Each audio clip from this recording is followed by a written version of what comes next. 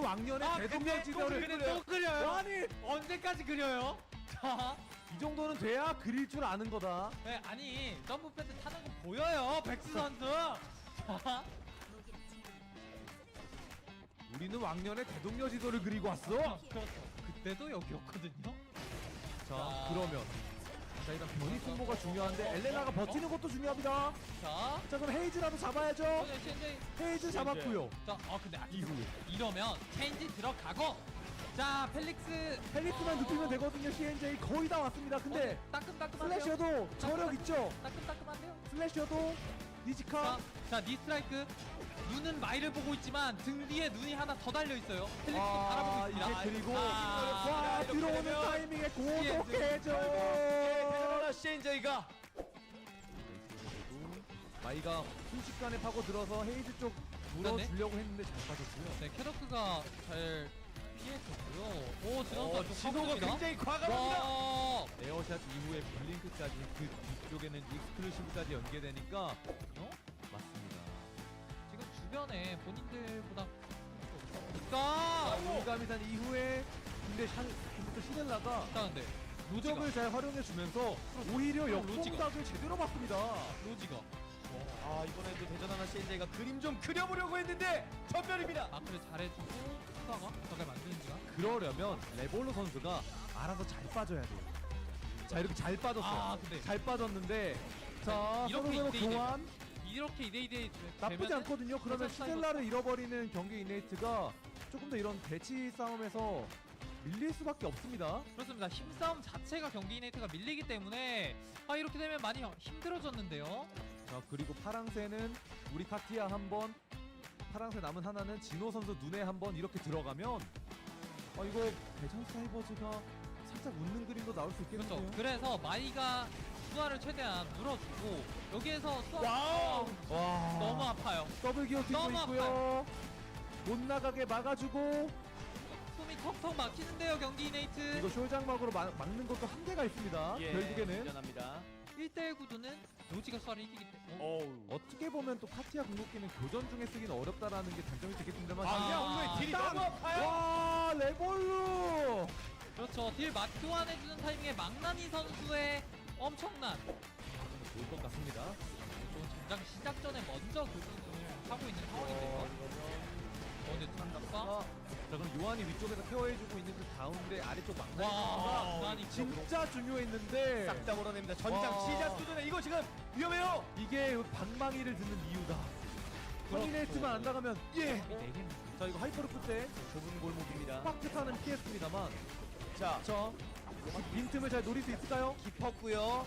자, 이거 퓨리 2파까지 나온 상황이었는데 도발 걸리면서 루미나 선수 점사당하고. 네, 집요하게 루미날만 노리고 있습니다. 그렇지만 와, 마이가 또 한번 빼내주고 뒤쪽에서 테오도르 스크린 프리드에 계속 들어가니까 미래엔 세종 쓰러지질 않습니다. 네, 이제 계속 언급드리지만 테오도르 있는 조합 상대할 땐 테오도르를 어떻게 해결을 해야 되는데 네. 그렇죠. 그리고 로마츠 선수 돌았거든요. 그리고 케네스가 저렇게 깔리고요. 얇은 벽으로 밀고 들어가기 너무 근데 이러면 좋거든요.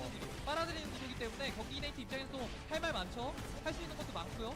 저한테는 테오도르가 스크린 각도가 시네라 데미지 딜링 못하게 잘 막아줬고요. 한 번 더 핑크 자, 해주고 진호가 와 그러면 테오도르 대 로지 그렇지. 원석들 자, 공교롭게도 충남권 3팀이 남았습니다. 세종, 대전 2팀. 레니가 휴식하는 타이밍에 한 번 더 몰아치면서 휴식 못하게끔 당했거든요. 자 강한 결속 그래서 너가 레니를 그렇게 때려놨어? 강한 결속 맛 좀 봐라였는데 잘 타고 네. 들면서 뒤쪽에 스크린 깔고 프린트 넣고 있거든요. 그거를 한번 커버했고 뒤에 익스클루시브로 한 번 더 땡겨주고 너무 없어요. 4초 W 3초 2초 1초 와 방금 스크린 와. 스파크탄 와우. 연계 대박. 상대방 스킬을 연계해주면서 나오는 나노무 진짜 중요합니다. 자, 깔고 들어오는데 대전 사이버도 반응이 좋았긴 했어요. 와 그 이동 속도 받으면서 자, 케네스가 스파카는 빗나갔고 콤보가 너무 좋았는데요. 근데 그렇죠. 뒤에서 자, 망나니 망나니가 거 아닌가요? 그 뒤쪽에서 카트야가 우와. 벽 넘어가면서 자, 대전 사이버 깔끔하게 와, 그냥 수아가 마무리. 앞으로 파고들면서 자, 대전 사이버즈 빠져나가는 길에 발목 잡히면 안 될 텐데요. 그렇죠. 그리고 어떻게든 상대 헤이즈 쪽으로 좀 이제 스킬들을 좀 넣어주기 위해서 각을 바꿨던 건데 이러면 카즈머스 선수부터 눕힐 수 있는지를 봐야 되거든요. 근데 카드머스 선수가 두엔대로 잘 버텨줬고 레이더를 보고 올라온 미렌 세종이 그렇죠. 일단 킬을 하나 챙겨갑니다. 그리고 블링크도 빠져버렸고요. 이거 셔터 찬스 걸리면 대박! 대전 사이버즈.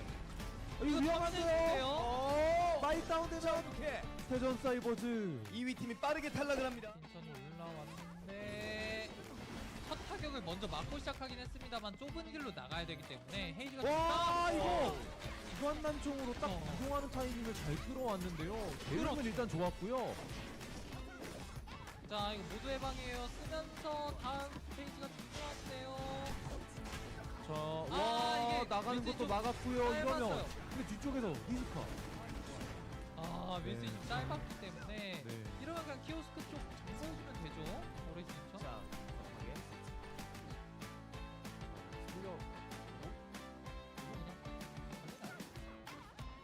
너무 쉽게 살려냈고요.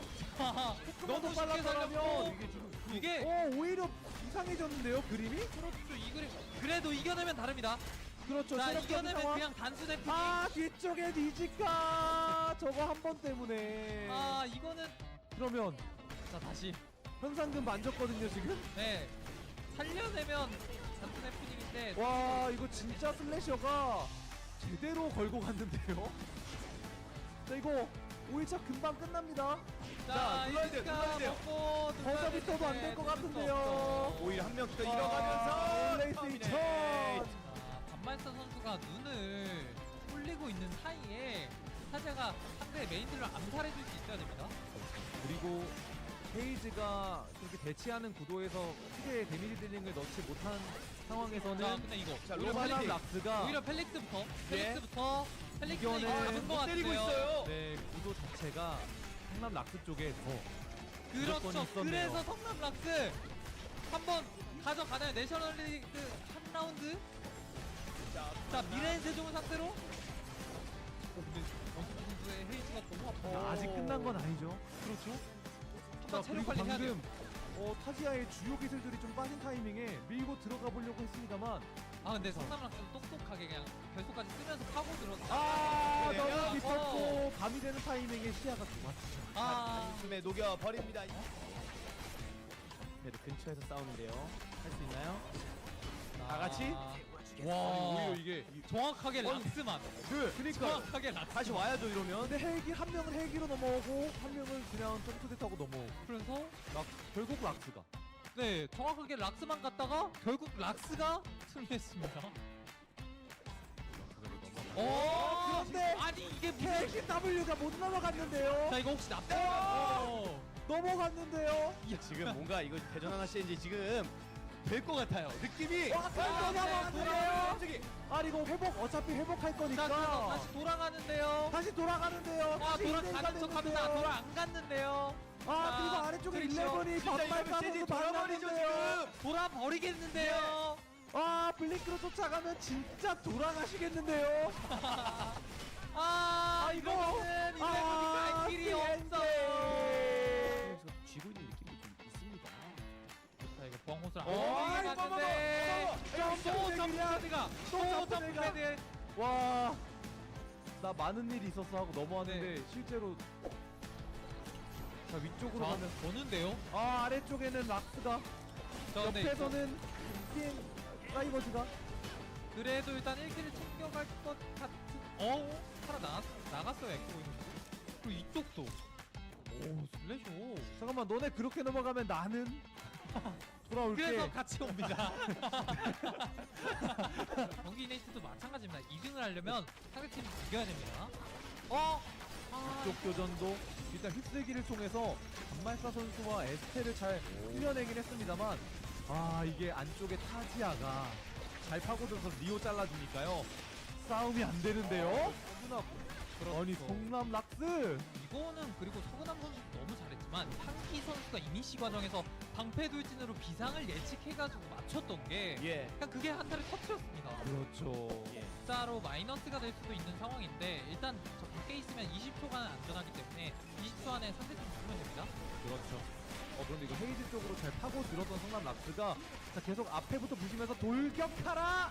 돌격하라. 레볼루. 상대를 마무리해라. 레볼루의 위치가 반말싸. 괜찮아요. 레볼루가 잘 자 싸우고 있는데요. 헤이즈까지 불러주면서 자 그래서 서그남 마무리했어. 선수가 마무리했어요.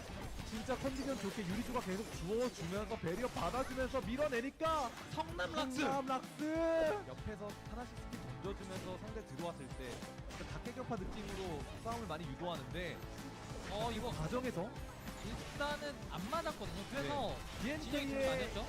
그 텐션이 넘어가면 안 됩니다. 자 반말서 선수 한번 살아나가면서 EM을 마무리하지 못했어요. 이러면은 서그남 선수가 해줘야 됩니다. 해줘야 그렇죠. 되는데 쉽지 않아요. 안 돼요. 안 돼요. 이러면은 안 되죠. 자 마무리할 수밖에 없는 상황. 네, 서그남 마지막까지 버텨보지만 이제 쉽지 않습니다. 마지막 라운드.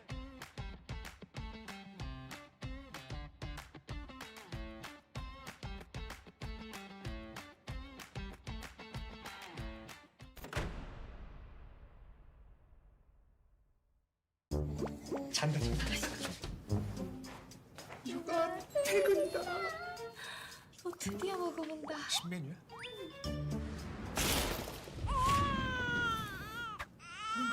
좀 나만 먹는 거 같아 맨날 진짜. 근데 이거 치킨 이름 뭐야? 크크크 치킨 호랑이 맛 크랑이 치킨. 얘들아 치킨 왔다. 나 오늘부터 다이어트라고 했잖아. 다이어트 한다니까 씹지 말고 녹여 먹어.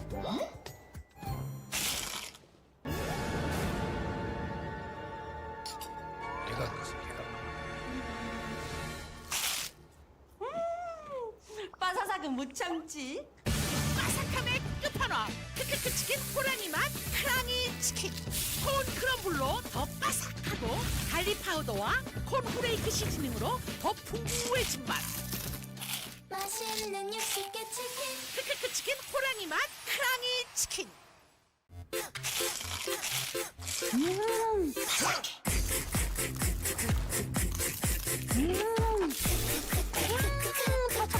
맛있어 맛있어.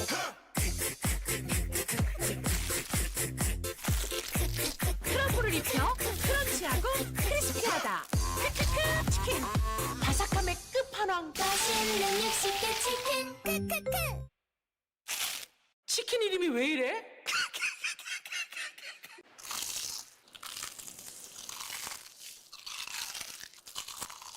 와.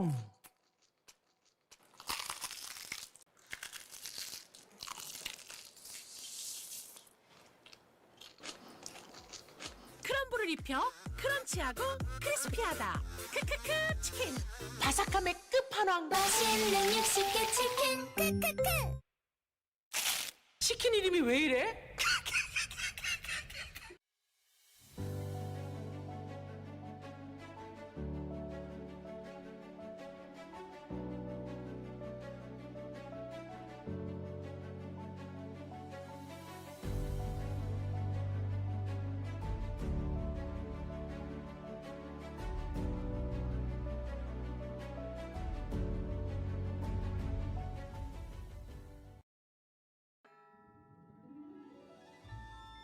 네 소리를 듣지 못한 건 참 유감이야.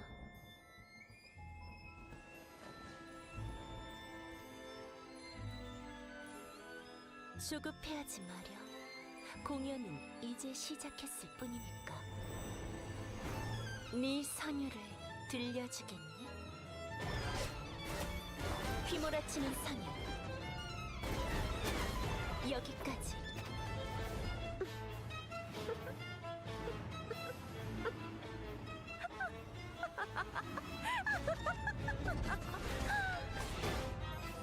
더 크게 울부짖는 게 좋을 거야. 그게 네 삶의 가치니까. 레퀴엠 디당주. 슬퍼하지 마렴. 너희는 내 걸작과 함께 영원할 테니. 그러니 더 울부짖어 보렴. 들려주렴 너의 선율을.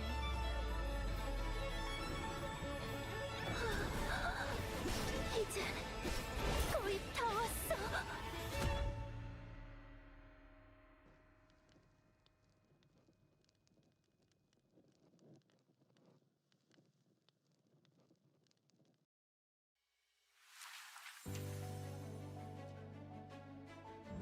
약속 같은 건 없으려나요? 해피엔딩이 있기를. 제가 주인공이 맞았네요. 어디까지나 프로답게. 계속 쳐다볼 거면 돈을 받겠어. 재미는 있었어. 잊지 못할 추억을 만들어요. 미안하다고 해도 소용없겠죠? 이런 식의 이야기도 얼마든지 있는 거겠죠. 상대는 가려야지. 대충 정리하고 갈까? 다음. 어디 피해봐. 좀 더 강한 무기를 써보는 게 어때? 당신의 이야기는 여기서 끝나지 않아요. 이런 차림으로 오래 있고 싶진 않은데.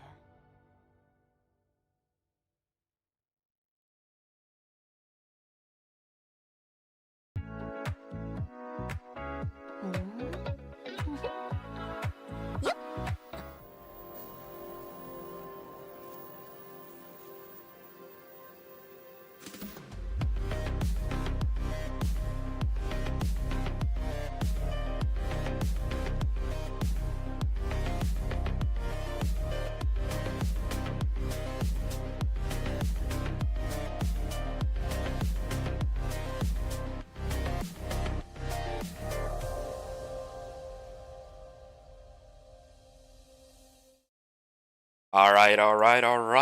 Welcome back, you early birds. It's 2 hours earlier than we normally start. So for people who are here, good job on keeping track of time. I'm proud of you guys. You guys are actually here, ready to go for the last chance qualifiers. Welcome back, everybody.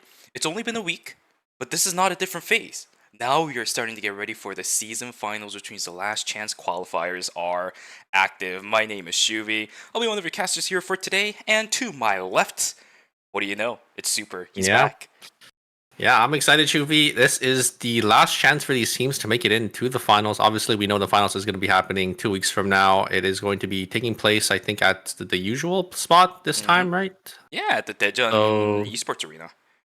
Yeah. I don't know if many people know about where the finals is usually at, but yeah, it will be there again. Obviously, for the people on the western side of the world, I guess we can't really attend, but it's just nice, right, to see these LAN events being taking place. Exactly. It's one of the things that you, at least, had a little bit of experience in when it comes to a Korean LAN event. And for us, we're going to be able to witness it from the internet side of things. But before that, Super, it is time for the season final. So let's talk a little bit about what is going to be happening the next couple of weeks. Today, we got the last chance qualifiers. The open slots already happened. That was where the qualifiers for the LCQ happened. This time around, it really is the last chance qualifiers. These teams broke through the qualifiers to get to this point. When they are done here, 2 teams out of the 8 are going to make it out. We'll talk about how that's going to happen in just a moment, but the semifinals for the season finals will happen on the 9th of August. For those of you guys who are looking at that date and are wondering, that date looks a little bit familiar. Yeah, it's when NA ERCS happens too, so it'll be all on the same weekend. Wow, look at that. I'm going to die. Yeah, we do have the NA ERCS, I think, wildcards and finals also happening on the same 2 dates. So, yeah, a lot of Eternal Return on that weekend. And obviously, we do have our season final prize pool. It will be a total of 20 million Korean won for these teams to fight for. Obviously, it's going to be 4 million Korean won for the champion. And, it will be 16 million for the rest of the places there. Yeah, it's such a massive prize pool, right? And it's not even for these teams to just make it into the season finals to play for the prize pool. I think it's just the fact that, you get to go to a LAN event. They have some incredible events going on there. You definitely know about some of those events because you did end up going to the World's Invitationals a couple months ago. It is massive. And they keep scaling it up every single season. Of course, we just have PlayX4, so it's not going to be as big as PlayX4, but I wouldn't be surprised if it is the biggest Eternal Return Masters LAN event that they've had in Daejeon Esports Arena. they had a lot of advertising for that stuff too. So yeah, absolutely massive prize pool. The entire fact that it is a LAN event is going to be really nice for some of these teams because Super in the season finals already, we're seeing teams that normally haven't already been there already inside of it. Yeah. And some of the LCQ teams that we are seeing on our screen here, they really haven't been to a LAN event either. So we could see for ourselves a quite an interesting days 1 and 2. Yeah, and obviously, going through these teams here, these teams fought 2-0 to get here. We got Auto Arms, Team Slasher, Team Mudkip, Cartel, OUO. They did lose their B, so I was talking about this with Shuvi a little earlier. Their thumb is gone. It's just Team OUO now. We have 300 MP, Always Inchun, and Carpe Diem. So, a lot of well-known teams here.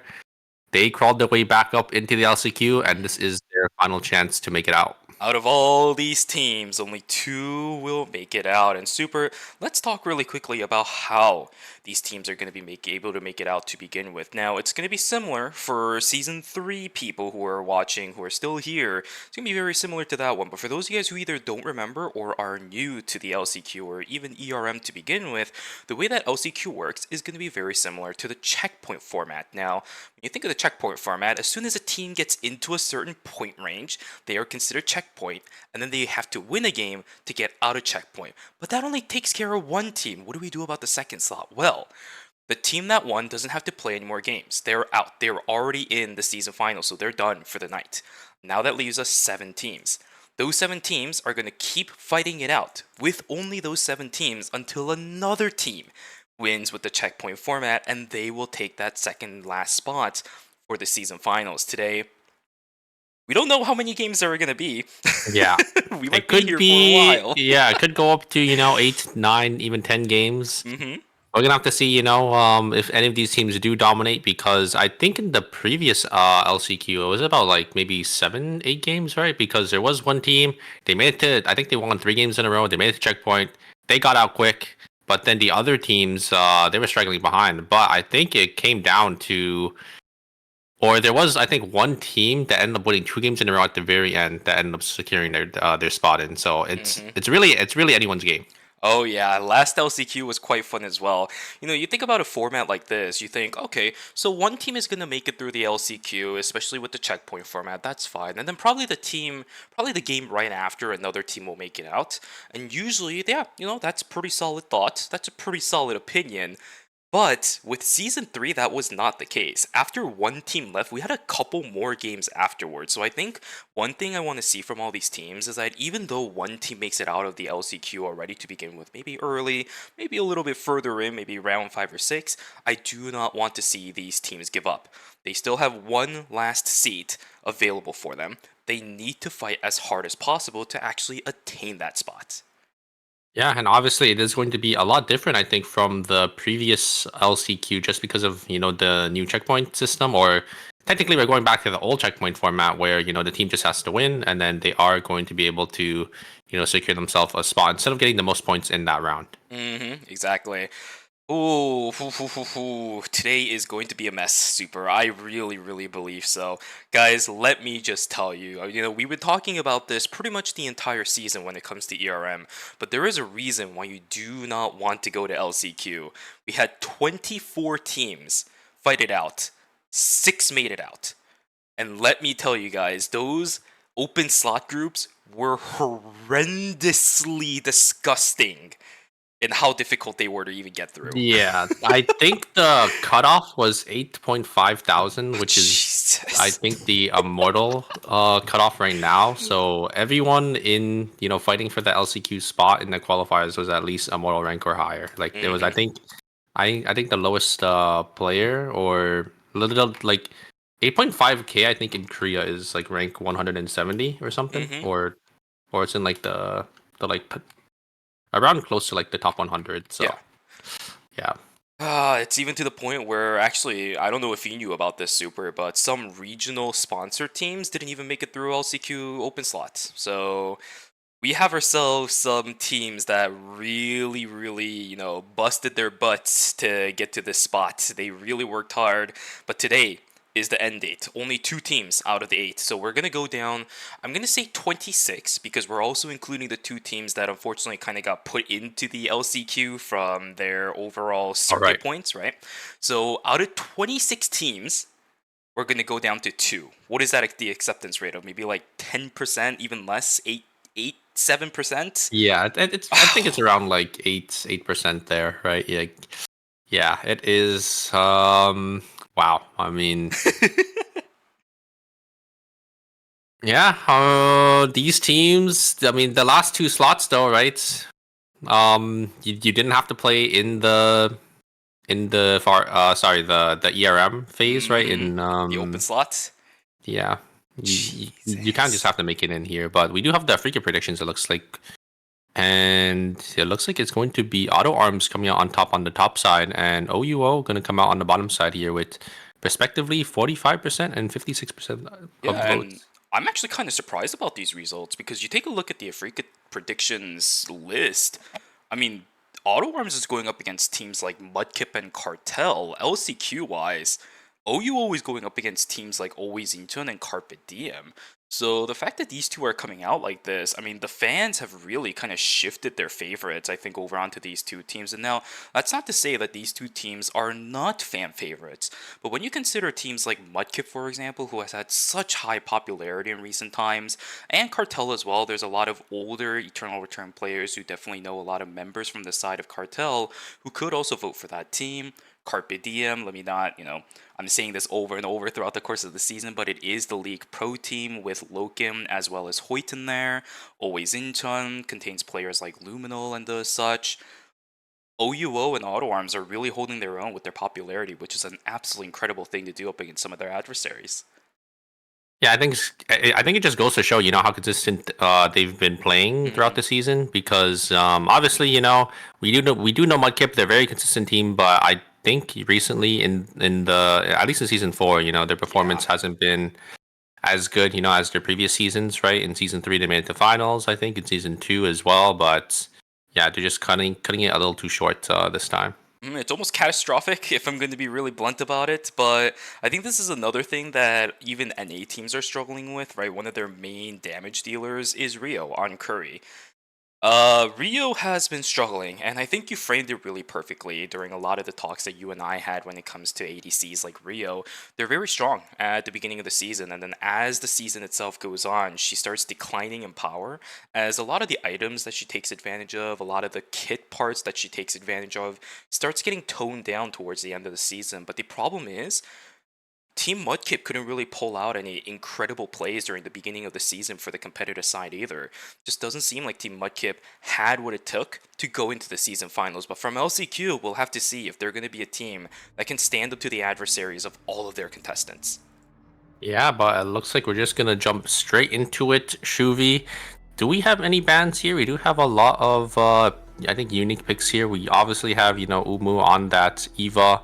Got the Heart Eva down there. We do have a couple Mai picks. Actually, we do have 4 Mai, so I think the Mai will end up getting banned here. We have 2 Kennets, but I think it is just going to be Mai getting banned here. Yeah, and I'm looking at Team Carpe Diem's composition. They have no real front line. I mean, yeah, consider it what you will. That's a Tom Bayan. He has quick spin, but I don't think a quick spin is going to let you survive as long as something like a Mai or an Alonzo. So a very, very glass cannons type of composition coming in for Carpe Diem, whereas everybody else is running something very standard. But I'm a little bit worried here because I'm looking at Team Mudkip's composition. That is really just keep Curry alive as long as possible. Jengi, he is sitting on the Stellar charge for the Darko, so I wouldn't be surprised if he goes something like the Elysian Halo, prioritize a bit more on the damage, more so than something like the Crusader helmet Darko we saw during ERCS yesterday.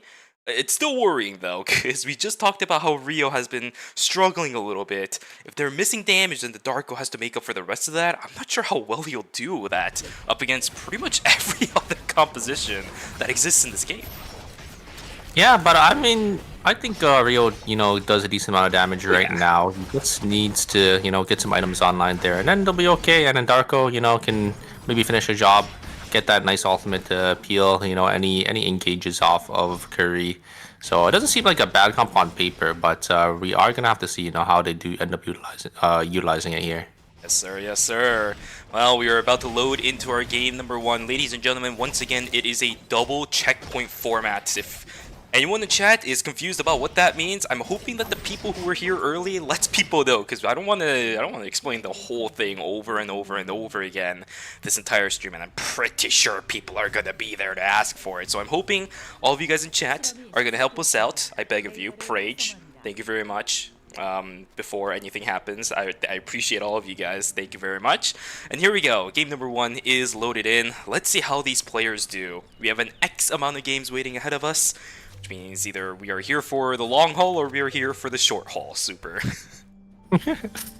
Yeah, we're gonna have to see, right? Also, you know, speaking of Carpe Diem's comp, like you said, they are a glass cannon, but they do have that Lenny. So, you know, with that healing wind, might just be enough to keep them alive, right? Because, you know, you get that extra defense, you get that extra healing, and you know, they do have that Yawn and that Rozzy to, you know, kind of force some all-ins, and obviously, you know, those two characters deal a lot of damage. So I kind of want to see, you know, how they do end up playing this comp here. We do have some early fighting between Anonymous and Sicko here. Not gonna be able to get anything though, as oh, it looks like Adina on the other side is going to get killed. I think Carpe Diem gonna be able to find this nice early kill, as Insane will be the one to secure that. Nice. Pretty good early kill for a team that does, you know, looking at their composition alone, does need to snowball quite early on. It goes over, I think, towards the Yan, which would be really good if the Lenny picks it up. I mean, it's fine, but I would really prefer for the Yan to pick it up. Another fight inside a forest. Down goes one. Nathapon will get taken down. Bianca in a little bit of trouble. She will probably get locked down here, but it's still early game enough. Their death timer is only 6 seconds. Not that big of a fallback. Yeah, and some more early fighting on this side here. Luminal does end up knocking down the Yawn here. Nice ultimate from Dungyi. Gonna be able to get the Kenneth away, as always Incha gonna trade one with Carpe Diem there. As, yeah, looks like a lot of early kills, you know. I think these teams are definitely looking for points, right? They do want to get into checkpoint as soon as possible. Luminal does end up fighting Airline here. Airline kind of caught all the way by himself in Temple here. Probably going to try keeping out, but yeah, it's just going to get cancelled, and he will end up falling. Guessing he was grabbing those potatoes, you know, for his team, but does end up getting caught. Exactly. Pretty much standard early game Eternal Return nowadays. You saw it earlier. You felt it actually earlier. I saw it earlier, I should say that. This is pretty classic. It's not even an LCQ specific thing. It's not even an ERM specific thing. It's happening pretty much across the world when it comes to any competitive stages where early game kills are going to be quite common, especially because, you know, we're not really counting eliminations or any team wipes for additional points. Just these individual kills that's going to count. It's going to matter a lot. Yeah, it just feels so good to get those early game kills as well. You know, like if you are a player, you know how much these early game kills matter, as it just, you know, gives your team a nice buffer, right? You get 2 kills early, that means you get 2 points early, so you don't really have to worry about points as much. But obviously, you know, getting as many points as possible is the key to winning here, especially, you know, for today with this checkpoint format. Yeah, and also if you're running Anima Reaper, right, we're kind of talking about the whole macro situation of the night, but when it comes to the game itself, Anima Reaper is pretty good to stack early on, I heard. Additional free stats, I mean, we take those, especially if you're running something like the crit. So, pretty cool stuff happening across the board. Everybody just still relatively split apart, especially Team OUO. We talked about this pretty much the entirety of Phase 3 about how this team wasn't there, but we saw the most number of teams just splitting apart from each other all the way until middle of day 2. Yeah, we do know OUOB is a team that always splits. They're trying to get as many credits as possible. If you could look at the credit counts, you know, they're all sitting on like 300 credits. I'm guessing they all didn't upgrade their tax skills, so they're probably looking to maybe get these big items up for their EVA. Or, you know, even their Heart. I think Heart, you know, can do a lot of damage as well. But, yeah, we're going to have to see, you know, how the strategy works, because, you know, it's definitely not a strategy that a lot of teams do utilize here. And we do have some bombs being placed. It's not going to be enough though. The 4 bomb isn't going to connect, as yeah, looks like it will be Cartel just going to be walking away here. Probably going to try getting this meteorites, as with nice blast plan coming out from that EVA, going to be able to get him away. This is a bit of an awkward spot to fight up against a Bianca, though. X-Boy does have a very easy way of going in, unless Bungwa is able to stop this with a Moon. They're playing very far back. Absolutely correct play from these guys. Yizuka is getting a little bit of free control over this meteorite. Will be able to pick it up, but now he's all of a sudden in a little bit of trouble. Yeah, and Sitting up he in the just front keeps lines. taking down. Yeah, down he goes. Nice control coming through from NCMB. Cartel will be able to pick themselves up a meteorite, but as long as they get out of here with it, yes, they will. The Moon doing a bit of damage, a little bit of the back away damage coming through from Pungwa, and CMB is going to take the meteorite and build himself up a racing shoes with it. Yeah, a little greedy there from the kid trying to stick the meteorite, but ends up getting punished as will be Cartel just going to be able to, you know, catch him out there, and they will be able to secure that meteorite for themselves, as we do actually have, looks like the Alonso just TPing in, as it looks like OUO still, you know, everyone is still split. They're still trying to get as many credits as possible, trying to get these big items on, you know, for their team. Pretty big buy from Team 300 MP from the looks of it right now. These guys seem to have invested 2 different players worth of credits to buy up the Force Core, getting the Cotier ready up and going for the Celine. You can take a look at the credits on the bottom side of the screen, right? I mean, Heart is down, Celine is down. I did see Wonderful Tonight being built up for the Heart 2. Not exactly sure where they got the meteorite from. Maybe it was something like a Wolf or something. Oh my god, look at Curry's build. Curry is absolutely built. Yeah, this guy is eating good. This is pretty standard though when it comes to Rio compositions, right? I mean, you don't need anything on the Darko this early on. The big power spike comes when he does get Elysian Halo in a composition like this. You don't really need anything for the Mai except for the tactical skill that can come in later. Pretty standard. It's a really nice composition to just grant all the items to the Rio early on. Yeah, I mean, we see these funnel comps, you know, pretty often, right? With this main DPS just getting all the items, they're going to be able to do so much damage. Here comes Cry. Going to get the taunt actually onto Felix here, but Felix going to try to jump onto the Heart here. Nice blink from Lovely there. Going to be able to get on out of there. Peng going to try looking for an angle there. Not going to be able to find anything, though, as it will be the Celine actually going to dash forward, and then beautiful taunt there coming out from Cry, and yeah, will be the Adina actually going to fall there, but on the other side, yeah, looks like the Heart did end up falling as well, so it will be a 1-for-1 trade between Team Cartel and Team 300 MB. Yeah, for Cartel, they're actually doing a little bit of let's feed all the items into NCMB, so they're doing a very similar funnel strat, but in that fight, we saw NCMB actually not doing as much as we kind of expected this triple item Felix to do already. Nicely played from the side of Team 300 MP to actually deal with all my that god, stuff. Airline is just going in. He's doing so much damage, and there's the ultimate coming out from Umu. Gonna be able to lock up Anonymous there, but Airline does end up falling as well, so will be another 1-for-1 trade on the other side of the map in Alley. Luckily for X-Boy, he does manage to get out of that one, right? Just maybe one more auto should have done it, but the Heart clicking in a little bit late. NCMB now caught him by himself. Intimidation tactic, I apologize, is gonna be enough to knock him down. And I did see a Mithril Crop. Oh, insane. He really is insane with this play. Tetragon goes down. He's trying to knock down everything as fast as possible. Wolves are already gonna go down. Enough. Bears are going to go down. Damage is not enough exactly for Carpe Diem. They couldn't kill anybody on the side of Always Incheon, even though they were tanking both of the mutant bears. Oh, this is a little bit problematic. Insane will get taken down. There he goes, healing on the side of Narmuk a little bit too much. When he has to run and look at the minimap, it's a little bit dicey on that side too. Wow, that's just so unfortunate. You know, they had the angle there. The Yon playing vision so well, but I think what ended up happening is the stuns of the bears end up coming out. I think they did end up hitting the Yon as well, and you know, those mutant bear stuns, they do a lot of damage, so yeah, that's just, you know, kind of unfortunate. Even though, you know, Always Incheon was tanking the bears, they just didn't have enough damage there. Yeah, and it lasts a while too, right? In comparison to the regular bears, the mutant bear stuns last, I think, about half a second longer. And when you're playing something like the Yan, getting that kind of stun really throws your pattern off guard, which is really unfortunate. But for Carpe Diem, it was only night number 2. These guys are still going on strong. Will res right in front of everybody of Team Always Incheon. Maybe not exactly the right place to be at the right time. They are just going to run away. But with the pings appearing right in front of them, I mean, Carpe Diem, they understand they're in a bit of a precarious situation. We'll just take the jump pad out of here, keep them to safety. Yeah, and when you're stunned as well, you know, it just gives the Shoichi just free reign to full combo you. So I think that's exactly what happened. And we might actually have a fight on our hands in Police Station, as there are a lot of teams, you know, grouping up for these 2 boxes. Two purple boxes spawning right next to each other, while we do also have the Tree of Life in stream. Always in chunk. Gonna pat down into Mudkip, but doesn't look like they want anything here, as it will just pat up. Maybe they're gonna try looking to buy here. Luminol sitting on 350 credits, probably gonna wanna buy the 4 score. Maybe get that court here up.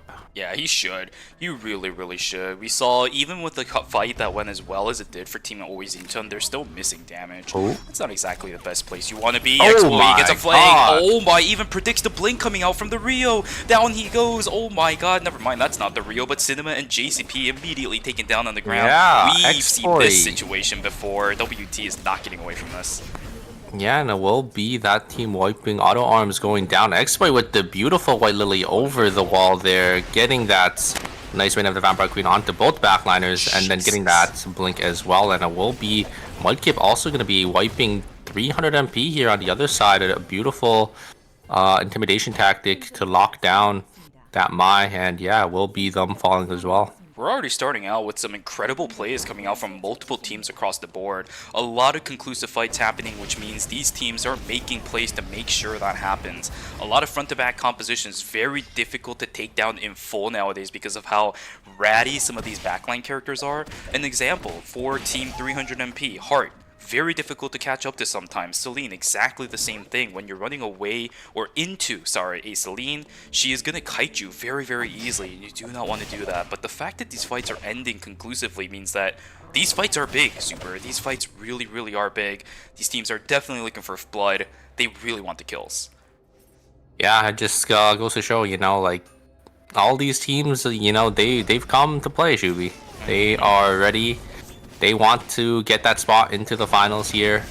But we do have, I think, Night 3 coming up here. Omega is spawning in police station. I don't think there are any teams up there, so I think which team was it that was I think it was Team Slasher that was in the pond. They might walk up here to try to get this Omega for free. Looks like OUO is also in the area, so they might be able to contest here. So we might have a fight here coming for this Omega.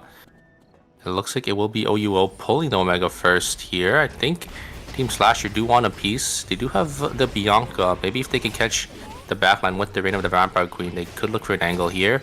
There is the ultimate from the Shukai Bow. Oh my god, Shukai actually intercepts the Reign of the Vampire Queen. That is big coming out from Airline, but it's not going to be enough, as looks like the Heart was a little too far forward. Does end up getting caught here, and the ultimate coming out from Nizuka gonna be able to lock up the Shukai. And OUO will actually lose 2 members, so Team Slasher, you know, despite X-Boy's ultimate getting interrupted there, it looks like Anonymous and Nizuka were just able to lock down the Hearts, and yeah, it looks like they were the ones to come out on top. A beautiful combination, and this is what I want to see from these LCQ teams, right?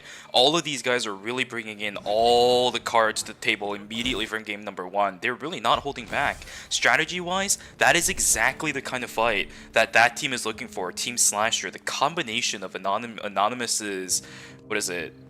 Yeah, that thing. The ultimate from the Nathapon, comboing it with X-Boy's Reign of the Vampire Queen. That's exactly what you're looking for in an initiation up against a composition like OUO. They played that fight perfectly, exactly as they wanted it to go. And yeah, maybe X-Boy's ultimate was cancelled out a little bit, but I think the idea of that composition running in like that and making sure everything goes as it is, it already bought them enough time where the Ava's damage uptime is not that good. Yeah, I think you know, Eva was too focused on, you know, dodging out on the Reign of the Vampire Queen, so she wasn't able to get any lasers off. I think the Heart wasn't able to get the Peacemaker off either. So yeah, I think, you know, OUO, if they're not able to, you know, get this combo off, right, so a lot of the damage is just not there. It was a beautiful play, but they are still back all the way up to all 3 members. It is unfortunate that I think it was Umu that used up a lot of their credits. They're sitting on 30 now, but it does also feel good that Nemery is still sitting on 424. They did the math correctly, still sitting on some relatively high credit counts. Should be able to get the Heartbreaker very soon for this Heart, unless, because we are playing at 1.26, I believe, maybe they're not comfortable running the Heartbreaker on the Heart anymore because of the nerfs that came in for her this patch. I don't know. Yeah, nice dodges out there from, you know, Team OUO. Gonna dodge on F stop. It looks like Team OUO do know there's, you know, another team under them. Obviously, Team Slasher just grabbed the console. So they don't want to really take any fights here as, it looks like we do have a fight. Ooh, a nice, great intimidation tactic. Gonna be able to get the Felix. Ooh, a double knock-up coming up from Junggae as, the heals coming out from Adina, though, gonna be able to keep him alive. But, a nice taunt there coming from Mai. Gonna be able to lock up Peng here as, Welby Cartel actually gonna lose a member as they will have to buy him back. So it will be a minus 250.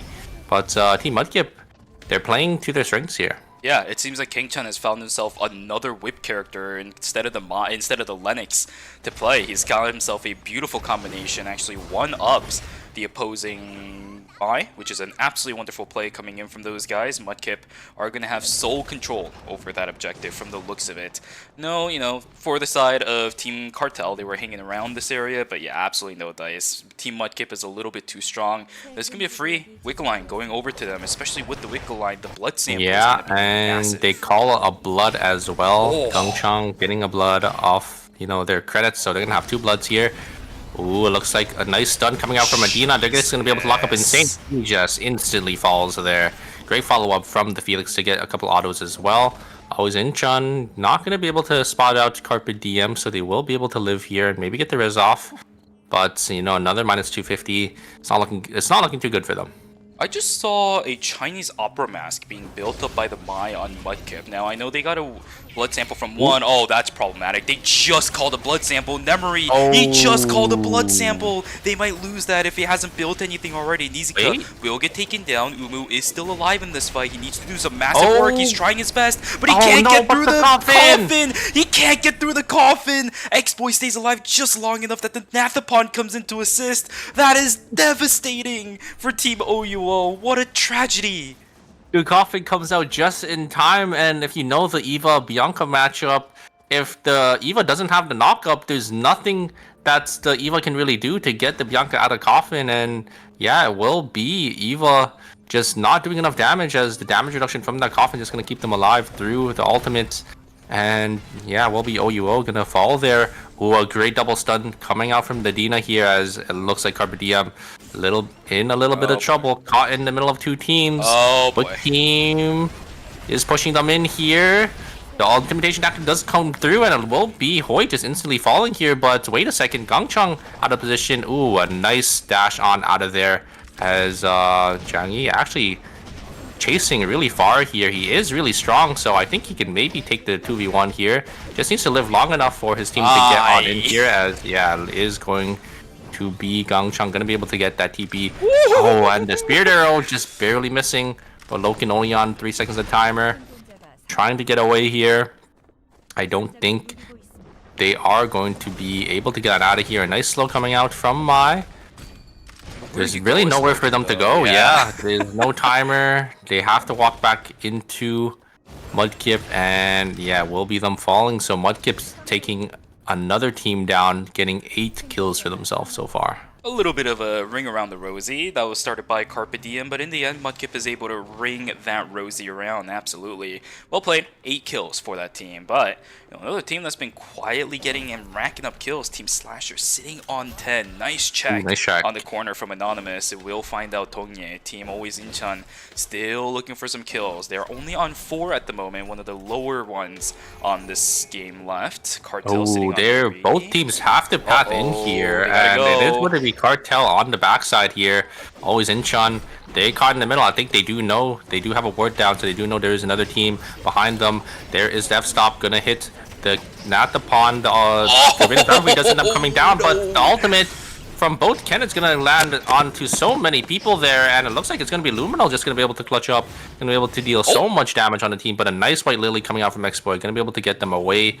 But where are they gonna go? They don't really have any anywhere to path here. They are just gonna finish one of the bodies as Dungy only on 5 seconds. He has to go in as both. Oh, it looks like the Kenneth is gonna be able to TP on out of there, but Luminal is caught by himself here. So X-Boy does end up exploding as well, so that's a -1 for Team Slasher, and it will be the Mai TPing right into the hands of Team Mudkip, so Team Mudkip is going to be able to pick that up, and it will go down to our final 3v3. Oh man, that's just really unfortunate for Always Incheon. The fact that the Mai fell down means that somebody on their team actually had to invest timer to grab the Mai back. And yeah, you do recover a little bit of timer, but their timer was already too low to the point where it just was not recoverable in time. Everybody just was not on the same page. Some people going for the Hyperloop, the Mai having to push in because she didn't have any timer left either. Just not a good situation all around for Team Always Incheon. They will end the game on 6 kills though. It's not exactly the worst result for that team, especially, you know, again, I don't really mean to be mean, but considering their performance throughout the season, I think 6 kills in game 1 is not that bad of a result, and especially with the 3rd place placement points, I mean, yeah, you take it. 10 points overall in game 1. Yeah, and Team Slasher, you know, they ended up getting 4th, but they got 11 field kills for themselves, so they also got quite a bit for themselves, so not too bad of a game for them. It's just going to come down to Team Mudkip and Team Cartel. Looks like it will be Team Cartel walking in a little early. Going to be able to secure the final zone first. As Team Mudkip is going to come. Oh, the Mai doing some moonwalking there. I think she's been doing it the whole game. Somebody said Michael Jackson. Oh, there is the engage. Going to get the taunt onto the Felix, but going to get the knockup as well. And there is. Oh wow, a great exclusive. Going to be able to cancel a lot of the damage out there, as the Dina going to be able to return some damage back. Curry getting chunked down to 1 HP, but they do get the Thirst here. They will get the Executioner bonus, and I think that is going to be it. It will be Mudkip probably going to be the ones coming out on top, as they do end up securing Peng, and they will just reset here. So it will be a 2v3. The Felix needs to look for an angle, probably onto Curry here. That's going to be their only opportunity. Nice Blast Plant's going to be able to chunk the Mai down to 50% HP.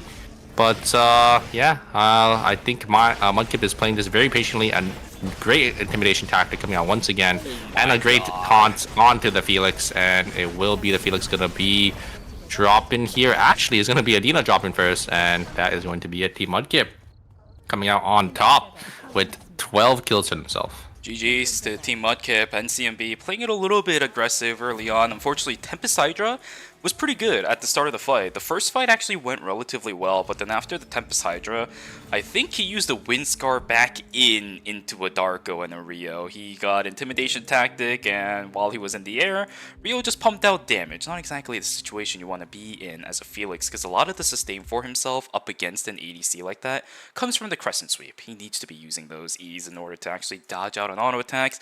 And of course, while you're being suplexed in the air, you can't exactly do that as a Felix.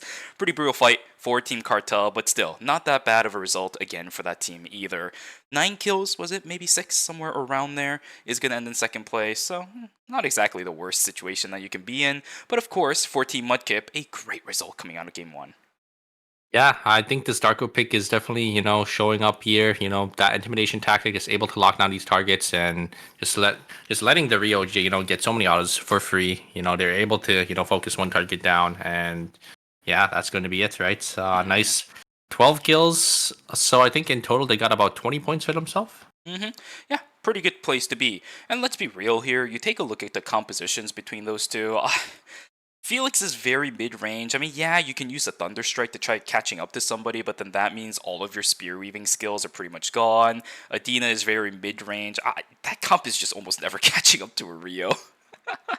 Yeah, and then even if the Felix does end up engaging on the Rio, you know, So Mudkip does have that Mai as well. Yeah. You know, that exclusive to pull the Rio back, you know, get that nice what's the little veil? The veil Shaw stack, I veil. guess, right? Shaw veil, yeah. So getting that as well to, you know, completely keep the Rio safe, right? Because it reduces all auto attacks down to one damage. So Felix, you know, probably wouldn't be able to really do much after the mild. So Exactly.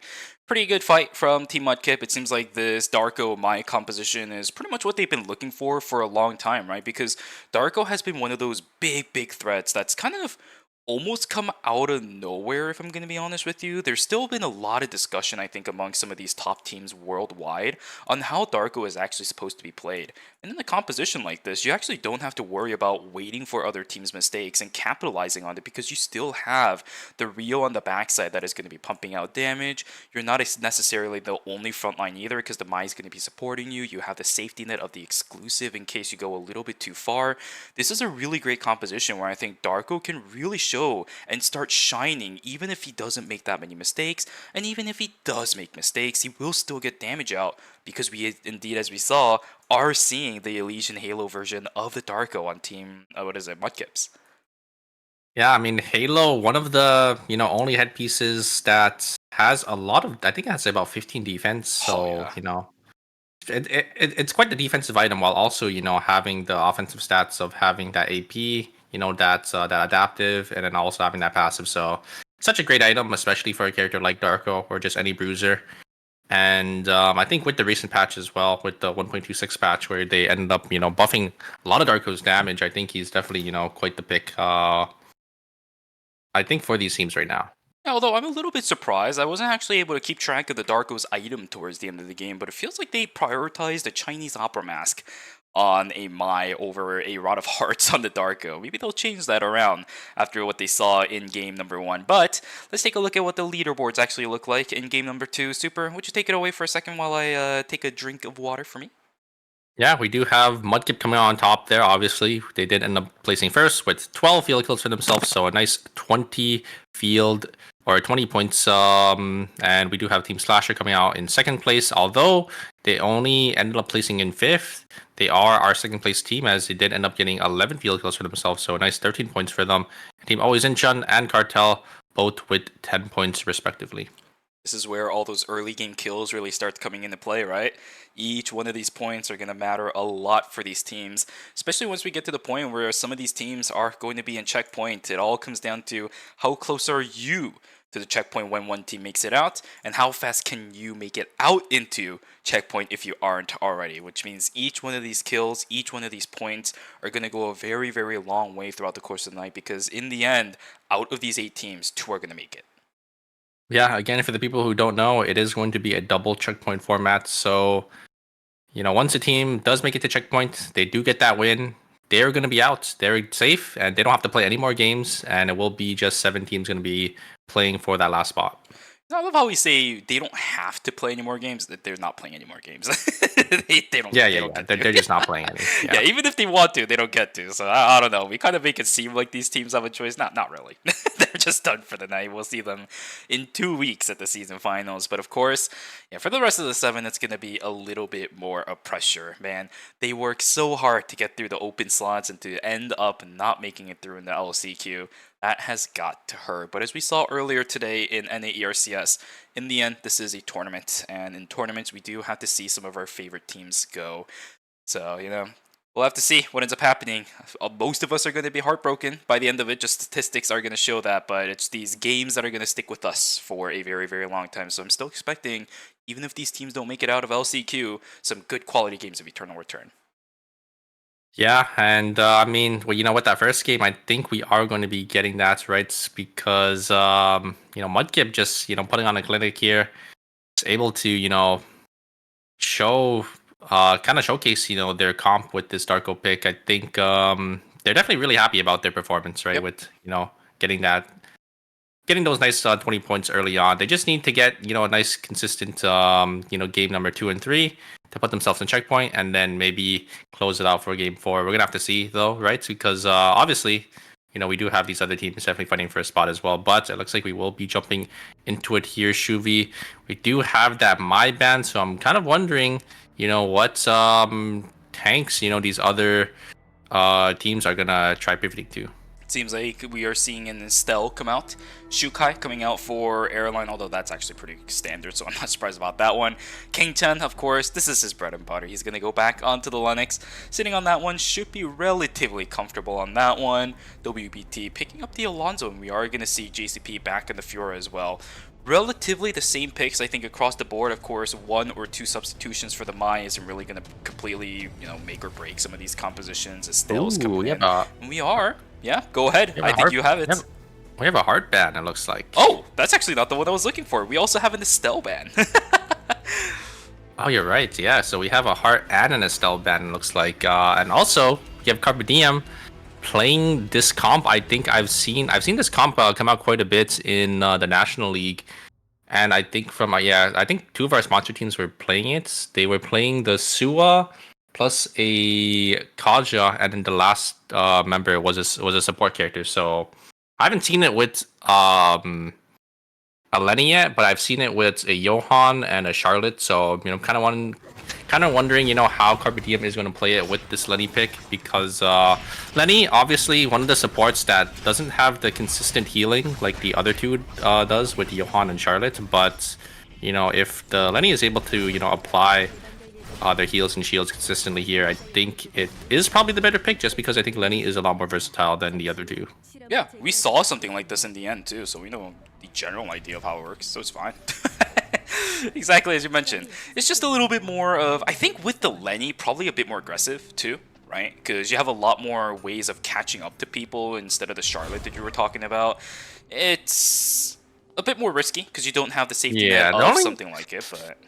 The only reason why I don't like it as much is just because, Lenny isn't able to, apply the heals and shields as consistently as the other two. Yeah, you just mentioned that too. Because they're not able to apply it, they're not able to, proc the heal factor plus elf dress as consistently, and I think that's what gives, the Kaja the damage to, kind of play this comp. But we'll have to see, right? We'll have to see, how it does end up working out for them here. As Lovely just gonna get some dashes there. It looks like they're running Frailty, because Frailty did end up proccing onto Loken there, but obviously not gonna be enough. Quite fun, quite fun. Alright. This is still standard early game. We have swords. Yay. Good thing we're not deviating away from early game. He's a god. Oh, he's out. Gonna be able to live here, get the speed gate, as looks like he will just turn his sights right onto Bianca. The random Bianca does end up coming out here. He does end up falling as Jungyi. Probably gonna look for Anonymous next, but no, he's just gonna run away there as Team Mudkip actually gonna be able to get 2 kills, because on the other side it looks like Mud Curry and Gongchang gonna be able to pick up that shoot guy once again. Yeah, quite literally a term that I never thought I would use in Eternal Return, the cross-map play. Oh my god, wait a second. Hoi is right in the middle of 2 hearts here, as he's just gonna give the kill over to Nemery. Nemery gonna try to actually take the 1v1 here, but Insane...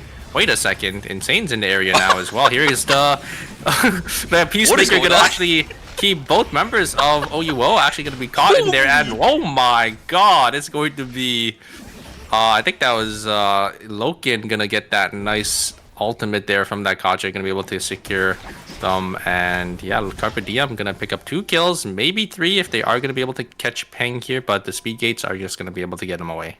The heart's on full build. Are you telling me that the I think it was the second shot of In a Blitz on the Kadia that's sitting at level 1 on the ultimate was enough to kill the heart? That's absolutely bonkers. Yeah, Kadia has been doing some pretty decent damage. Ubu now gonna get found out by Curry. Actually canceled out of the VF Eruption, although unfortunately I think the Spirit Arrow couldn't land from Curry. He's not gonna be able to get the kill onto Ubu.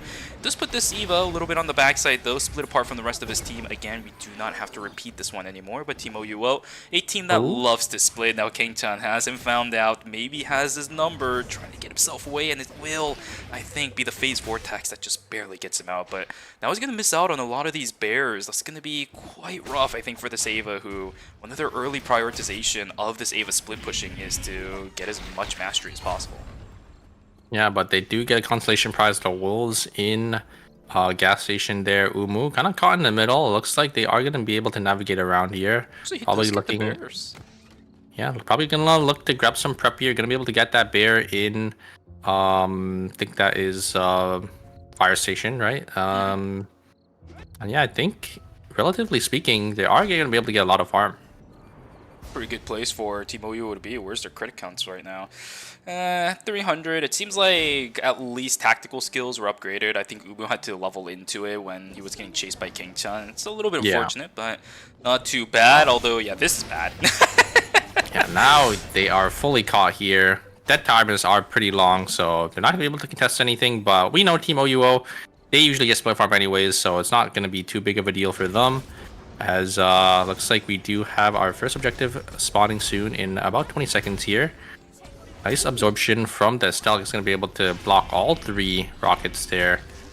As I think they are going to try funneling for this. They're probably going to try contesting for this tree.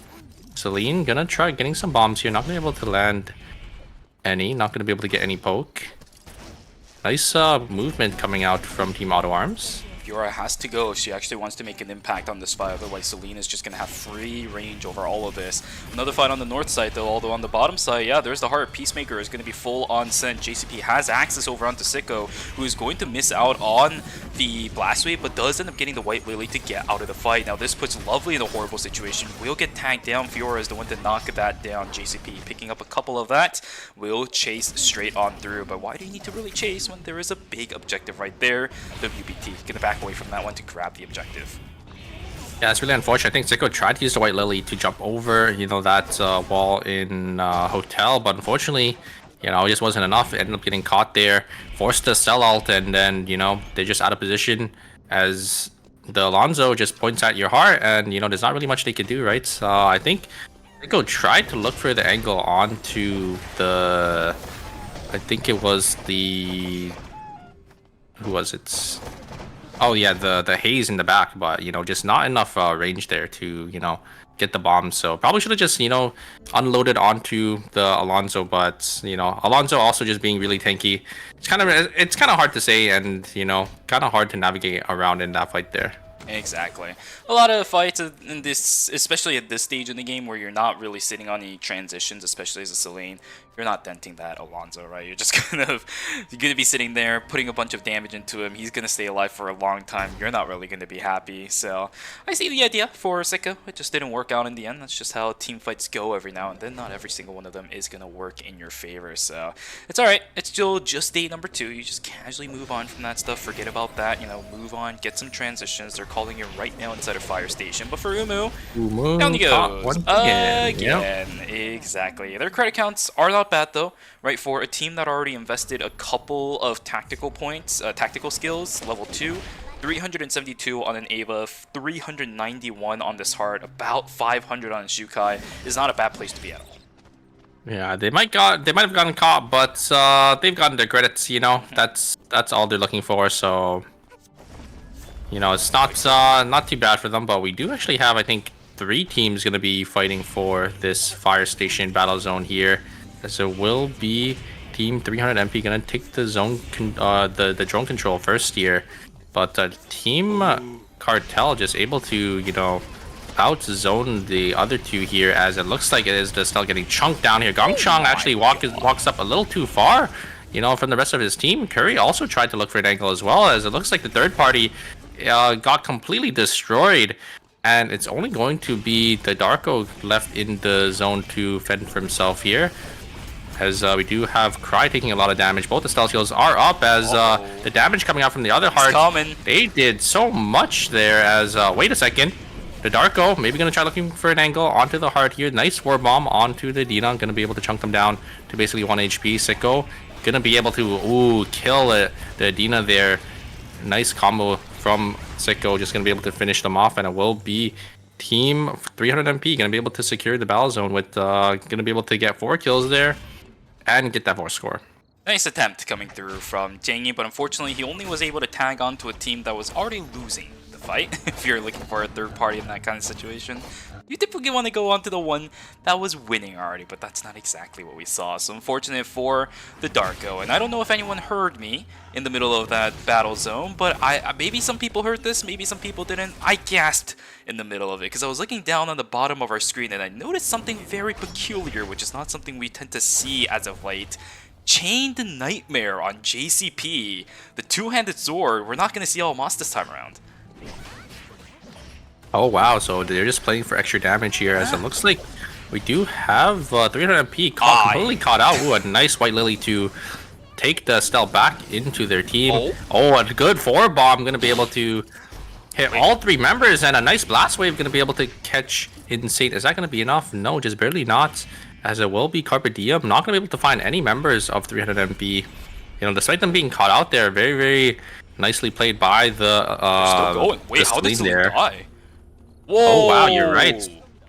Maybe they got spring trapped, and yeah, we'll be 2 members of 300p gonna fall there, as we do have another fight here. Luminol trying to get the combo here, not gonna be able to connect onto any of their daggers here, as it will be the Kenneth gonna be the one to fall. As always Inchun starting day 3 off with a minus 250. They're gonna try maybe getting this meteorite as a consolation prize, but I think they do see the other team walking forward as well, so they're not gonna be able to get this.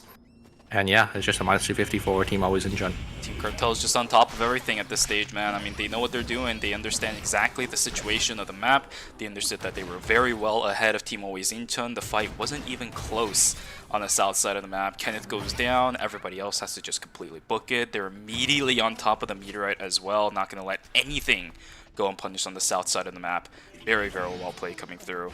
But the rest of the map, still doing the exact same thing. Stun over onto Nemery. He's going to be able to get himself on out. It was a blink invested though, so 80-second cooldown on the heart for that one, which is going to be quite devastating, I think, if AutoArms wants to continue fighting this. They need to get access onto the heart, onto the haze, I apologize. And for the heart to do that, it's going to either come from a mistake of Cinema, which probably won't happen considering how good AutoArms is as a team.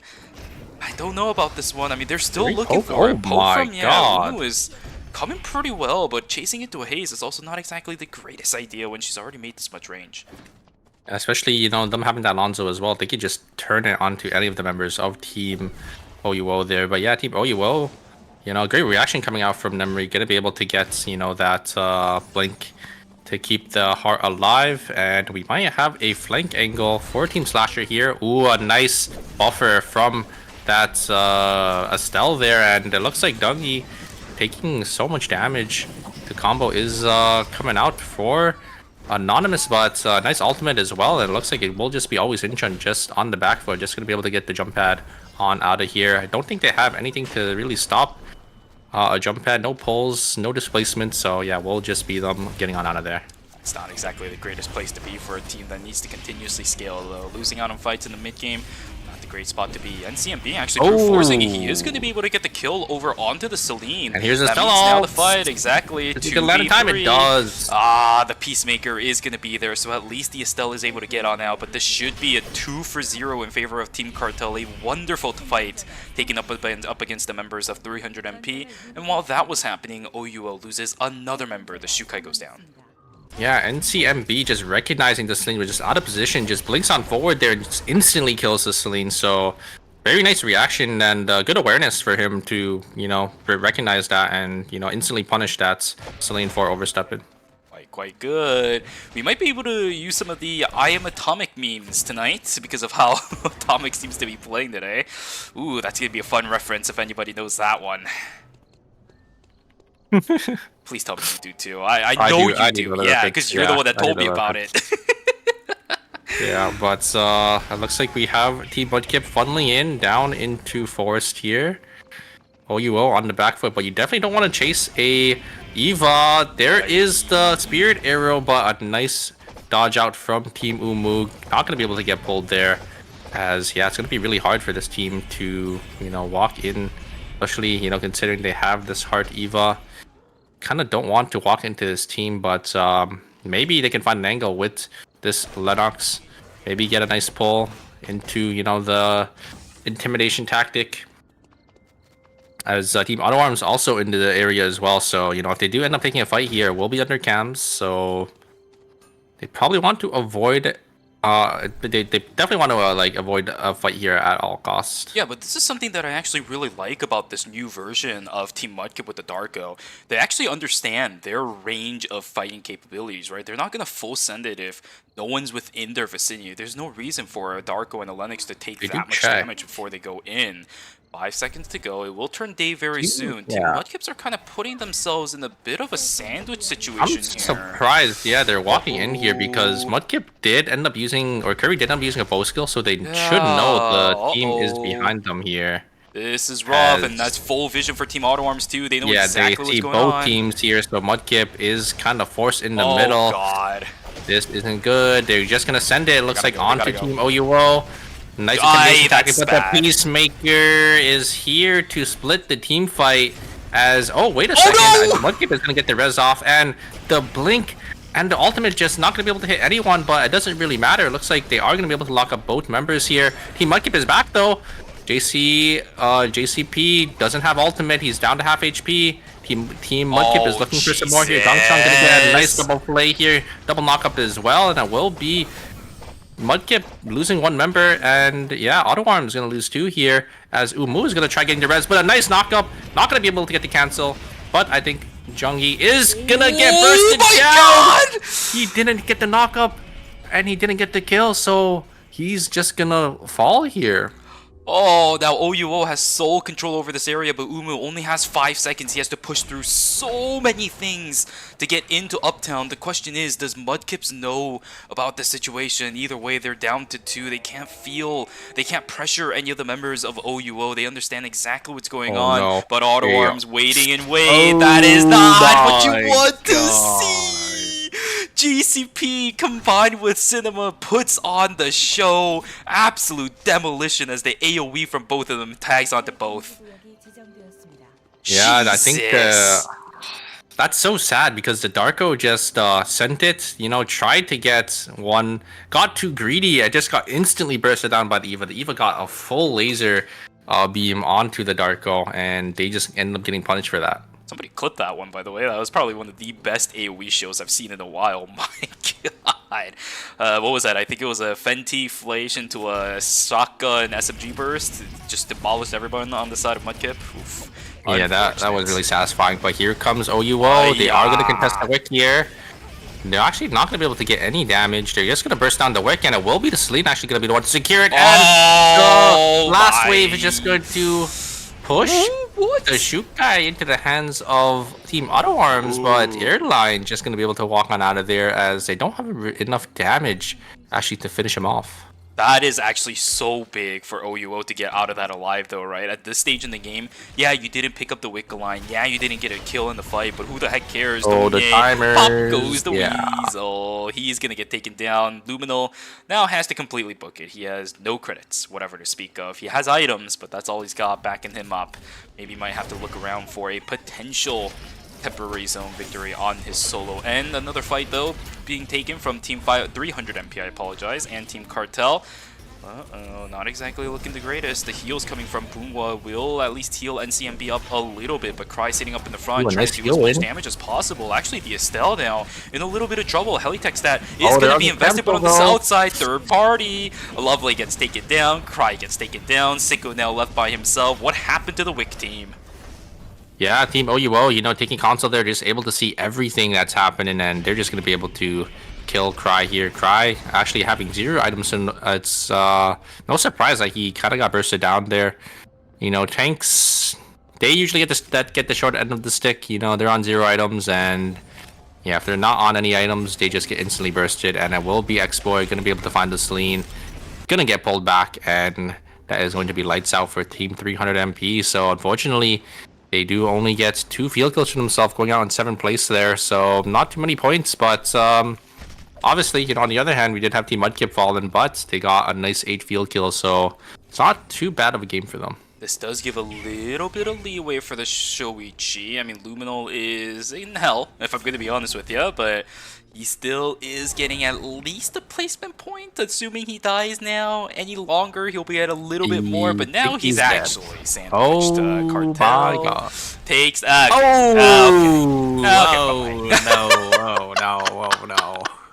That is quite literally the definition of hell. Although, I can't really say that with you here. Right? I mean, you felt a real bad taste of that earlier today. Did I? I don't think I got workshop or anything. Are you kidding me? In Cemetery Pond? Cemetery Pond? I don't remember. You're gonna have to go watch the VOD back for that game, man. The one where you got cornered. Trust us. Oh, that's yeah. It wasn't a pork chop, Like, I didn't get pork chopped into the enemy team, True. I just thought... I just couldn't play, right? I think there's a difference. Yeah, he was everywhere able to I went. play. I just died. He right-clicked into the board. That was his gameplay right there. Oh. Yeah, that is not what you want to see if you're always in Shun fan. But yeah, they will go down in 6th place there. They do get 1 kill, so 2 points for themselves. A nice engage. Is that going to be enough? X-Boy trying to use the ultimate to take the team back, but OUO here once again for the third party. gonna be able to get 2 kills, and actually, it'll be Carpe Diem looking to engage back onto Team Cartel, but looks like Cartel, all 3 members are gonna be able to get on out of there. As Team OUO, it looks like they're gonna try forcing it into. Oh, a nice spring trap actually coming out from Hoyt. Is that gonna be enough? It is. They're actually gonna be able to easily burst down Airline, and Nemri trying to look for an angle, and another spring trap coming out from Hoyt. Oh my god. It will be the Lenny coming out big for Team Carpe Diem, and great follow-up, you know, from the Sua and the Kaj are just gonna be able to lock down Team OUO. God, that's one of those situations where one mistake, you kind of cringe your face. The second mistake, you're really crunching your face. And the third mistake, now you're really starting to crunch your face too. Not exactly the way that OUO wanted to go out, but that's exactly the way they will. Unfortunately, that might also deserve another clip. Hint, hint, for those of you guys in the chat, give me some more fresh meat that I can feed off of. Oh, heck yeah. Alright, inside a warehouse, we got Cartel and Auto Arms. It's the 2 teams that will be duking it out here. The other one, Carpe Diem, is going to be sitting inside a factory. They will have that on lockdown. No need to worry about any teams hyperlooping into that one. Auto Arms, though, they do have this haze. They have to push against it as fast as they can, but these rocket launchers are tagging Bungwa. It is so much damage. Try to keep yourself a little bit more sustained with the stars, but you can only pop so many stars before they disappear within your Constellation arsenal. Yeah, the haze, you know, they already invested their blink a little early here, so they definitely can look for an angle onto the haze here. The rockets are doing so much damage, like you're saying here. Nice grenade as well. Yeah, it looks like it's going to be a tug of war, but there's the heal win. The heal win is going to be able to get so much HP back up onto Team Cartel here, and it looks like the fight is swinging into Team Cartel's favor. All members of Team Auto Arms are going to have to full reset. Oh, a nice blink on forward. They're actually going to be instantly going to be able to take down the haze, and a nice follow-up with that Peacemaker from the Adina. Going to be able to chunk down JCP, and yeah, will be a nice clean 3-0 from Team Cartel there. Jesus, I was gonna say, you guys got the healing drone off from WBT, just take the win and sit inside the temp zone, but no, NCMB had completely different ideas.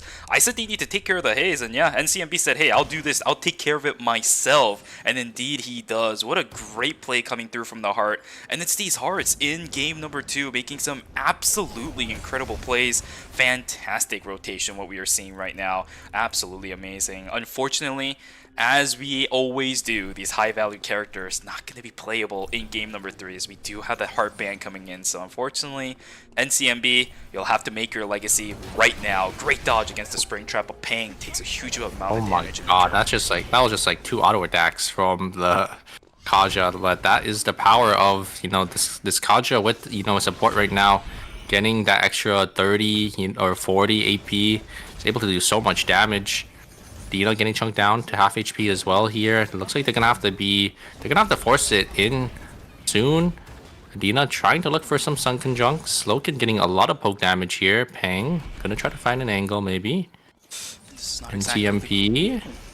Loken, oh my god, chunking down all the member or both backliners. Looks like down to half HP. Look at the damage coming out from this Kaja pick here, but it will be insane, taking so much damage from the back here. Here comes the Stella ult, and there is the combo that we see time and time again.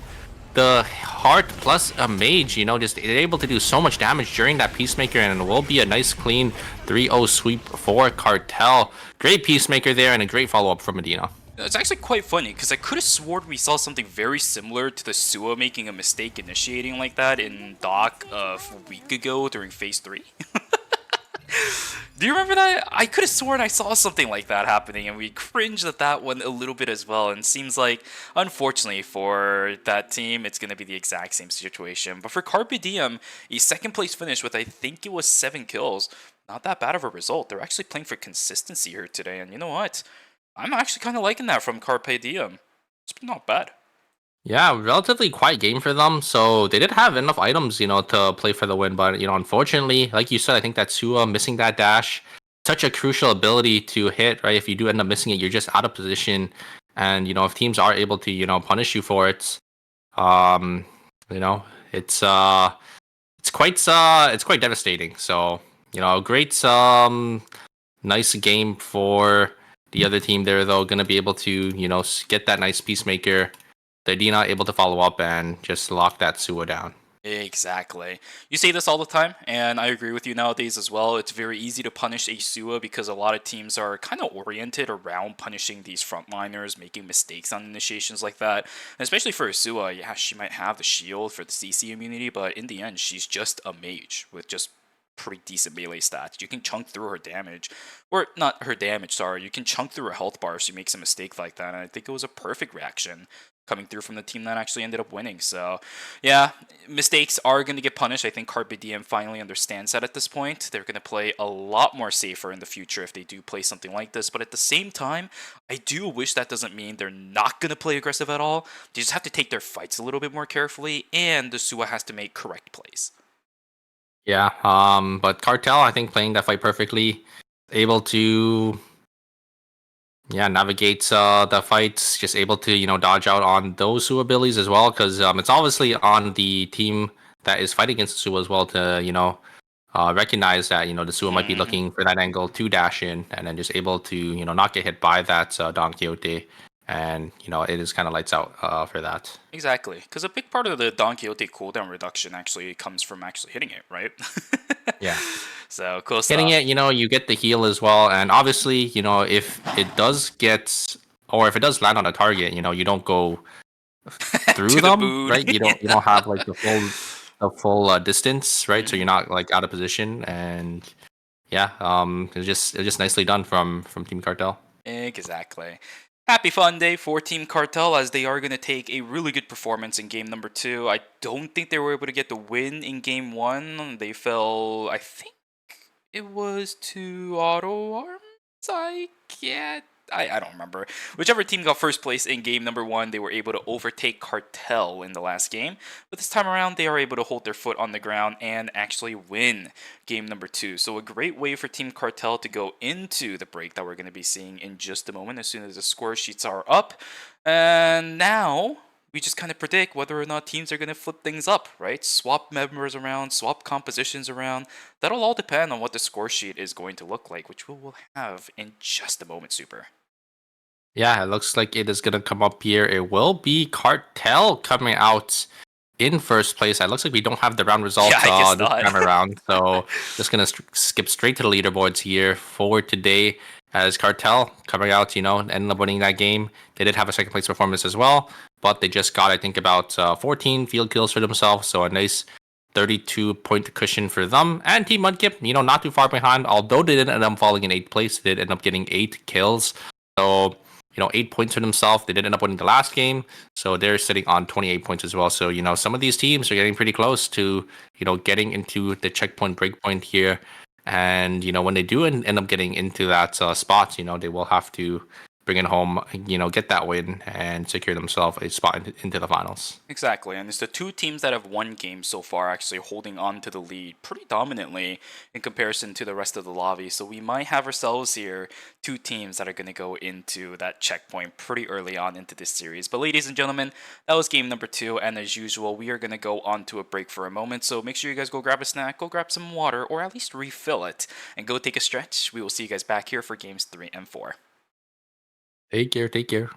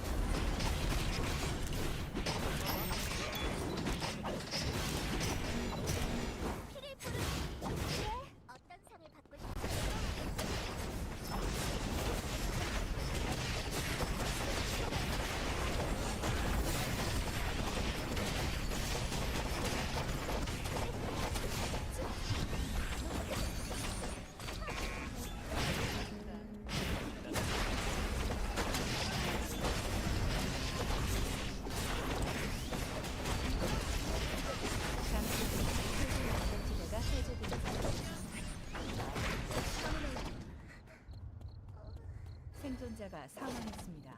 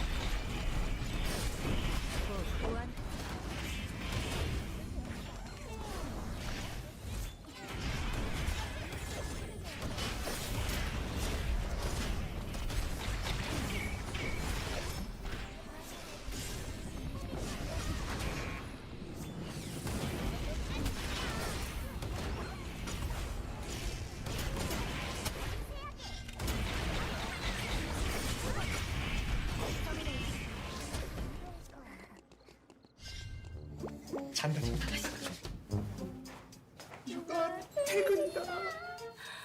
드디어 먹어본다. 신메뉴야?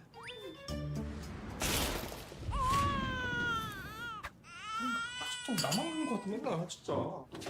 근데 이거 치킨 이름 뭐야? 크크크 치킨 호랑이 맛 크랑이 치킨. 얘들아 치킨 왔다. 나 오늘부터 다이어트라고 했잖아. 다이어트 한다니까 씹지 말고 녹여 먹어.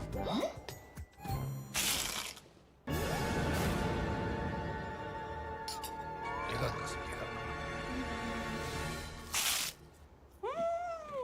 빠사삭은 못 참지. 바삭함의 끝판왕 크크크 치킨 호랑이 맛 크랑이 치킨. 콘 크럼블로 더 바삭하고 갈릭 파우더와 콘 후레이크 시즈닝으로 더 풍부해진 맛. 맛있는 육식계 치킨 크크크 치킨 호랑이 맛 크랑이 치킨.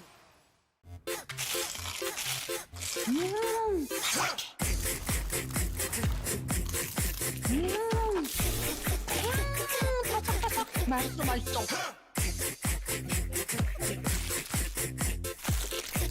크럼블을 입혀 크런치하고 크리스피하다. 크크크 치킨. 바삭함의 끝판왕. 맛있는 육식계 치킨 크크크 치킨 이름이 왜 이래?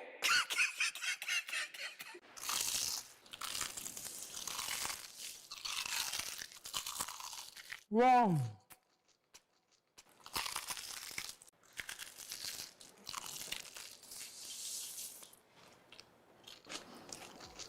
크럼블을 입혀 크런치하고 크리스피하다. 크크크 치킨.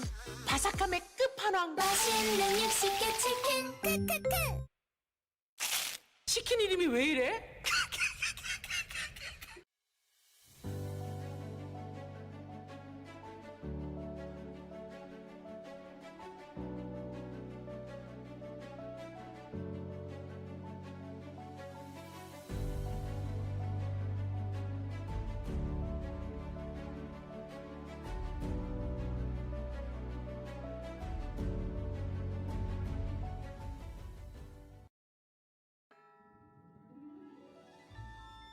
네 소리를 듣지 못한 건 참 유감이야.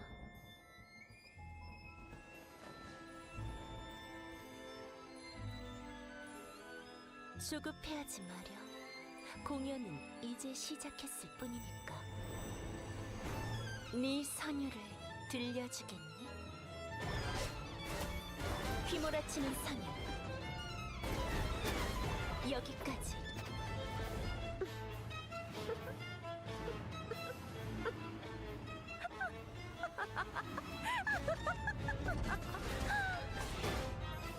더 크게 울부짖는 게 좋을 거야. 그게 네 삶의 가치니까. 레퀴엠 디단주.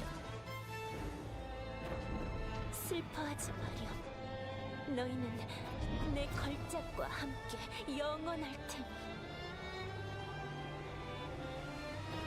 그러니 더 울부짖어 보렴. 들려주렴 너의 선율을.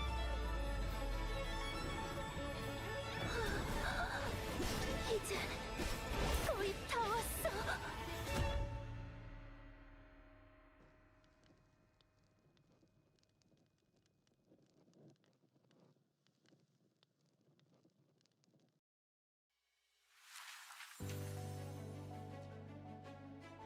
폭죽 같은 건 없으려나요?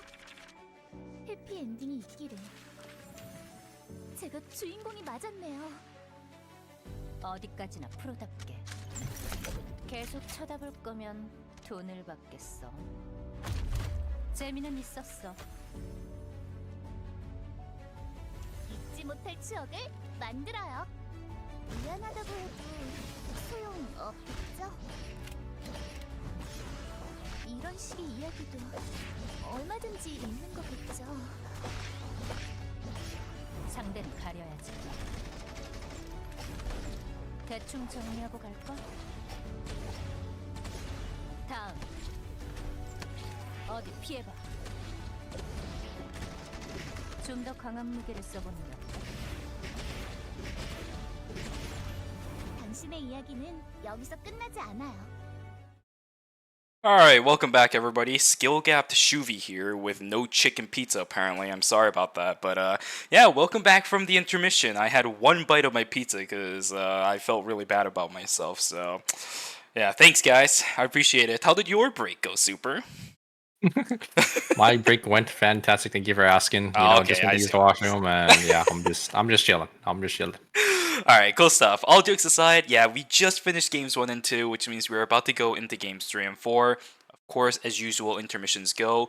All the teams have a possibility of changing things up, and especially for teams like 300 MP who are, not doing well, if I'm going to be very, very upfront about it. There could be an optional chance where they could swap players around, and you know, it definitely is up in the air for those guys. There are already teams getting really, really close to the checkpoint mark, and it seems like for those two, what was it? I think it was Mudkip and Team Cartel. They're doing really solid right now. They have a very solid chance of probably going into checkpoint during these 2 games alone. So for teams like 300 MP, they gotta get their game together, at least either change their strategy around or solidify their plans that they have already. Yeah, and especially with the upcoming bans as well, you know, this is a perfect opportunity for these teams to, you know, try to maybe swap it because, oh my god, do I? Oh, okay. No, no, I thought I saw no. 2 Charlottes coming out of nowhere. I even more so than Is that a There's Daniel? No way. Is that a Daniel? No way, please. If we do get to see a Daniel, hey, listen, their IGN is sicko. It could be a sicko gameplay out here. A sicko care. Okay, right? No. Oh no, Oh. it is. Oh, they're playing the 2-seat comp. It looks like We need a Lenny if we want that. without the Lenny. Okay, hey, you know what? Alright, we will see how this goes. Sicko is actually an Ekion player as well. I'm actually not too surprised about that pick, but TNT sitting on Fiora now is an interesting one, because I don't know if you guys know about TNT a long time ago as well, but this guy used to be a Rozzy player, so Spear Fiora, an interesting change-up from what we've seen before. A lot of composition changes. We even have a ton for Leon in this game. What the heck is going on?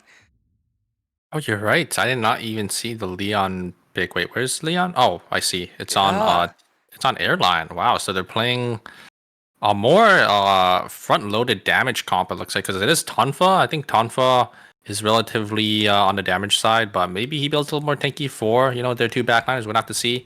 But yeah, I mean, we do have that My band coming out as well, so, you know, it might be a rotation between this My band and the Estelle Hart band, but we will have to see, you know, going into game number 4. Yeah, even more so than that, I actually think for Team OUO, this is a lot more of a pick comp, because you have a really good combination of the Cecilia Play With Us and the Duck Dive coming from Airline, and then we also know the burst coming through from Umuzeva all the time.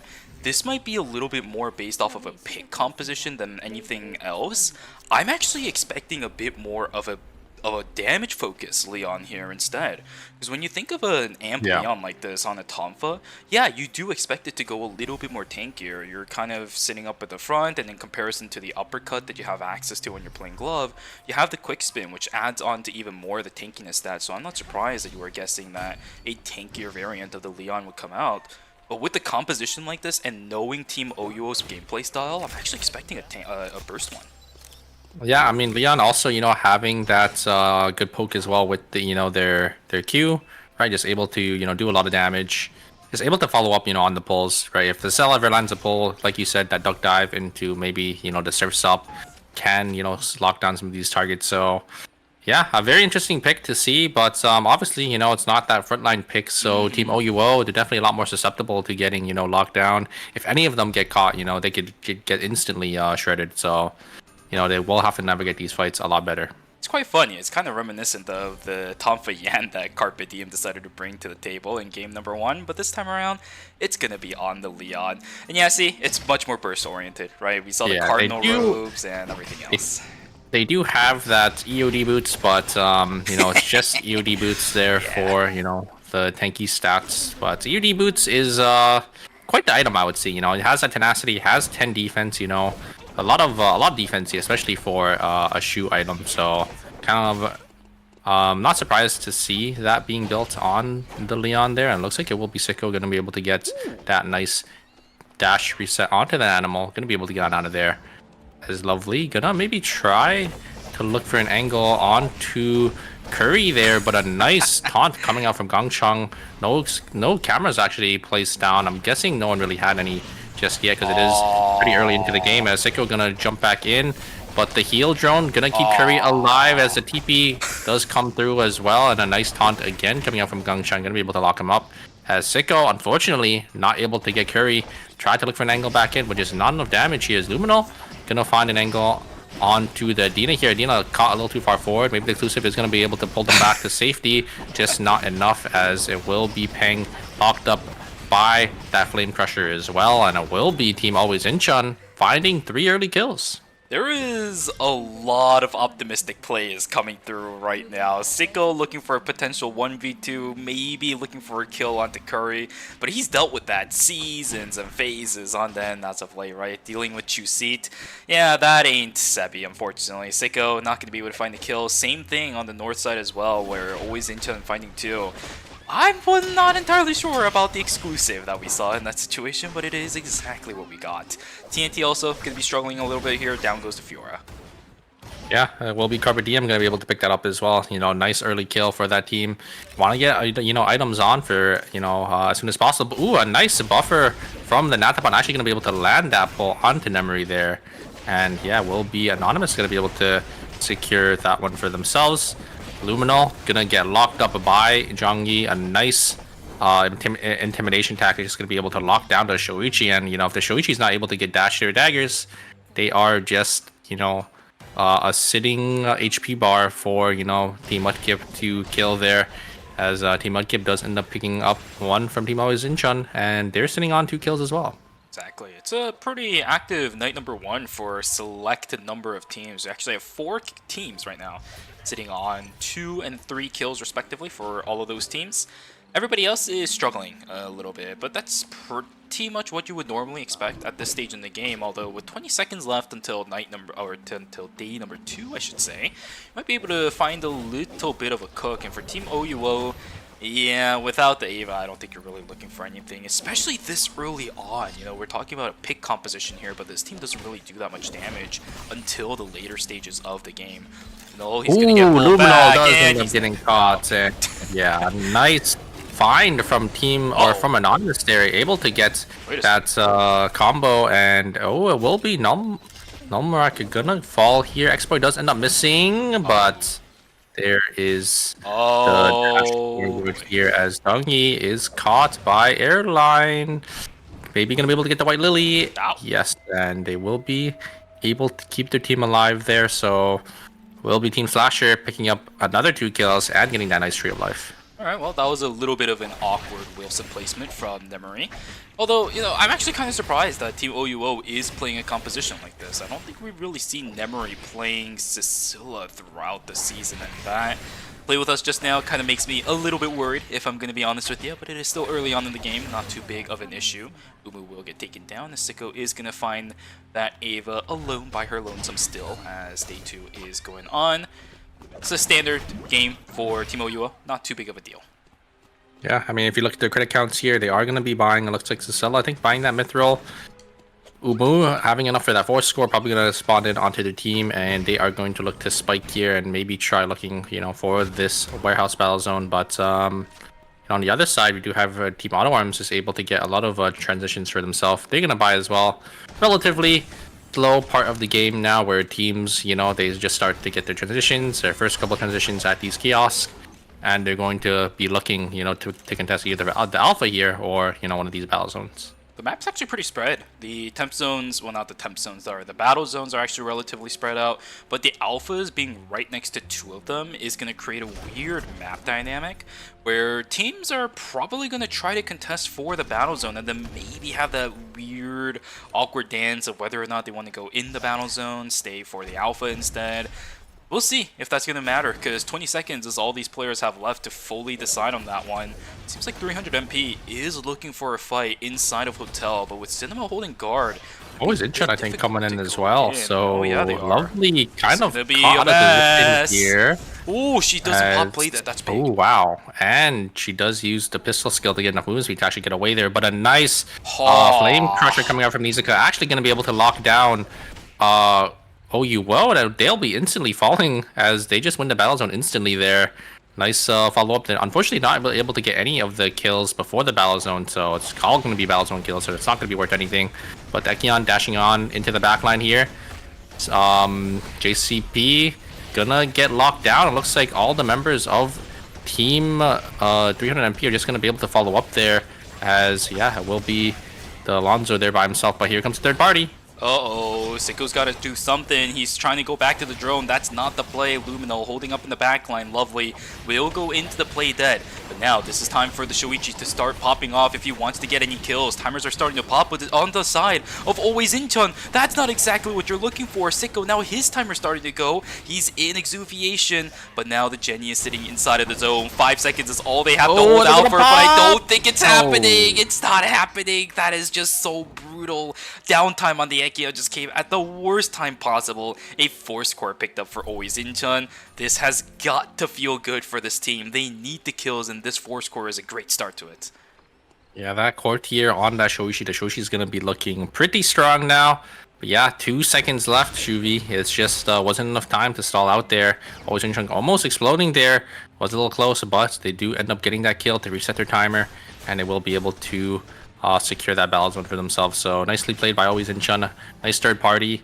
And yeah, I mean, now teams are going to be looking, you know, to maybe contest for these trees and meteors. And it looks like the Haze from Auto Arms instantly caught out. Luminal is able to instantly kill them there. And yeah, it looks like another kill going to Team Always Incheon, sitting on 4 field kills for themselves. They're looking in a pretty comfortable spot.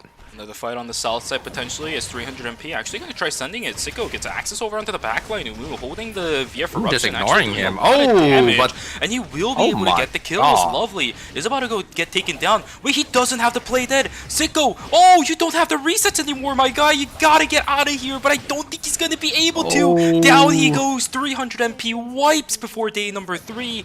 OUO is gonna be able to pick up the exterminate. Lovely. Didn't have the play that they just used it in the battle zone. Yeah, and then, you know, the Ekin not able to get that reset off, just not going to be able to navigate that fight as well, you know, just instantly falling there. Umu just, I think he played that kind of perfectly, just ignoring the Ekion as the Ekion, you know, this is a tank Ekion, is not able to do enough damage. And as Umu just returns fire onto, you know, the backline of 300MP, so it will be Team Mudkip actually maybe catching out the heck? Yeah, the Mai. Is the Mai okay here? As they do end up jumping over the wall there. I think they are going to be able to group up in Fire Station Luminal. Maybe they could look for a turn here. Are they gonna? No, I don't think they want to, because Curry is nowhere within sight. Luminal wants to burst Curry down. Oh, here comes the Spirit Arrow. It does hit, but the Mai just has the dash. Oh, Jesus Christ. He's just going to jump straight in. Are they going to be able to get a nice intimidation tactic? Luminal actually finds the angle onto Curry. Is that going to be enough? But then the intimidation tactic does end up coming out here, but Luminal is able to jump to their daggers. Dungy going to look for an angle. Luminal able to follow up, but the nice exclusive, but it's not enough. Luminal is able to finish Curry, able to follow up after the exclusive, and it will be Team Always Incheon going to be able to come out on top here. Looks like both Mai and the Darko are going to be able to get away though, so it will just be a bonus 250, so not the end of the world for Team Mudkip, but a nice follow-up from Shoichi. After that, my taunt is definitely what sealed the deal there. Oh, that's actually tragic. I mean, it looks so bad for a second there for Team Always Incheon, right? The intimidation tactic coming through from Jangyi was, in my opinion, actually extravagant. He made it so that 2 daggers from the Shoichi Ruthless was completely, utterly useless, but it just wasn't enough. This is one of the benefits about the current Shoichi. He does have extended fighting prowess instead of sitting on just the Ruthless alone, and of course it's somebody like Luminal to take full use of the current Shoichi kit to try jumping onto the Rio as much as possible. Even added bonus on that, the Mai catching her out with the last second strut coming through, it allowed Shoichi to actually jump onto the Rio when she didn't have any utilities. Exclusive in, but the Kenneth is also there to respond to that too. What a perfect fight taken from Always Incheon as they actually pick up a blood sample. Is this going to go into? Yes, it is. The Scarlet Dagger. The dagger, yeah, coming out for Luminal, so he is going to be dealing a lot of damage. Teams definitely need to be shutting this Shoichi down. So Yeah, I mean, we're gonna have to see, right, how these fights go with Team Always Incheon with that Scarlet Dagger. Oh, they got the prio item on the Shoichi, but I'm wondering what the rest of the items on the Shoichi is looking like, because earlier we did see the Eclipse on Luminal. Maybe this game they thought that their early game actually went really well, saved up the Eclipse spot and went for the Scarlet Dagger instead. We'll have to figure that out later down the road. Hoyt is going to fortunately miss the Speed arrow, there's spring exclusive, trap, and now that's a little bit Suwa does awkward. end up Immediate jumping blink forward out. there. Wait a The second. burst coming down, a nice Oh, bat skill actually gonna God. push Suwa back in, and wow, that is very well played from Darko, but Loken, that is the Kaja. The Kaja is dealing so much damage here. Gangshang, they're both gonna have to get away. Here is the Inland Blitz gonna be able to hit 2 members here. If they are gonna be able to reset, maybe they can look for another angle. Gangshang can look for an angle back in because he does have that the Shawn Veil. They do end up getting their res off. Hoyt's gonna be able to instantly pop a nice healing wind here. Gangsheng maybe gonna try looking for the res, but I don't think they're gonna be able to get it off. Actually, Zhangyi gonna be able to want to stick it for some reason, and yeah, looks like Mudkip is gonna have to run away here.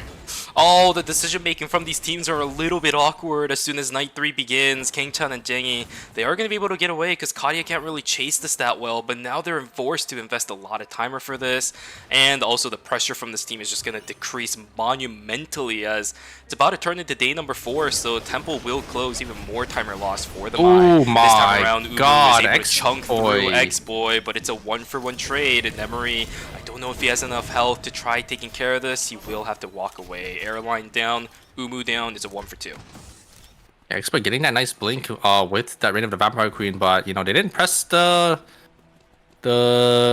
coffin, but it looks like it didn't really matter as a nice follow-up, you know, coming from Anonymous is just going to be able to deal enough damage to finish the members on, I think that was Team, yeah, OUO there, so they're going to be able to pick up another 2 kills there. So Team Slasher sitting on 6 field kills for themselves, as we do have Team Cartel walking in the area.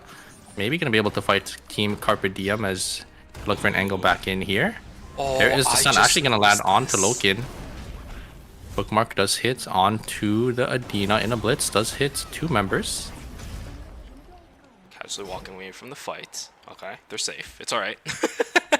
I will say something, by the way. Team OUO, when they lost the fight in Chapel, they had a blood sample called in. Oh, the double my god, the double taunt. taunts. Okay, looking pretty good. Intimidation tactic is not that bad. Luminal actually doing a lot of damage in the fight, but he's taken dangerously low. There is no Ruthless to back him up. He's wait. actually going to get taken down. No, Yeah, Nirevok Curry is just able to isolated. Uh-oh, the third focus party fire. coming in. Here we go. Yeah, and it looks like it will be... Oh, wait, a great blink over the wall, but a nice response there coming out from the Haze. Going to be able to catch the Darko there. And do they have enough credits? Yes, they do. Curry is going to be able to get the res off if Darko does explode his body here. The res is instantly back in here, as we do have a fight between Team OUO and Team Carpe Diem. Nice poke coming out from Team OUO, but Loken there to return the damage. Kaja is able to deal so much damage with this Lenny. Oh no, oh no. Oh, a nice spell shield there. Dash on forward from Insane. Instant blink out. There is the play dead, or the ultimate coming out from Cicella. They are going to get chunked down to half HP, as looks like both teams will reset. This is really weird because the Cicilla is landing a lot of good play with us, but there is no follow-up coming from the Leon. Airline is a little bit scared to use the combo, waiting to find a little bit more of an opportunistic pull. Hoyt is going to use the spring trap to get on out of there. Nice backwards Odysseys coming through from Insane to give them a little bit more space to run. And yeah, I have to say, I think Team OUO is playing a little bit scared. Airline not really taking advantage of anything, but this time around, maybe Luminal completely isolated. He actually gets a kill. He will knock down one, but with Nymok down on the ground, that's all they can get, and there is no credits on the side of Always Incheon. At best, maybe Dongyi picks up one, but now he's stuck in the middle of everybody. It's gonna be a kill going in favor of Carpe Diem. There is no way Dongyi gets out of this. There's no way Dongyi gets out of this. There's no way. Okay, yeah, he's dead.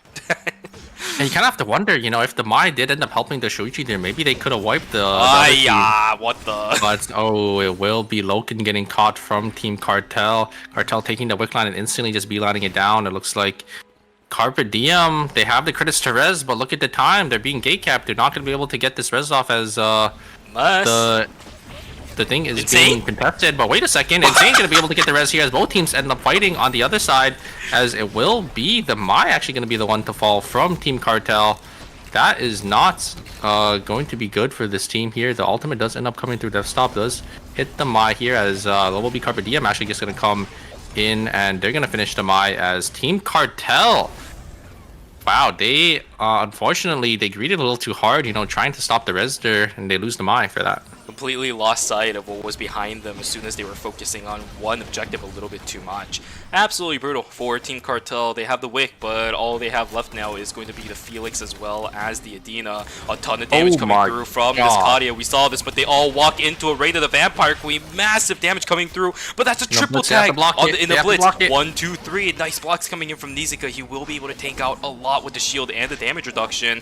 No teams hanging around here, but look at the top side. Look at this, and CMB and Pungwa is coming in. Look at the health bars on the side of Team Slasher. This could be devastating. Jumping on top of the Nathapon will be able to pick up one. No pullback on that, and now somehow Nizuka has to try surviving in a 1v2. He's not going to be able to do it. Down goes to Felix. Down goes to Bianca. Slasher is wiped. Pungwa is down. And OUO picks up the with scraps. the third party. What on earth?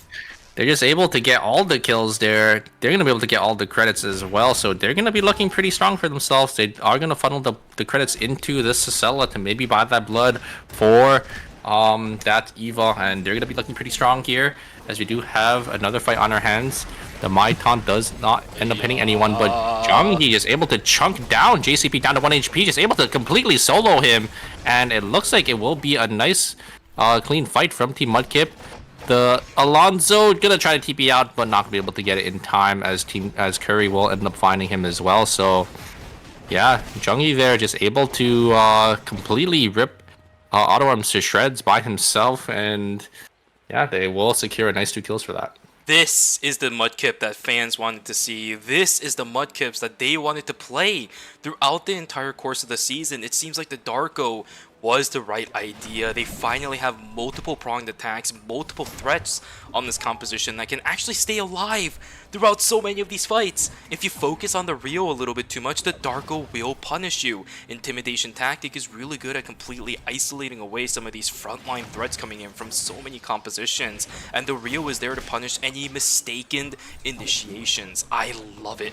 I love it. I love it. Team Mudkip doing good so far. They just need to hold their own, and they should be able to get a free pass into the finals if they continue to do well. That electric shift, oh my god, was a little bit dangerous, but Insane. Wait a second, I don't know about that one either. The pull comes in. The ultimate, is that going to be enough? Oh, no way. No, the nice no one's getting punished. Out through. Oh, the heals coming out from this Lenny is just going to be able to keep their team alive. Loken chunked down to half HP as well. I think they could look to push this team into the red zone here. Maybe tank some of their timer, as now they're going to have to play into an Eva and a Sicela, so it's going to be a little tough for this. They have so much poke to work with. Eva, Insane dashing into the wall there. Maybe going to try to avoid some of the damage from that Eva. Memory going to try. Oh my god. The spring trap does go through, but the duck dive does end up coming out for Airline. Did have that. Some of those pools already down here. Spring trap not going to hit this time. Yeah, a timer is going to start ticking here. Umu getting chunked down a little bit as well. Jesus. A nice pull, but the spell shield coming out after the pull. So here comes the ultimate. Airline looking for an angle. You do have vision still. The poke coming down as Loken gets chunked down as well. Insane not going to be able to connect it. That's Don Quixote. And I think that's going to be it. Team OUO just able to play through their effective range so well, you know, with these double backline mages, as it will be them going to be able to come out on top with 11 field kills going into the final 3v3 here. Airline looks like he does have that Hermes build. He has that Elf Dress, so like I said, he is playing, you know, a more support type build, but obviously still having, you know, those 2 amp items. Obviously, you still want some amp on that Leon to get that those shields, you know, a lot bigger. Oh, I like this angle. I like this angle. Oh, here we go. Here we go. The Gong Chung coming from behind. They don't have any wards behind them. This could be bad. Here's the angle. They do get the taunt, and the intimidation tactic instantly locks down Umu. A nice bat skill as well to follow that up to just completely CC the Eva, and it will be Team Mudkip coming out on top once again with 12 field kills. a great flank coming out from the Mai, utilizing their timer, going into red, getting that nice flank angle, and they were able to capitalize on that, getting that taunt onto the Eva. Intimidation tactic to follow up with that bat skill, just instantly killing her, and that's the main damage threat down. And yeah, that will be Team OUO falling there. I'll be honest with you, the flank was pretty good, but I think the fleeting soul from Curry actually kind of made him break that fight. Because it forced the Leon to actually use the duck dive to try joining the rest of his team, and that takes away a big chunk of Leon's initiation and the crowd control to attempt stopping the Darko and the Mai. It was such a big ultimate that was sent out by Curry that even if he didn't do too much damage throughout the course of the fight, it was mainly the Darko and the Mai with the intimidation tactic, targeting down some of the low HP priority targets. Leon just couldn't be there to support. A lot of this composition is supposed to be based around this Leon at least being able to follow up and lock people down, but they weren't able to do that at all. A fantastic flank coming in, absolutely, but my goodness, was everything just built in line for Team Mudkip to actually win out on that game. Yeah, and that means they are going to be, I think, one game away from checkpoint. I think they had 12 field kills there, so another 20 points for them. They're sitting in a nice, comfortable spot. Probably going to be in first place now. Wait, they have 20? And I think they got 20 in total there. Or Are you mean like checkpoint already? No, because I think they had 28 before. So Really? it would be at 48 now, I think. What was first place in? Wasn't that... Wait, I thought first place was Team Mudkips. No, they were in second. I think first place was Cartel. Cartel because they had a nice first place in game 2, and then I think in game number 1 I think that they had a second place. So Interesting. Okay. So we're still not there just yet. All right. yeah, not there just yet, but we're really close now. Team Mudkip is definitely, I think, about one game away. They're probably sitting on, I think, about 48 points if I did the math correctly, because they just got a nice 20-point game. Coming in first place with 12 field kills for themselves. So yeah, I mean, kind of have to wonder, what these teams' answers are, to try to maybe secure that spot, or maybe they just give it to Mudkip and they play, for that second spot here. A devastating loss for Team OUO, though. Unfortunately, somebody in chat mentioned this, but out of the 3 games we played so far, Team OUO has unfortunately had 2 bloods taken away from them. Just now, of course, we saw inside a chapel they lost a fight up against, I think it was Team Slashers, where they actually used the blood to build a red shoes. It probably would have gone into the Heartbreaker or at least the Chaser, but it ended up the fate of the blood sample going into the red shoes instead for the Kenneth. And of course, in game number 2, they tried taking the Wicked line, but it got stolen away with the multitudes of teams inside of that area, and it will result in them being stuck in 3rd place. And you're right, the math does work out. 48 points for Team Mudkip. Cartel in 2nd place with 37. OUO in 3rd place with 28, 27, and 26 for the teams following down Slasher and Carpe Diem. But all this means, Super, is that the top 2 only increased their leads with the performance in the past game. Cartel maybe not able to capitalize on game number 3 too much, but we've seen the pattern. Maybe Cartel wins game number 2 and gets themselves into checkpoint. I don't know. Yeah, Mudkip only needs 7 points here, so they don't even need to win it out. They just need to play a nice, consistent game number 4 here. Cartel, if they do end up winning it out, getting 18 points isn't too far off. If they just need 10 field kills, and usually when you win the game, you usually get about 10 base. So yeah, we'll have to see, if they do end up hitting the checkpoint mark going into game number 5. But yeah, I mean, a nice 3 games. 3 games so far, and I'm kind of excited to see, what these teams end up, maybe swapping around, because obviously we have teams like 300 MP, unfortunately, only having 4 points for themselves. Kind of have to wonder, if things aren't working out, right? Do they end up switching, their team comp entirely? Do they end up switching out, one of the players? They definitely need to find some answers. Even for Team Auto Arms as well, this is one of the teams that came into the LCQ immediately straight from the circuit points. They're not performing at all right now, which is kind of tough, I think, for this team. They had one of the higher percentages of fans kind of backing them up, with Mudkips actually falling a little bit back. The fan predictions are completely backwards this time around for the seeded teams. This is tough. I mean, I don't really blame them, though, because obviously, Team Mudkip, not having too good of a performance this season, but coming out to last chance qualifiers and just, showing up, right? Like, they are here and they're here to fight all the way until the end. They're definitely trying to, get their spot into the finals here, and they're doing a good job so far, but obviously they still need to get into that checkpoint range, and they still need to, get that win for themselves. So we'll have to see, if they will be able to close it out for the rest of the series here. If it wasn't for the fact that they were seeded, I would have kind of brought up a story about how this could be a little bit of deja vu, because on the debut season for Team Mudkips, they actually didn't play in a single phase at all. They just got into the LCQ and actually ended up winning the season finals off of an LCQ performance to go into the season finals. Now, again, if it wasn't for the fact that they weren't seeded, I would have brought up that story maybe in a little bit more of a straightforward way. But no, this team was seeded. They just couldn't perform during the regular season. Now they're forced to be in this situation where they are stuck in LCQ. At least they're doing good here. And we'll see if they are going to continue doing well, because Game 4 character selections are underway. We have Sandstorms as well as Stormy for game number 4. Weather not looking the brightest on Lumio Island in Game 4. Yeah, and we do have the bands coming out once again. Mai is banned, and we have the Estelle and Heart bands, and I think that was the team comp I was talking about, Shuvi. The Sua,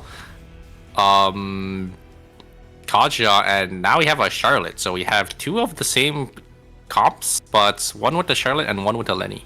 I guess they really just don't want to play Johan, huh? Johan is the one we're a little bit more familiar with, because we saw, I think, Carpe Diem running that with... I think it was... No, it wasn't Carpe Diem. No. It was... No, it was the one with Revolut. Daeyoung Snipers. Snipers, yeah. Alright, so we're seeing all kinds of variants of this kind of composition. Okay. Yeah, we have each support, right? We have the Letty, we had the Charlotte, and we had the Johan. So, yeah, looks like, I don't know, I guess Sue and Kaja, the 2 core picks for this comp. Sua, pretty good damage dealer, good bruiser, and also, relatively tanky, especially if you pair her with a support.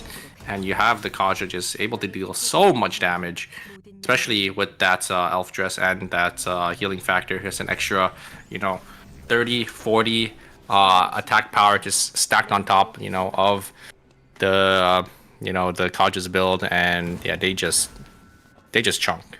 Yeah, a lot of times nowadays we do also see the Kadia playing a little bit more for the who got the rocks? Playstyle. Oh, yeah, it was the Rio. A little bit more of the poke gameplay style at the start, right? Because we're seeing, not Hoi, but who is it? We're seeing Loken do this quite often at the beginning of fights, where he actually uses the electric shift in, and then procs an Ashen Reaper auto attack onto somebody, which chunks them down to about half at the best, right? If it's a squishy target towards the later stages of the game, and Kadia sitting on full items, yeah, that's definitely possible. And then it starts baiting the Suas in. Now, it's not exactly the best thing to talk about at this stage, but we've seen it way too often for me to just kind of ignore that fact, I think. We'll see if that's going to be an issue in this game, too. We have 2 different teams that can do something like that. And assuming we do end up getting something like the Widowmaker on both of the Kadias this game, the opportunity of that happening to both of our Suas start rising exponentially. Yeah, I've already seen this comp because I think it's the same team that plays it in the National League. It's Team DJ Slasher. I'm kind of surprised. Oh wait, actually, yeah, it's the same team, but they just don't have the DJ part of it. Which I'm surprised, I guess. But I mean, I guess it doesn't really matter that much. But yeah, they've already played this comp, so they're definitely familiar with it, as it is one of their comps that they do play over there. Because if you guys don't know, in the National League, you're actually forced to play three different comps because of how the ban system works. So, these teams, they definitely have, a lot in store. If one of their comps isn't working out, they can always maybe swap to another to see, how that does. And yeah, I think that's definitely what Slasher is doing. Although they're not playing, too bad of a series because they are in 4th place, but they definitely need to turn up the gas here, as only two teams, will make it out of the of the last chance qualifiers today. Exactly. And assuming that we do end up seeing another National League, I think some of the teams here and players here are looking for sponsorship opportunities, right? The fact that ER is getting this big in the KR scene, a lot of these teams are looking for the possible dreams. A performance in LCQ going straight into the season finals and having good performances there is going to be a great start for some of these players. As Lovely will get taken like a little bit down, but he's alright. It's a 1v3 situation. Of course, Loken will be able to keep himself alive. Nemery, on the other hand, may be able to. There's speed gates around there, and I don't think Peng is going to be able to stop this. Nemery just takes a speed gate and says, sayonara. Yeah, a relatively slow game this time around, as not too many early game kills. As NC Really want this. MP, they are gonna jump on forward. Their number gonna get that triple dash. Oh, Jesus. Gonna be able to get on out of there. NCMP gonna blink on forward. They're actually gonna dodge out on that Q for that slow, and just gonna walk on out of here. Oh wait, NCMP. Wow. A dash on forward, but there's a Peacemaker, and the speed gate is gonna get on out of there. And yeah, it looks like they're actually going to invest a lot of their cooldowns, but unfortunately, they're not going to be able to kill him. I think even more important than the cooldowns, a lot of time. Night 1 is very important for some of these characters to really start snowballing. Curry actually ends up stealing the bear too. Nemery's got nothing left, so never mind. I suppose you were right. The cooldowns were kind of important. Yeah, Curry just playing it patiently, playing it perfect, just sitting in that bush, waiting for the bear to go to 1 HP. Gonna be able to take the bear down and take the life of the heart as well. So yeah, will be Team Mudkip getting a nice early kill for themselves. Looks like actually since the Mai got banned, we do have the Alonzo actually being picked up from that team this time around.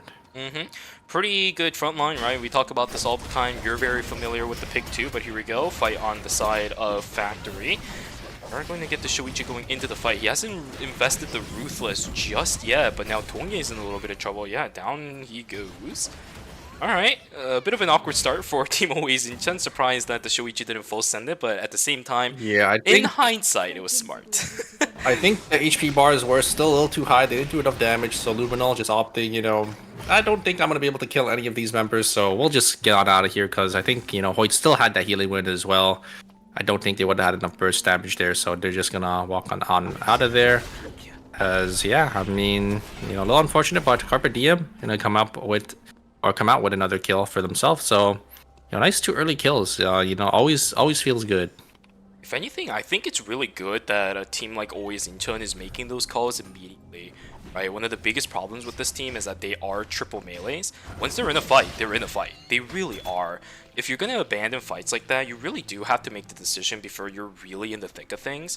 And this is one of those teams that really makes those decisions a bit haphazardly, at least throughout the course of Season 4. That's actually what kind of landed them into the LCQ. They really took a lot of fights that they really didn't have any business being a part of, and then they all wiped.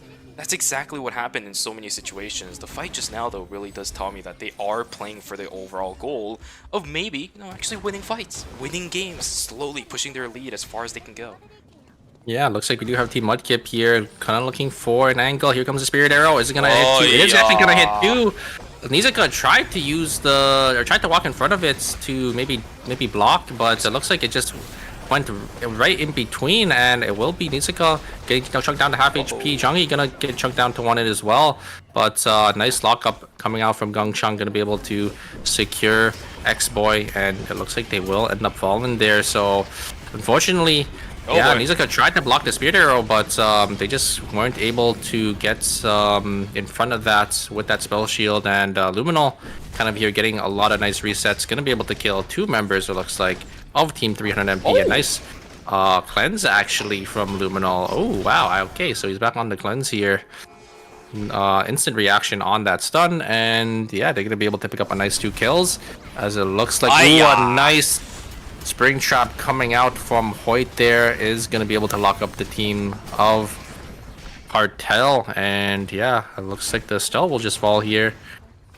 Adina is in the battle zone, so they will end up falling shortly as well.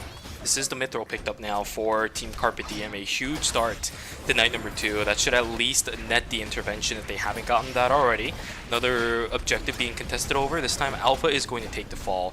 Mudkip is in really good condition here. Should be able to pick up that Alpha. Really good start coming for that team as well. Seems like NCMB also getting caught out. So Team Cartel will end up full wiping, at least for the time being, of course. Pungwa fell inside of the battle zone, so he's going to come back alive. Estelle fell a little bit earlier, and that's not where you want to be. Okay, goodbye, Ping. That's another long death timer that Team Cartel is going to have to wait. OUO going to pick up a first kill for themselves in game number 4. An okay start for these guys. Ooh, but I you like the already vision know. play. I like this. They're gonna check though. Beautiful Great check. And What a great their game rockets sense. are doing so much damage into the haze here. But here comes the lockout. Are they gonna be able to maybe return the damage here? JCP trying to look for an angle back into the Estelle, but just not gonna be able to get enough here as the Alonso is, you know, completely isolated as the Estelle tries to go back in by themselves, but the ultimate is not gonna be able to keep them alive. And a great response there coming out from the haze and the Fiora, but great rockets coming out from TNT, able to connect onto that haze. I think that Red Sprite is going to be able to connect as well, and just going to be able to finish the haze from Auto Arms as, 300 MP, going to be able to pick up a nice 2 kills. The angle was beautiful from the rockets. You either eat the rockets to get yourself on out, or you have to deal with the heart that's slowly marching her way onto you. Yeah, I think JCP made the right decision, but it does end up costing them the haze. A lot of really good fights being taken from multiple teams across the board. I am loving game number 4. And remember, Super, after this game, teams are going to go on another break too. Feels like we're going through these breaks really, really fast right now. These teams have a lot to think about with this game. Of course, nobody's fallen just yet. It's still night number 2, so the haze is going to come back from Team Auto Arms. But as we start going into the dawn of day number 3, now the brains have to start racking. What kind of options do these teams have? How are our teams actually faring up against enemies? Skip Team is 300 completely MP split. might have to But do Curry's this a little coming bit out fast. from Curry, what the bottom heck? side. Yeah, he was completely split from his team, but he's just going to take the 1v1 into the Stell here. The Stell. Ooh, a great cancel from Curry. Canceling the heli-tag stat. Oh my god, great reaction, because that was split second, right? The heli-tag stat is like 0.5 seconds and then it goes off, but the instant ultimate coming out from Curry, able to cancel it. Very, very well played. That is what you want to see from, you know, your main damage dealer, and that will be 2 members of 300 MP gonna be going down there. So minus 500 going into day 3. That is not what you want to see. You know, if you are a 300 MP fan, as I mean, that is going to be a little rough. They are going to be set back quite far. I'm wondering how that even happened, because the fight looked really good for 300 MP, and then they walked into the pitfall pretty much themselves, with Seiko just completely getting himself isolated away from the fight. But they're gonna have a chance to turn it around, and no, never mind, split again. I mean, 300 MP, you guys have to focus. It's game number 4. You guys are way behind on points, and these are not mistakes you need to be making in game number 4 at all. Yeah, and another minus 250, and look at their credit counts. They do not have any to res here, as they did end up already spending 500 to revive, and they might be walking into the hands of Team Auto Arms. Do they see them on the vision? It looks like no. They're actually gonna just walk straight into res, go into Uptown. So, you know, they're still in this game, but yeah, it's not looking too good for them. Minus 750. They don't have credits.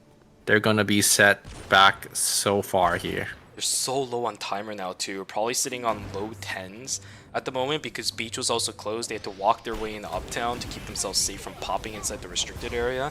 It is definitely not the day for 300 MP. Oh my god! Make the same mistakes. So Charlotte is there. Divine Intervention is actually going to deny but yeah, Divine Intervention. The heart still sitting in the Peacemaker is going to do a lot, but it's a double knockup coming from Airline. That right there, ladies and gentlemen, was what we didn't see from the Leon. And there goes Team Slasher. A fantastic fight taken from OUO, and a beautiful double knockup coming through from the Shukai. What an amazing follow through from him. Yeah, the dagger skill in, I think they didn't realize, and Shukai just able to get behind them, get that double knockup, and Umu just able to recognize that, and just able to follow up with all of their damage, despite the Sua being right on top of them, just no fear, just able to recognize, and wow, massively played from Team OUO there, able to turn that fight.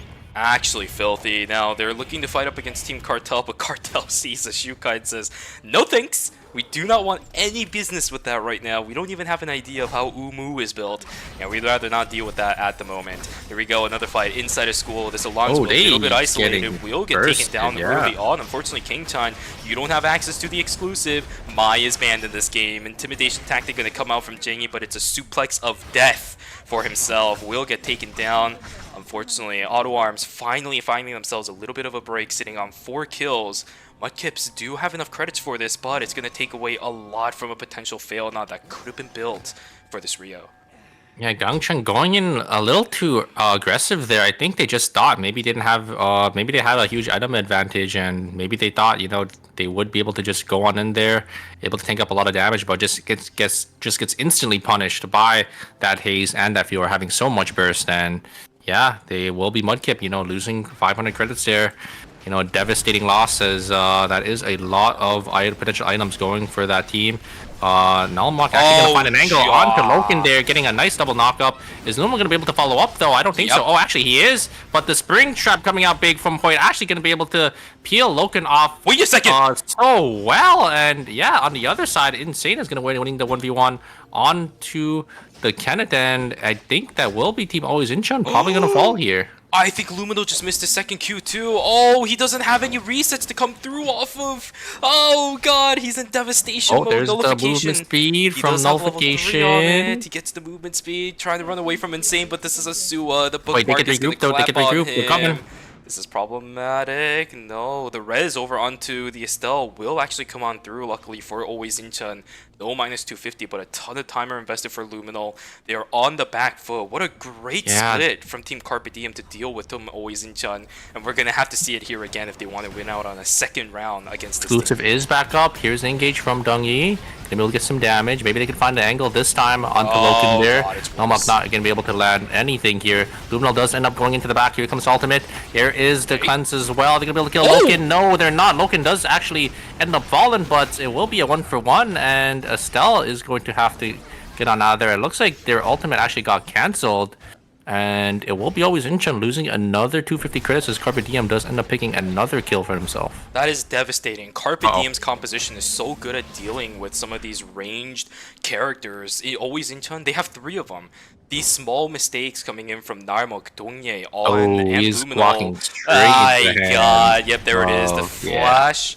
Shotgun straight into the burst combo coming in from Team 300 MP, and will be another member of Always Incheon taking the fall. They do have enough credits to fully res, but man, is this going to take a huge toll on their credit count. I don't think they have enough to res both, actually, because if they res... actually, yeah, they have just enough. Okay. Oh, but this sucks. This has to absolutely suck for that team.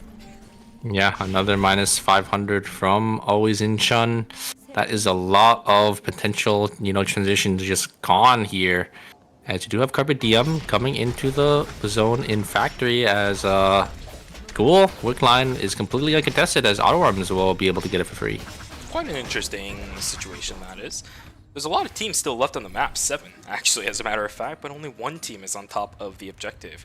Cool things coming here. It will be the Hellfire alive and ready to go for the Haze. We've seen Auto Arms' Haze landing quite a lot of those rockets. Oh, the nice trick and a triple string trap into the double bookmark, and it will be Carpe Diem just coming out. A beautiful check from Hoyt there, able to connect onto all 3 members, and you know the AoE damage coming out from Carpe Diem. Yeah, it's just gonna be 300 MP instantly falling. We got a yo check PC. That's how good of a game sense that was from Hoyt. Another fight inside a cemetery, potentially brewing. I don't think that Flame Crusher was worth it. I don't think that Flame Crusher was worth it. Luminal looking for an eagle back in, and that's wait a second. Cleanse. Oh, but the ultimate again from the Estelle is gonna time. cancel it out. Luminal is gonna take the fall, and yet another failed initiation coming from Team Always Incheon.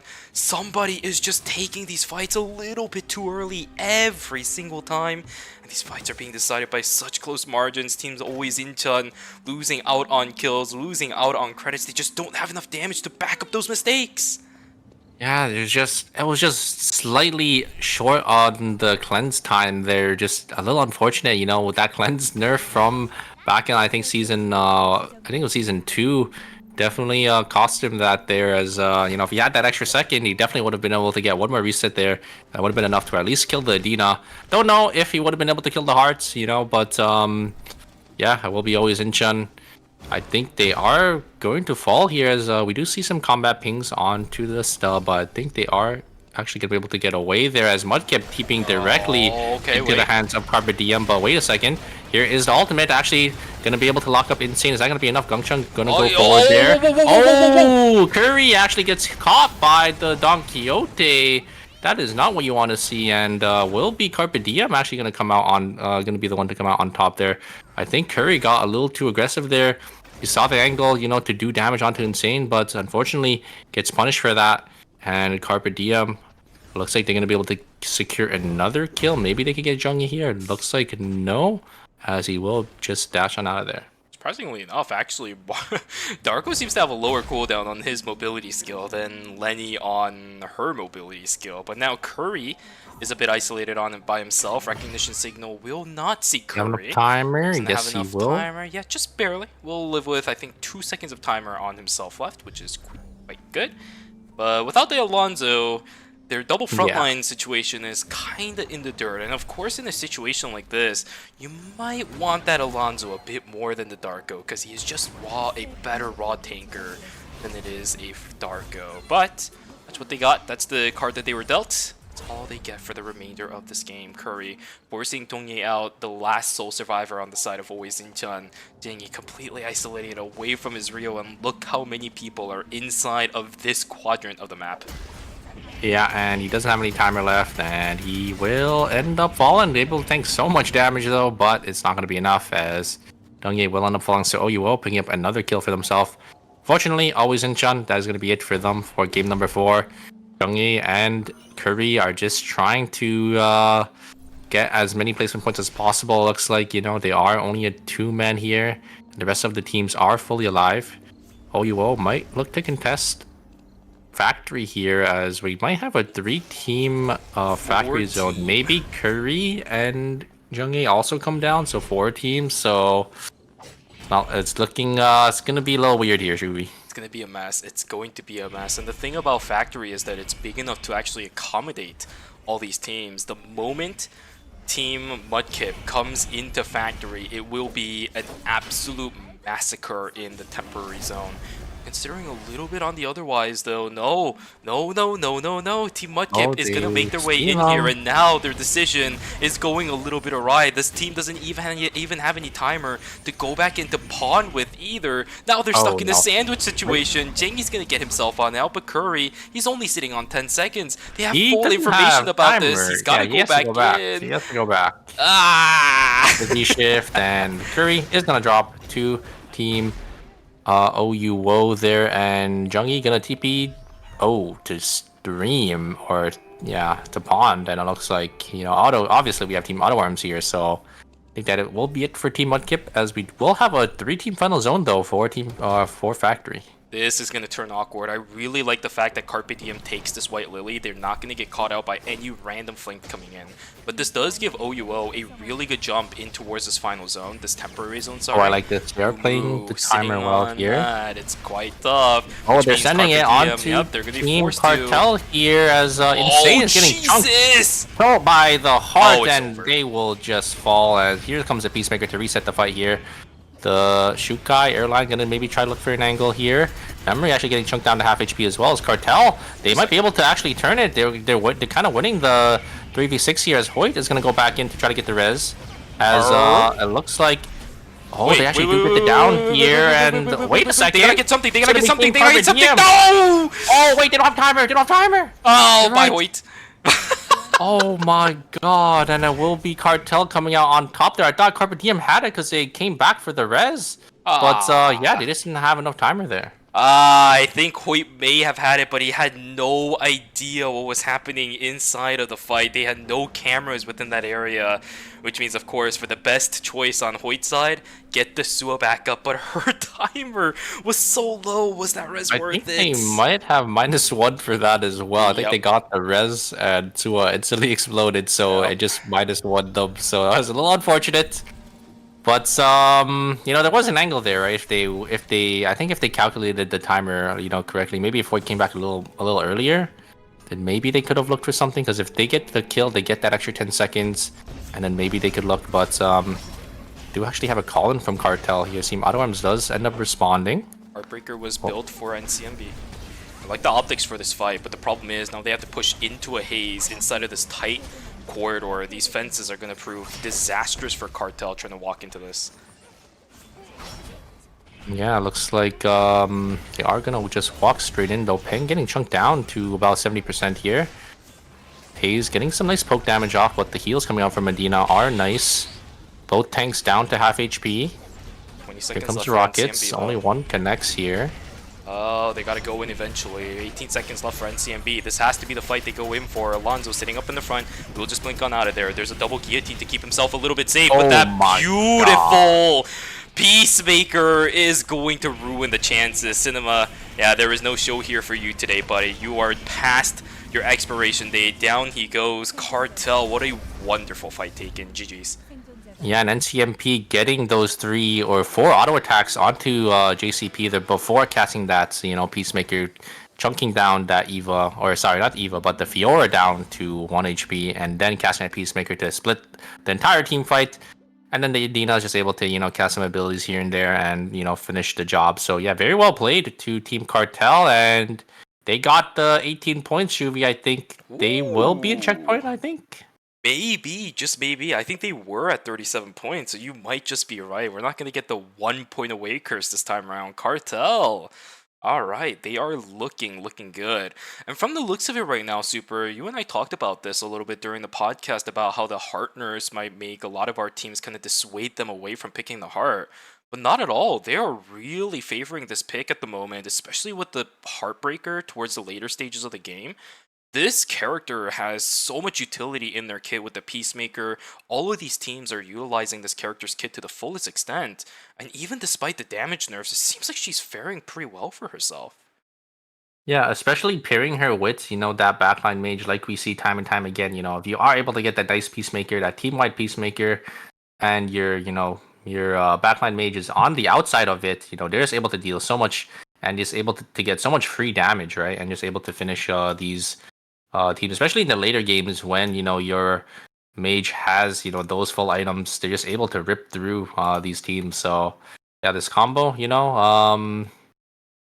it's been at the top for quite a while, but yeah, we're gonna have to see how some of these teams end up adapting, especially since Heart is going to be banned once again. Right. Oh boy, a lot of teams are going to have to deviate away from the strategies that they built for themselves. So Game 5 will be pretty big, right? With the Heart being banned as well, this could really be a chance for some teams to maybe say, hey, we're not going to have Heart. Maybe she's been one of our main core characters and a main core composition idea. Might have to flip things around if she's not going to be there for game number 5, especially now with a team in checkpoint already. This is a really fast checkpoint. After game number 4, I'd consider that quite fast.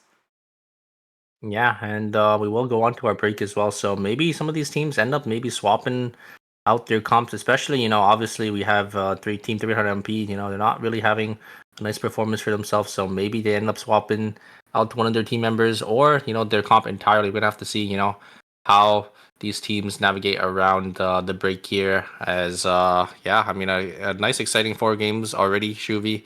One team is definitely going to be in checkpoint. I don't think Mudkip made it there just yet, as they are 1 point short. So unfortunately, Shuvi, you did say we're not gonna have the curse, the 1 point curse, but that will be Team Mudkip instead of Team Cartel. Yeah, hey, in my defense, I was talking about Team Cartel. So hey, in my defense, I didn't curse the team that we were talking about. And unfortunately, the shrapnel fell onto Team Mudkip instead. But they're 1 point away.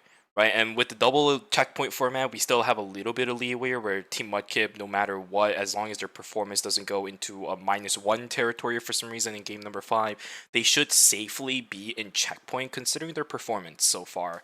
But it seems like the pattern for tonight is still continuing. Mudkip wins a game, Cartel wins a game, Mudkip wins a game, Cartel wins the game.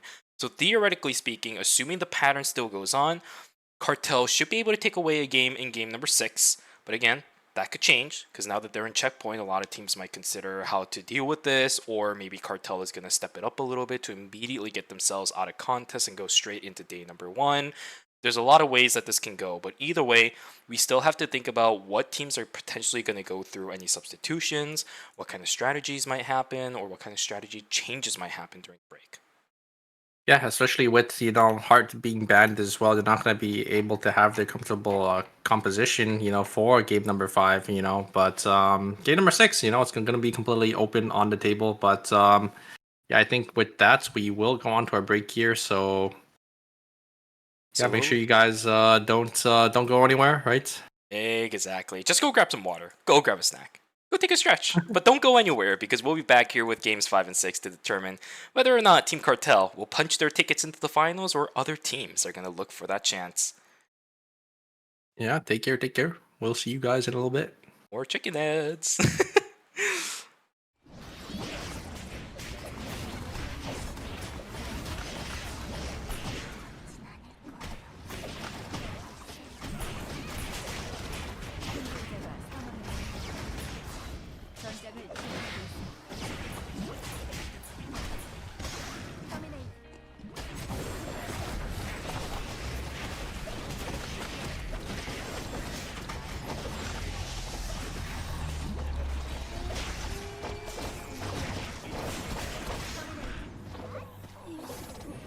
생존자가 사망했습니다.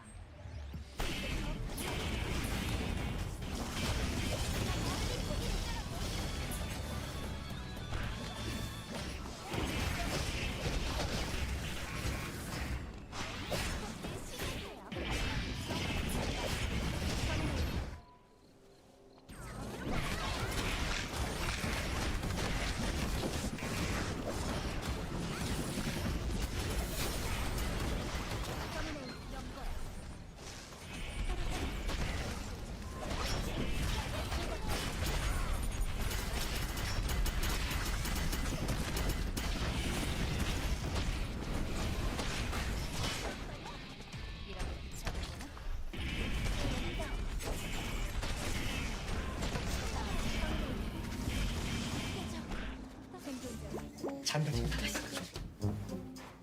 휴가 퇴근이다. 드디어 먹어본다. 신메뉴야?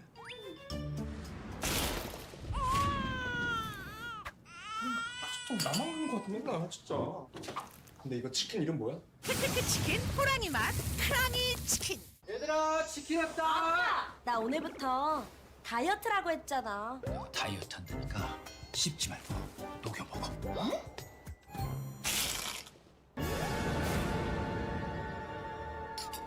얘가 그래서 얘가. 빠사삭은 못 참지. 바삭함의 끝판왕 크크크 치킨 호랑이 맛 크랑이 치킨. 콘 크럼블로 더 바삭하고 갈릭 파우더와 콘 후레이크 시즈닝으로 더 풍부해진 맛. 맛있는 육식계 치킨. 크크크 치킨 호랑이 맛 크랑이 치킨.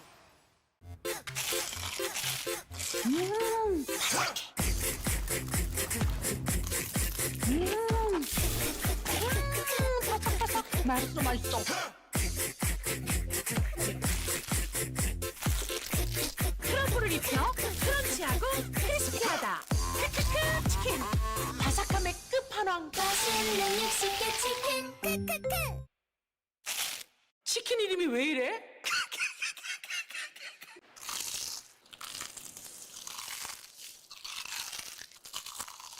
와.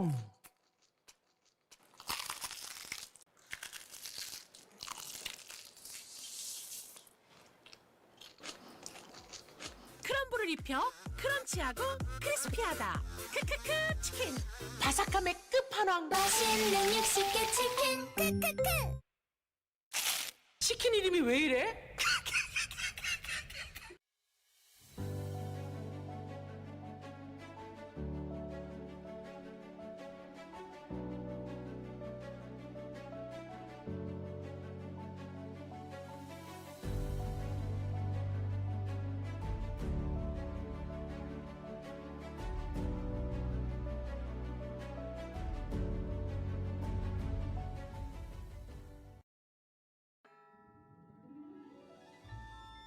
네 소리를 듣지 못한 건 참 유감이야.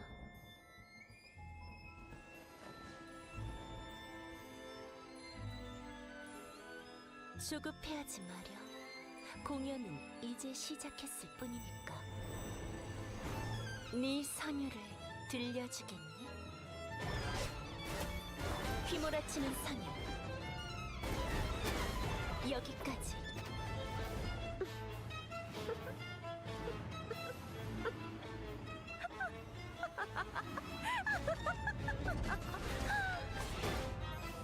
더 크게 울부짖는 게 좋을 거야. 그게 네 삶의 가치니까. 레퀴엠 디단주. 슬퍼하지 마렴. 너희는 내 걸작과 함께 영원할 테니. 그러니 더 울부짖어 보렴.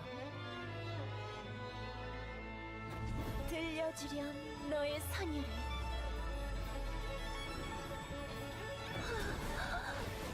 이제 거의 다 왔어.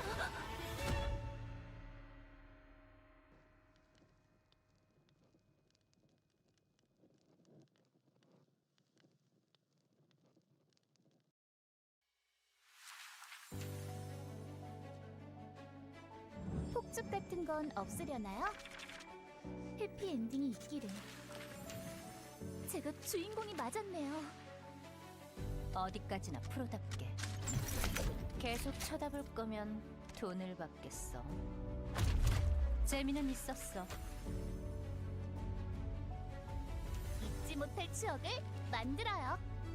미안하다고 해도 소용없죠? 이런 식의 이야기도 얼마든지 있는 거겠죠. 상대는 가려야지. 대충 정리하고 갈까? 다음.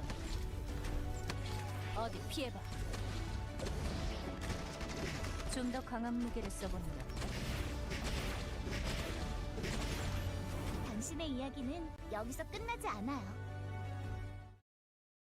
Alright, ladies and gentlemen, welcome back from the intermission of Games 3 and 4. We just finished those two, which means we are back for Games 5 and 6. Hopefully all of you guys just went well. I just ended up grabbing more water because the games have been so good that I actually ran out in the middle of these games, so hopefully this water bottle is able to hold me out a little bit longer than that. However, Super, how was your break, my friend? It was good.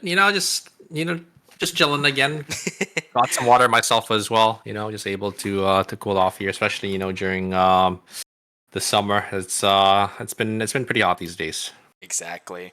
No, it was actually a little bit of a nice start for me today because this is one of the first casts in a long time that I actually got to see the moon right outside my window instead of the blazing sun blinding me in the eyes. So quite a nice change around. We did, I think, start 2 hours earlier, right? So yeah, it's not gonna be too early, or is it? Would you say early or late? I guess into the day, because technically, we're already into the next day, right? It's like 6 a.m. At least for me, EST. Listen, it's way too early for you and me. We're already used to this whole 5 o'clock, 6 o'clock thing. Waking up at 3 a.m. Nah. Yeah, but we're just gonna jump straight into it. It looks like we have our picks already locked in here. Do we have? Oh, actually, we have a lot of new picks. I think so. It looks like some teams are swapping it up here. We have 2 Alonso picks, 2 Mai. So the Mai rotation isn't coming through this time around, as Mai is going to be on the table for game 6 and 7. Yeah, this. Or game 6 at least. Yeah. Okay, I was gonna say you brought game 7 into play. I'm 7. like, wait a second. My brain just froze for a second there. But yeah, we actually don't have any bans. I don't think going into game 6 at all. It's gonna be a free-for-all, which is gonna be quite interesting. Yeah, a lot of duplicate picks here. Obviously, we do have, two Darkos. It looks like we have another Darko pick. Wait, is it Darko? Oh, no, Kaja. Oh, no, it's Kaja, yeah. All these gray hair kind of threw me off for a second, too. And 2 Kajas, 2 Kennets. I think we had 2 Kennets already, though, and 2 Mais this time. But it looks like, yeah, we have the swap to Alonso, and I think we have the Sling pick as well. I think that Sling pick is new. Yeah, the Celine pick. We do have a Lennox again for King Chen, right? Again, kind of going back to his roots when it comes down to it. Maybe he doesn't want the My Band, or at least maybe saw a little bit more success with the Lennox. We do actually see a lot of value coming from the Lennox, I think, in the series, especially when you pair it up with another frontliner. This time around, of course, it is going to be the Darko for that team again. He has been so good at actually pulling away a lot of focus from these frontliners that Lennox is actually able to rotate through so many of her skill rotations, and by that point, Lennox also becomes a damage dealer. The recoil, the outer ring of it, it does a ton of damage. Yeah, and she's also, relatively tanky despite, not having really, any damage reduction like the other tanks, but she does have that passive, which, is going to be able to give her enough shielding, to live in some of these fights. So we have to see, how they do end up utilizing the pick here. As obviously, our star team here, Team Cartel, that is in Checkpoint, they are going to be running this Alonzo and Kaja pick instead of the Mai that they're running. Actually, when they're running Mai, they're running the Heart for sure. But I don't know if they're running the Mai as well. I think they were, yeah. Team Cartel is one of those compositions and teams that always tries to take advantage of and with that kill, that will be Mudkip going into Checkpoint here. As we do have another fight on our hands. Actually, it will be always Inchan and 300p gonna lose a member. The boat, I think that was Carpe Diem and always Inchan gonna be able to pick up one for themselves as well. As this is a little bit problematic. Bungwa coming in with the flank, actually going to miss pretty much everybody with his initial skill rotation, waiting for the Constellations to come back. He's not level 9 yet, which means his passive not there at the moment. But same thing for Cry. His the third party rotations are a little bit awkward. Cartel now has to completely book it, but this is still relatively early game for Team Carpe Diem. Suwa doesn't exactly have the easiest cooldown rotations at this stage in the game, considering the fact that the TP like this. Oh my god. Ping is able to get out. And you know what? I'll be honest with you, I think somebody accidentally popped a shield. That gave him just enough HP to sustain that.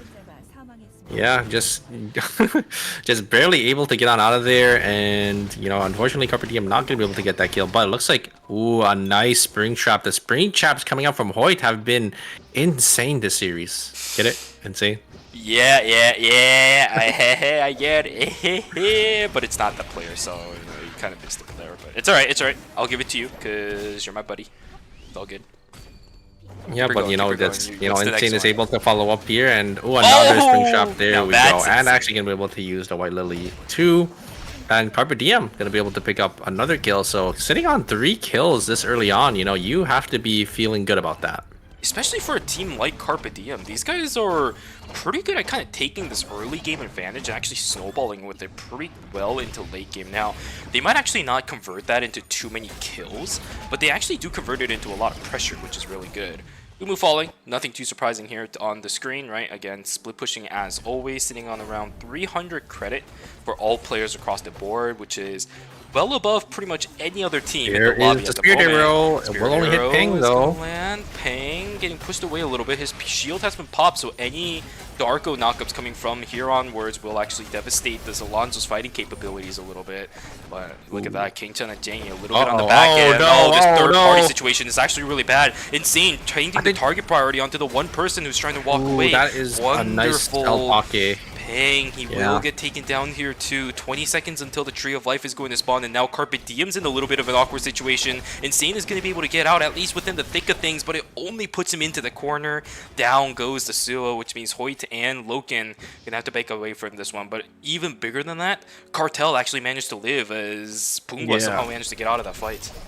A beautiful or a great awareness from the Alonso to actually Altake the Suo that was engaging onto the Dina. Because obviously in that situation, just one of you guys needs to live. Alonso was able to lock down, any threats onto the Dina, and the Dina was just able to walk away there. So Cartel, they are able to get away there, as they are the only point on checkpoint. So if they did end up going down there, it would have been a sigh of relief for the rest of the lobby. But unfortunately, they were able to, or fortunately for them, they were able to live, and their tournament checkpoint match is still on the line here, as they are going to be able to close it out. Ooh, a nice blink for Nizuka there. Actually, F-stop does go through as well, as they actually just gonna lock down this Alonso. Random Vampire Queen does end up coming as well, and they will actually kill. They're gonna be able to trade 1-for-1, but no more cooldowns on the side of Team Slasher. So it will be Team Auto Arms gonna be able to get the kill, and they're gonna be able to make some space here. Maybe get some call-ins for themselves as well. You absolutely just take the 1-for-1 there as Team Slasher. You got yourself a Nathapon and a Bianca who doesn't have Reign of the Vampire Queen anymore. There's no F-stop on the Nathapon. You can't stop the Celine from just pushing in on you, right? Not going to have enough burst damage for that. The Fiora is there too, who still has the parry. By the way, it's going to be very difficult for these two mages to lock that down. You got the 1-for-1 in the end. Of course, the Alonso does end up getting picked back up, but the entirety of Hotel has already been farmed. So for both of the teams, actually walking to Hotel wasn't exactly the biggest value. So for Team Slasher, actually, it doesn't really matter, right? They wouldn't have been able to do anything during this time unless there were some free animals going around. Although this might be a really big thing. Pang, he understands what's going on. He wants to try holding. There it is. Shield is online for Pang, and now he's completely isolated. The F-stop is going to deny any reinitiation attempts from the rest of Cartel. Bunga's just going to have to take the White Lily out of there. It's a beautiful pick coming through from Team Slasher. Yeah, and there's no check on the side of Cartel there. You know they have the Kaja pick there to maybe they could use the Dart of Revelation to check the bush, but maybe they used it to check a different corner, and Team Slasher just able to capitalize on that, and they do end up punishing Cartel. Alonso just face checking there. Ooh, they actually pick up a nice transition too. A nice Tree of Life goes over to the side of them as well. So Team Slasher looking in a nice spot. Maybe they're gonna look for a fight here as here comes Engage onto the Kenneth. A nice taunts. The Rocket's coming out as well. Gonna be able to deal some damage, but that is such a good spot. Great exclusive, but it's not gonna be enough. That is such a great spot for X-Boy with the Reign of the Vampire Queen. It effectively cuts off the damage support coming in from the haze. Now, I was going to say for Team Slasher, they invested a ton trying to kill the Alonso, but the timing on the fight actually came in such a clutch time. Cartel is going to lose Ping once again from the looks of it right now. Both of their damage dealers on the south side, and yeah, there is no way an Alonso will run away from. And Kenneth and the Mine, of all things. Down goes Cartel's Alonso again. This guy, he's farming some defense stats from the looks of it. Cartel Bungwa, he's isolated by himself too. He's got to blink out of that one. And now the chase potentially going to come through from the members of Team Slasher. X-Boy looking for the cutoff. And the Reign of the Vampire Queen is just wonderful. A second beautiful Reign of the Vampire Queen from Team X-Boy. Wait a second. Wait a second. Cartel's gonna wipe here. 8 seconds left for this Alonso to come back. Mai's actually doing a ton of damage. Cartel, they might be in a whole heap of trouble. Their playing extra safe might not have been the greatest idea. About 3 more seconds before the rest comes in. And CMB, oh my god, he did his job. Alright. Cartel still in this, but their gameplay of trying to play as safe as possible by splitting up like this is not exactly working out. I don't even think they're splitting up on purpose. I think unfortunately, all their deaths are just staggered. Like they're dying one after another, and they're just forced to, or they're probably teleporting into zones that they think are free, and they just end up getting caught over and over again, and just not able to find their footing here. It looks like for game number 5. Their credit counts are good though. They just haven't been able to buy at all. This map spread is so weird in that all of these zones that have these transfer consoles are all being contested. Like look, Fire Station, Police Station right now, there's a meteorite dropping right here. A couple teams are farming out the entirety of Fire Station. Now this area becomes a little bit of a hazard. It's a bit of a hazard to try teleporting into Temple as well. Now you're forced to come into Factory, but then there's teams surrounding you too. You're sitting on 500 plus credits almost on some of these players. Yeah, they need to buy. They need to buy here. I think they're probably just gonna walk to hospital and maybe get the buy in here, as the other teams were walking to cemetery. So could be a free console. Ooh, Engage here coming up from Jungle, but he's gonna get pulled back. The Raid of Vampire Queen does end up coming through as well to split the team, and it will be Gangchang also falling there. A little ambitious Engage onto the Nathapon, especially with his pullback, right? Like he's just able to deal so much damage, have so much burst, and is able to counter these engages. I'm surprised he did end up choosing the Nathapon to send it on there. I don't know if you saw this, but I just saw Cladaring being built on Shuichi. Is this something that he's been building recently? I forget. Yeah. He has. Okay. He might be on the Vampiric, right? No, not Vampiric, but False Oath, because False Oath gets like a lot of healing value. Okay, yeah, I suppose that could be the case. Alright, well, interesting. It is also a cheaper item than something like Dragon Scale, so Yeah. and it does have a lot of amp value into it. So it's And quite good. looks like they find the Alonso on Team Cartel, and yeah, that is going to be Team Cartel getting a minus 250, and especially, you know, when you are a team on checkpoint here, that is not what you want to see. So they're gonna have to look to try to find a console here to maybe get them back up into the game.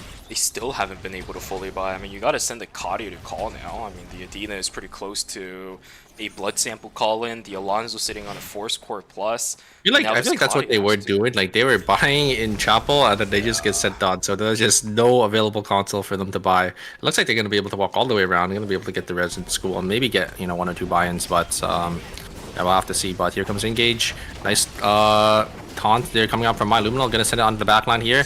Gonna be able to try to get TNT, but a nice exclusive actually gonna be able to pull him out. But he's able to get the resets, able to jump back, and is he gonna be able to? Oh, actually gets taunted from the Mai, but jumps away from the shotgun burst, and it will be Luminal actually going to be able to clutch up for his team here, as the Mai is going to try to get the res. Luminal going to try to look for an angle. There is the false ult heal we're talking about with that that extra heal power from the Claudia ring. But yeah, it looks like always Incheon, they actually blow up. I think the Mai actually ended up blowing up their body, maybe to try to deny a heal, but oh no. Here comes Engage. Gong actually going to blink on forward. They're not going to be able to actually get anyone, and Jungi actually gonna be able to blink on now just in time, and he is able to live for his team as it's over. It will. It's over. A great pull from Gongchang, and that will be Team Cartel, our team in checkpoint, that will fall as Team Mudkip. They do get a angle onto Curry there. God. A nice blink from the Alonso is able to punish Curry that is mispositioned. And yeah, will be Team AutoArm's going to be able to pick up 2 kills, and another third party team always Incheon in the area as well. On the bright side, Team Mudkip did their job, right? They stopped Cartel from getting the win, and they also got themselves into the checkpoint. No matter what the result of this game now, they've done their job. Team Cartel is not going to be able to secure themselves that 1 spot inside of the season finals just yet. They're going to have to grieve through themselves another game. It's Team Mudkip now trying to deny any other teams from potentially getting in there too. Yeah, I think we have, you know, some teams that are pretty close. Slasher having a lot of points. They have 8 field kills already.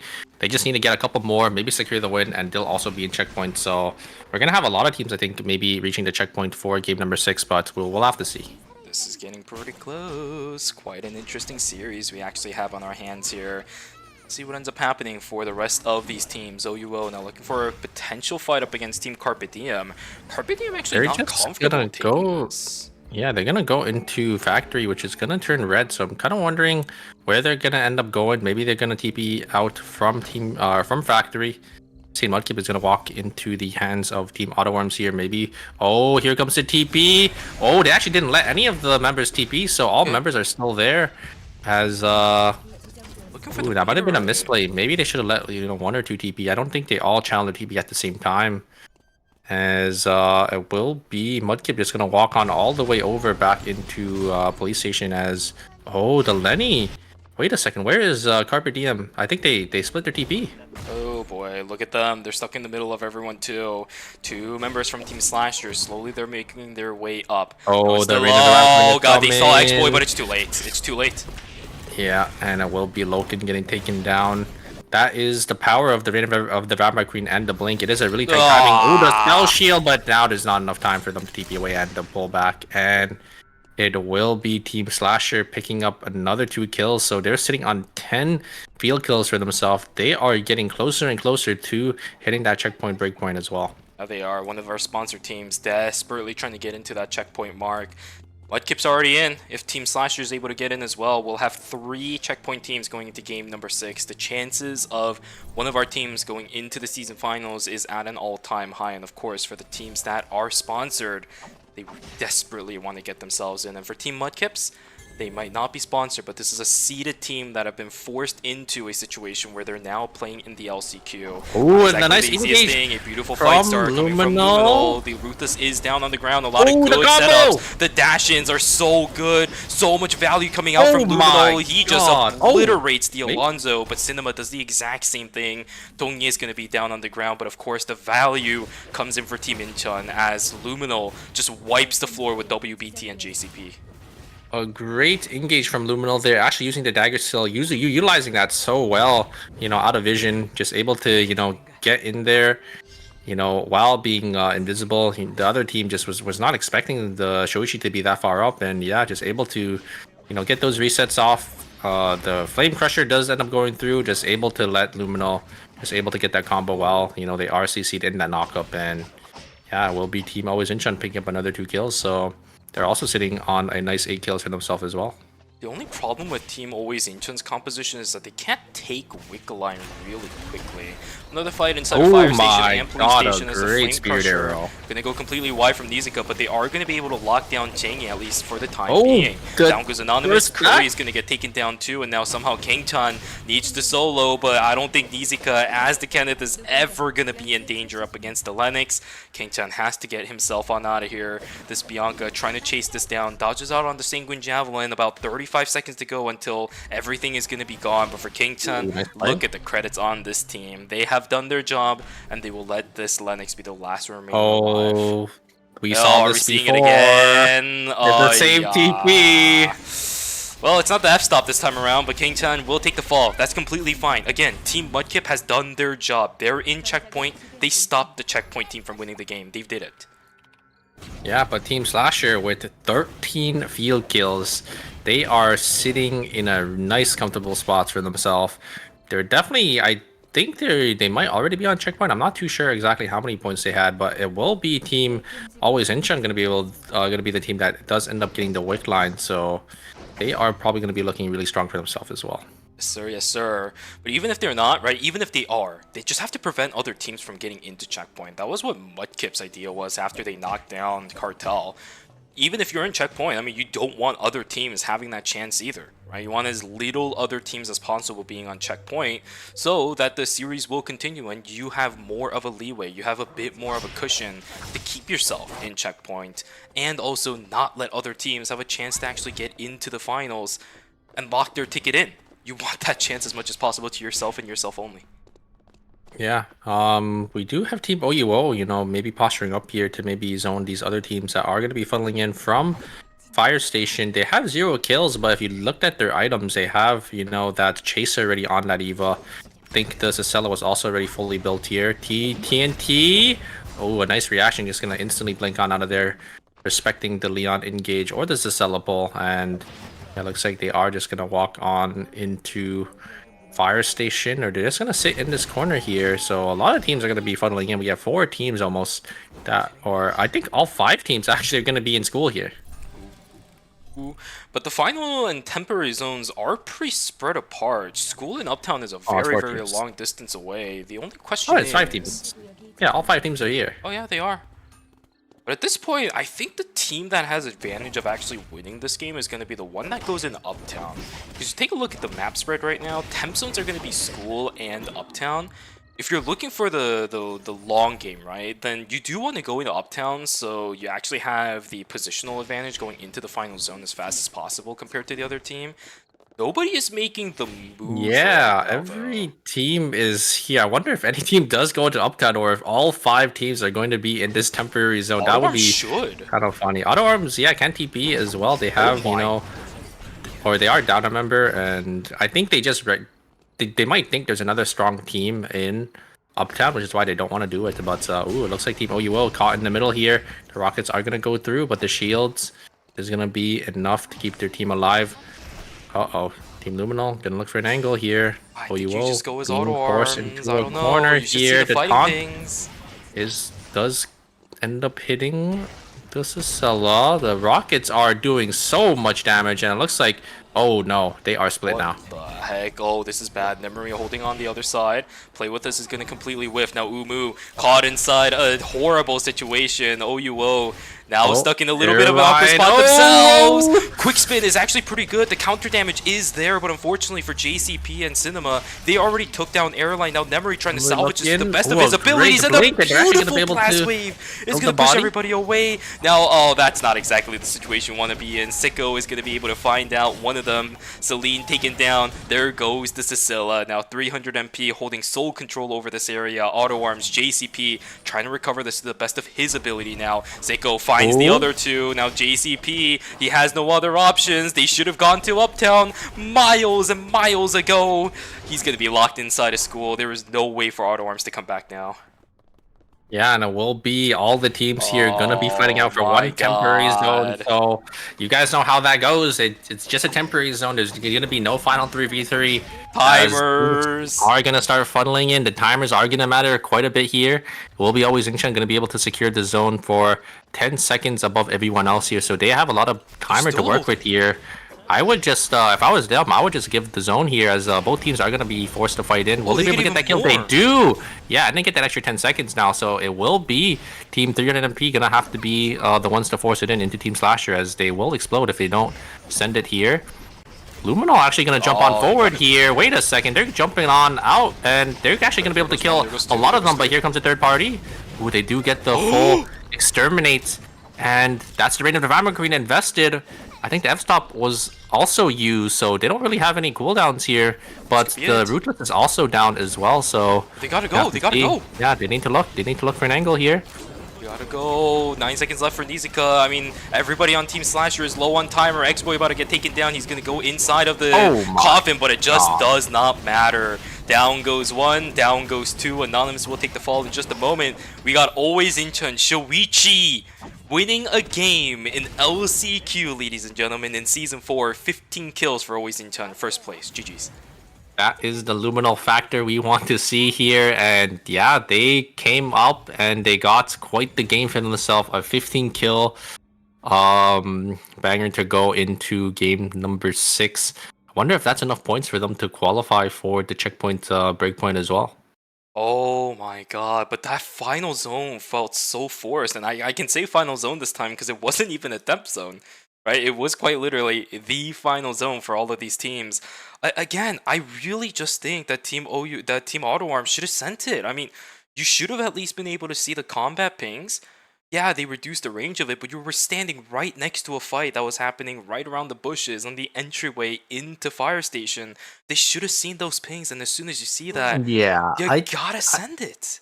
I would have coin flipped it as well, but I don't blame them for not doing it because I think 90% of the time there's usually always the strongest team in the other zone. So yeah, they probably just didn't expect like there to be a zone that's free, right? So it was a little unfortunate. I think they did end up getting an extra kill for themselves though in that school, right? Because one of the teams tried going to the TP and then they ended up getting that catch. But yeah, I do agree. I think they should have maybe tried coin flipping it there, TPing down to Uptown. Or at least send because, one. Yeah, you never know, right? You never know. There could be a zone that's free, and that's exactly what happened in this game. Quite devastating for Team Auto Arms. I'm pretty sure they'll be able to look back on the VOD later down the road and say, oh, you probably could have made a turnaround in that situation, but this is one of those you look back in the VOD and say, what if? Kind of situation. Yeah, right. It's just unfortunate for Team Auto Arms. They just didn't take the opportunity, and they do end up wiping like that. But you're right, though. They do at least manage to deal with OUO. Down goes one, and down goes another. I mean, that's just the way of the trade, I suppose. Do secure themselves another placement point. Yay!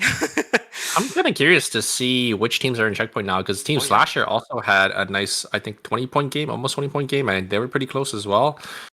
I don't know if these teams were, or excuse me, I don't know how close these teams were into checkpoint, but I think we might have a couple teams maybe getting into the breakpoint for game number 6.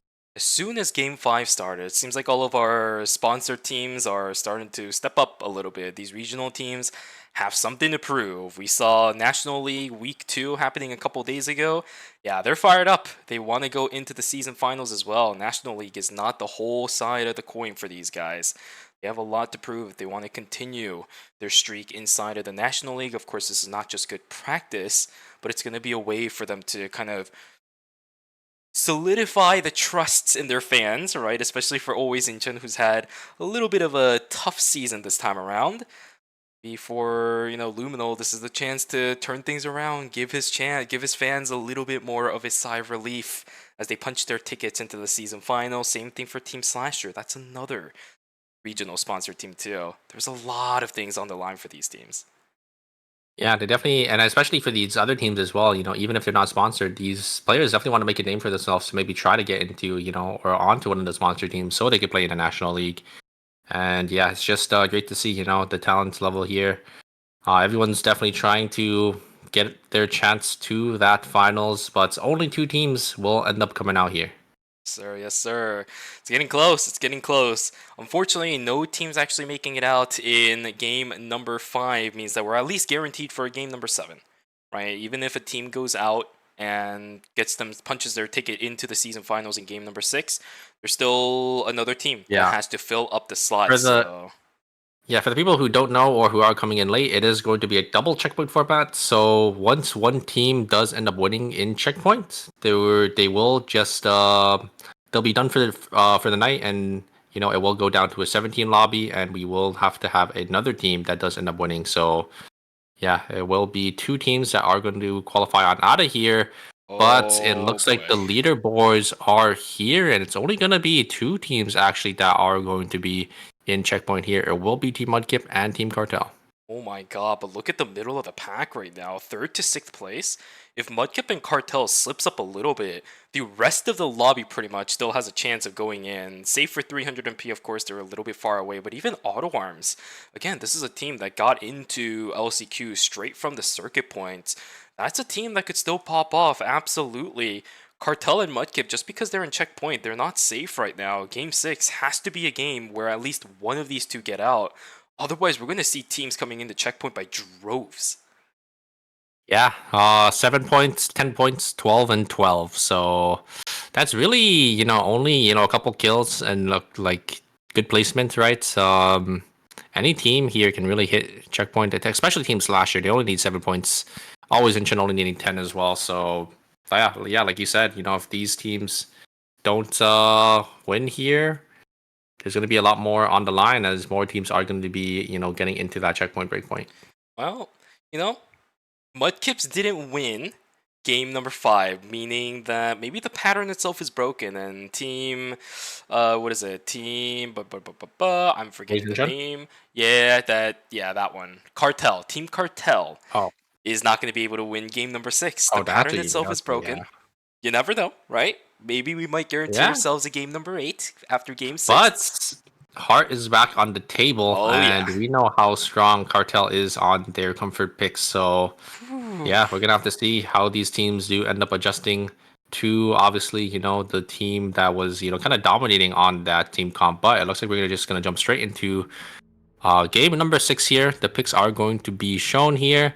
Mudkip going to still play, their My Darko Rio, it looks like. They're going to stay on that team comp there. I think Team Cartel, actually, they aren't going to be playing the hard comp. I suppose not. I mean, they still have 14 seconds. I don't think they're locking in Felix. Yeah, I'm pretty sure they're going to lock in Heart. I think they're just hovering it here. Yeah, I would definitely think that the Heart is a lot better of a pick here too, but... Yeah, I think they're trying to maybe bait out the bans because, it's kind of mind games as well, right? Because now there's only 2 Heart picks, and Heart is not actually banned for the next game. Yep, Mai will be though. 4 Mai is being picked throughout the course of the lobby. Peng, Gingchan, Psycho, as well as Tongye. Pretty standard. We've seen 4 Mai picks across the board throughout the course of the night. Just too good of a character to give up at this stage in the game, especially actually at this stage in the game. If Mudkip and Cartel is able to carry this character on into game number 7 as well, that's where the risk starts really becoming an issue. So I love the My picks here coming from these teams, at least inhibit a way for at least one of these teams to play to their fullest extent in game number 7, because regardless of the result in this game, at most only one of those 2 teams make it out. Yeah, we'll have to see, right? it's still anyone's game though, right? If these teams do not end up winning this lobby, we will go to a game number 7 and will be guaranteed for a game number 8. Oh yeah, this might be one of our longest series in the season yet, Super. LCQ itself, again, maybe this is the reason why the Korean production wanted to start 2 hours early and also not have round results. They understood that this was coming from a mile away, I don't know. You might be right. You might be right, especially because these LCQs, they can definitely go for a lot longer because not only is it a checkpoint format, but it's a double checkpoint format. So Oh yeah. 2 teams need to win in checkpoint, and if it goes to the golden round, right? So it could even go to a game 11. It maybe even game 12 at this point, right? Because of how far behind 300 MP is. This is one of those series that I personally speaking is one of the closest when it comes to LCQ between this many teams combined. And the fact that it's this many teams close to each other at game number 6 means that there is bound to be one team that is super far behind, and that is 300 MP. The thing about that team though is that we haven't really seen anything from them just yet, right? And now that might not mean great things for a lot of people when you just look at it from the forefront, but on the backside you have to also think about what happens if they do bring their cards to the table. How devastating of a team composition can this roster be? Because 300 MP are also starring a roster nice. that has a lot of really good players in it. Yeah, and but on the other side of speaking about the game here, we actually do have Always Incheon finding a nice early kill, and this team, they only need 10 points to get into checkpoint here. Oh wow, Numeri actually not respecting the heart, autoing them, just gonna pick up the rocks, but just gonna be forced to use their Peacemaker, as they will end up finishing their build ahead of time. The Dina trying to look for their Sun Conjunct, maybe try to get some damage there, but not gonna be able to connect onto anyone, as Mudkip does end up finding Cry, just gonna steal these walls away from them. And yeah, we have a relatively peaceful, I would say, game number 6 here, but we do actually have, never mind, there's some engages here. TNT actually gonna get secured by Carpe Diem. That double bookmark is gonna be enough here, as, oh wait, maybe, kind of like that play from the Mai. They tried to get off the jump pad to maybe let the other two get sent over, but unfortunately Carpe Diem just able to trace that Mai's footsteps, and it will be Always Incheon's Mai gonna fall on Carpe Diem. Gonna be able to get a nice 2 early kills for himself. Yeah, the catwalk and the stroke was actually used to try killing the haze, I think it was. So since it's early on enough in the game where you don't have max level on your mobility skill, of course the cooldown for the Mai is going to be a bit. Oh my god. There goes another member. Cinema taken down. WBT also in a little bit of trouble. Auto Arms not exactly having the best at the start to night number 1. But at least for the Alonzo, he's still at the level 7 mark, right? So the breakpoint to level 8 hasn't been hit. His death timer is quite low. Whereas on the other side, Curry, he's level 9. Yeah, he has the long death timer.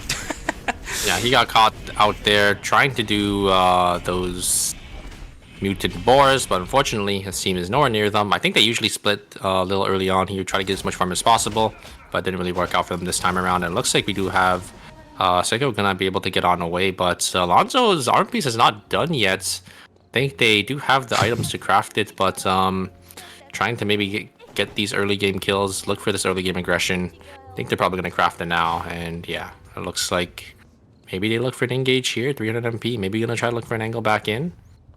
TP does end up getting cancelled, as JCP does end up actually just TPing straight to beach, it looks like, instead. Fine, completely fine. Oyo and 300 MP also maybe looking for some kind of scuffle inside of Hotel and School, but with, of course, TNT a little bit split apart, does not want to take that fight right now at all. It's still early on enough in the game where nobody has transitions at the moment, so the damage numbers are gonna be a bit awkward. The entire west side of the map is just covered with players across the board. Everybody looking for a piece of the pie in these meteorites. This is definitely a hot spot here because it's not only a meteorite, but it's also the Wolfpack. So there's definitely going to be teams that want to contest for this. As if you are able to get both the meteorite and the wolves, you are going to be sitting in a nice comfortable spot here. It's such a nice tempo boost, but there is the satellite scan here. Gangchang gonna try looking for an angle, but not gonna be able to find anything, so they're just gonna walk away. But it will be Cartel that does get both the wolves and the meteorite, so they are going to be looking really strong here, right? They get the mastery, they get the credits, they get that meteorites. they get their buy-ins as well here, they're going to be looking pretty nice as here comes the engage coming out from Team OUO. A nice blink reaction from Umu. Memory actually dashes on forward there. Nice knock up from Airline. Not gonna be able to kill any of the members of Team 300MP though, as a third party might be coming from the Celine. No, it looks like yeah, they are auto arm. There's a little split, so they're just gonna back away. It's still too early game for this Ava to actually do any real meaningful damage, and plus on top of it she was in a really awkward situation because she was trying to keep herself safe, right? It's a good idea, but because of the way that school is oriented on the top right side of the actual building itself, every time she tried to deal damage she kind of got weird pathing. So a bit unfortunate on the side of Team OUO, doesn't manage to pick up any kills. And you're right, it's a lot slower of a game than we've ever seen before, but that just really means that each of these team fights are gonna mean a lot more going down into the middle stages of the game. Yeah, and here comes the buy-ins for these teams. Looks like we do have quite a bit. Everyone, you know, is definitely just on their consoles getting their buy-ins. This is like the usual time. You know, these teams are just gonna try to get their transitions up to be as strong as possible, you know, for these upcoming objectives. TNT, ooh, almost getting caught there. A little mispositioned as their Felix is on the other side of the map. It looks like they're just, you know, getting some more farm here, getting some more credits as teams are getting ready for these battle zones and these alphas. I just noticed this, but I think Carpe Diem, Loken has been prioritizing Blaster Helmet. Is that really that Use good? the ball. Oh, whoa. Actually, Anonymous autoed a half a second early before the mark actually fully finished. Yeah, the pull didn't go through there. I think that is definitely you know, a slight misinput from Anonymous, but the damage coming out from Team Slasher, the poke is just too much. There is the heal coming out from god, the nice Peacemaker, Dina, but I don't know. Good Peacemaker to cancel out the Reign of the Vampire Queen. Izuka trying to get some damage in here. That looks like it's going to be enough. Actually, it's going to be both. They're actually going to trade. It's just going to be the Heart trying to do as much damage as possible. They are going to be able to kill Anonymous. Maybe they could look to clutch it up here. They actually do dodge out on the dash, but it's not enough. I think they actually got tagged by the very edge of circulation, if I'm going to be honest with you. I don't think the auto attack is enough to do that. Half a second gain, 14 Mudkips, but they're not going to be able to stay alive any longer. Down they go. Pop goes the Weasel. And now the entirety of Police Station is going to be covered by the members of OUO and Team Carpe Diem, but the poke coming through from this Kadia is a little bit too much. In the Blitz, also doing a ton of damage. There's the Peacemaker coming up, but unfortunately the Shukai is already taken down. Umu doesn't have enough gauge, just barely gets enough, but down goes Nemery. Oh my god! That's the Eva damage. Oh you my don't do that against an Ava! You can't, you can't, you can't! You cannot! Look at her items too, it's just armor penetration galore. You can't eat those! That is the attack zone Eva with the double 4-score already. Oh my god, they just lined up for that laser and they got instantly punished. Oh my lord, I don't think... Wow. I mean, was that one? Okay. I'm a little bit doubtful of what ended up happening there, at least from the perspective of Carpe Diem, right? Because players like Hoyt and Logan are not the type of people to walk into things like that. Was that the weird situation where if the Ava is sitting inside of a bush, they can't see the laser? No. I think they definitely saw the laser. I think they just thought the fight was already won, because that is what happens to a lot of players where, you know, they just let their guard down, right? If there's just one, you know, DPS player left, right? It's like, we could just walk into him, we could just kill him, but you cannot disrespect an Eva, especially an Eva that has 2 4-scores already. And they got another one! They just got instantly punished. They got another 4-score from the battle zone too. It is disgusting of a situation that Team OUO just randomly got themselves on. Especially since it was also an attack zone as well, so they just were able to deal so much damage, right? Getting that extra, I think it's, how much extra attack power do you get? 20%, I think. That's still massive. Oh, they actually stalled out Mudkip's, what is it? Kill onto the Mai. Yeah, so they actually have to, you know, buy them back, so that's a minus 250 for Team Mudkip already. That is not what you want to see, especially since, you know, this is a team that is in checkpoint. Darko is going to come back up, so it's not too bad, but yeah, you know, minus on credits, especially early on, is really devastating because you're just not able to, you know, snowball as well. But we're gonna have to see Team 300MP. They're gonna try sticking this tree here. Team Carpe Diem is here to contest. Yo, there is no Ava for them to deal with this time around. The bookmark actually does land on TNT. The second Memory Odyssey is not going to land. Trumpet is also going to miss, which means the Tree of Life is just going to be freely taken by the side of 300 MP. A decent start, I would say, to the middle stages of the game, but 300 MP still sitting on 0 kills. I mean, there is a lot more that they have to do if they want to find success in the latter stages of the series, Super. They are still down low when it comes to points compared to everybody else. They cannot afford to sit on 0 kills like this any longer. Yeah, they need to look, and they need to look now, but it looks like we have Team Slasher walking up into Team Auto Arms. Team Auto Arms caught in the middle of 2 teams here, so it might be pretty bad for them if they don't path correctly. It looks like they actually just path on down, so nice awareness for this team. They're just gonna, ooh, a nice check from the Celine. Obviously no one in that bush, but it's always good to check your bushes. Looks like they're just gonna walk on down to Fire Station, probably gonna play for that box as Omega is gonna be spawning in alley.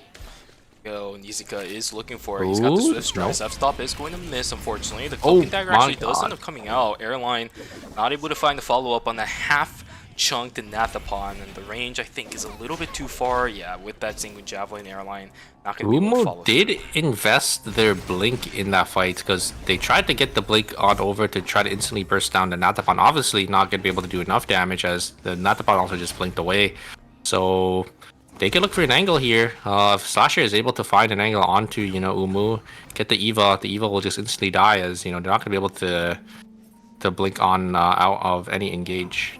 Sir, transitions across the board for a lot of these teams' priority targets are looking absolutely incredible. I mean, we just saw it. Logan sitting on 5 transitions right now. They're going to be able to find themselves, I think that was a Mithril inside of the box, which is actually going to have really high value, especially for a, a Suwa who just ended up picking up a Tindalos Monarch. Absolutely massive, especially at this stage in the game. Those 5 additional % cooldown reduction is going to go a long way for a Suwa at this stage in the game, level 16.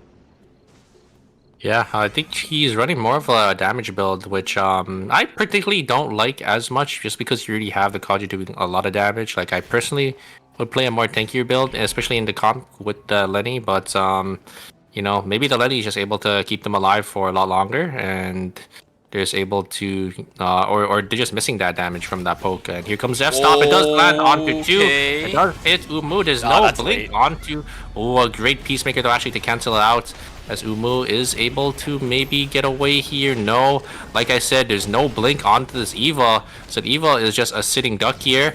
He tries to look for an angle back onto X-Boy, and it will be Team OUO wiping, as Team Slasher finds an excellent F-Stop from the Nathapon.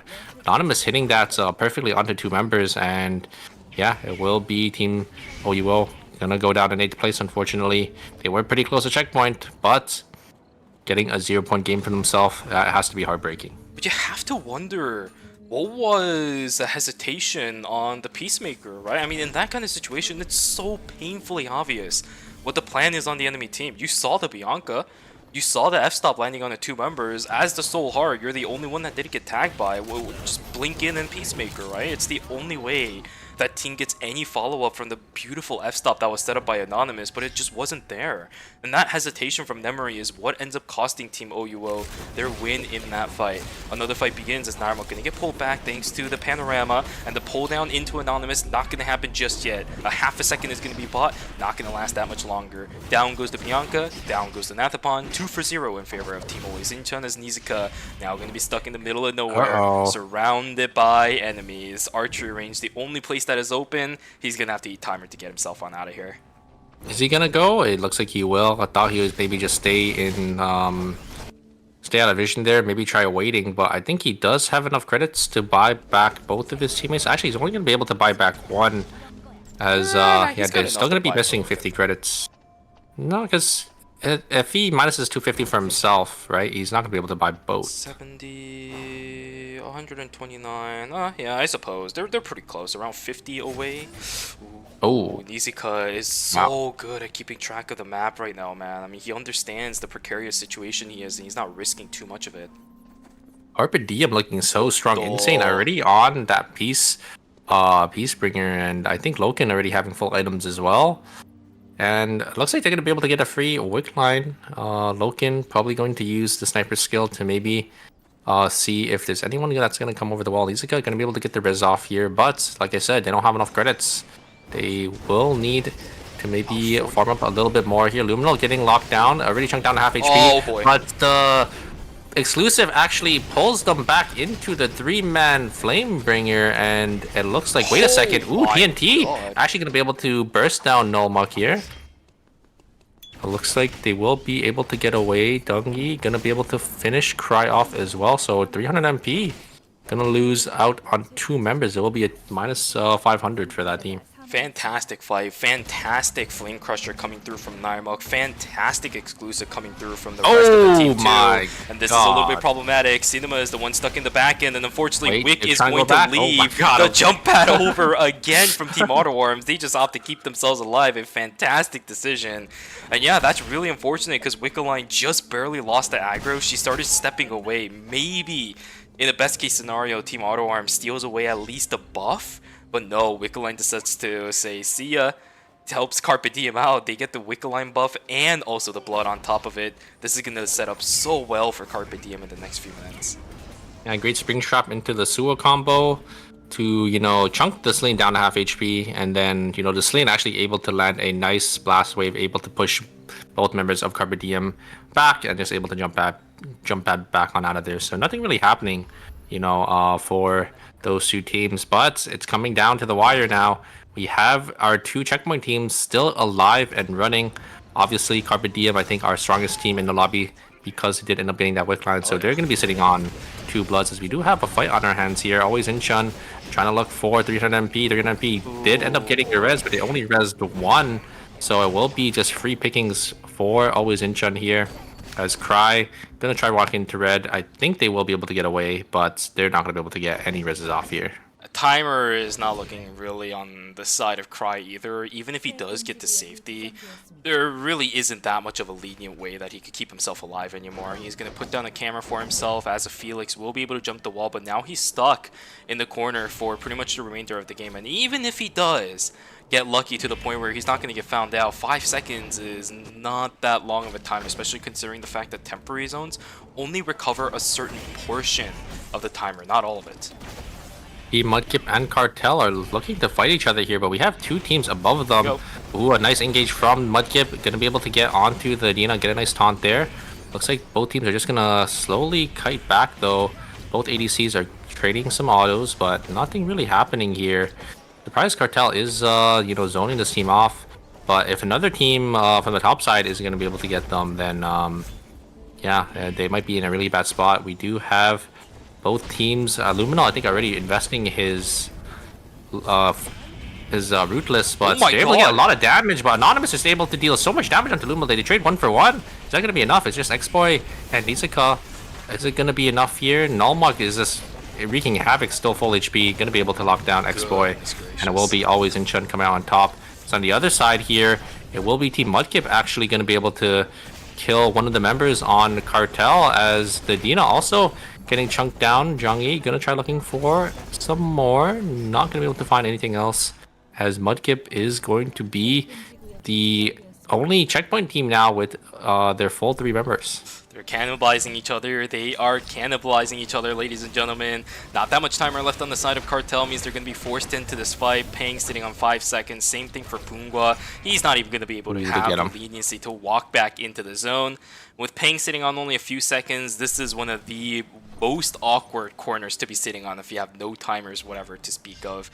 Wei-Xin-Chun looking for a potential fight up against Team Mudkips. They do find Peng, but remember, Peng does not have that much time. 5 seconds left for him.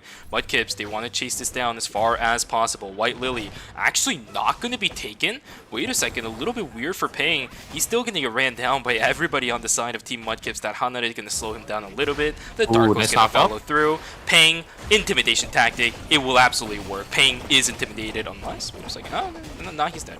Good taunt, yeah, coming up from Gangchung, and that will be Cartel falling. Mudkip getting those nice 3 kills. They could still look to win the game here. They got a lot of credits off that body. They could buy their items now, and they're gonna be looking pretty good. Do have a nice 4 bomb coming out from the Celine, but it's just gonna get healed up as the poke damage coming out from Loken just gonna be able to deal so much. And now we have the Selena completely isolated. They are going to walk around. Maybe they could regroup in hospital here. We're gonna have to see. The bat and also the spring trap from the Lenny was denied because of a beautifully timed blast wave. It actually buffered it. Now the fight again, starting through from both of these is it teams. enough The four stacks damage? are actually Oh, not they that do kill bad. the It is a Suwa, 1 but- for 2, but in the end, it's a 1 Yeah. for 2. Cinema has nowhere else to go. He has to just push his way on through, and with now Insane all the way back on the safe side, he's not going to be able to have enough. Carpe Diem setting themselves up to a potential checkpoint game right now. They just need a few more kills and a few more placements. They should have it. Team Slasher with 8, I think they've got it.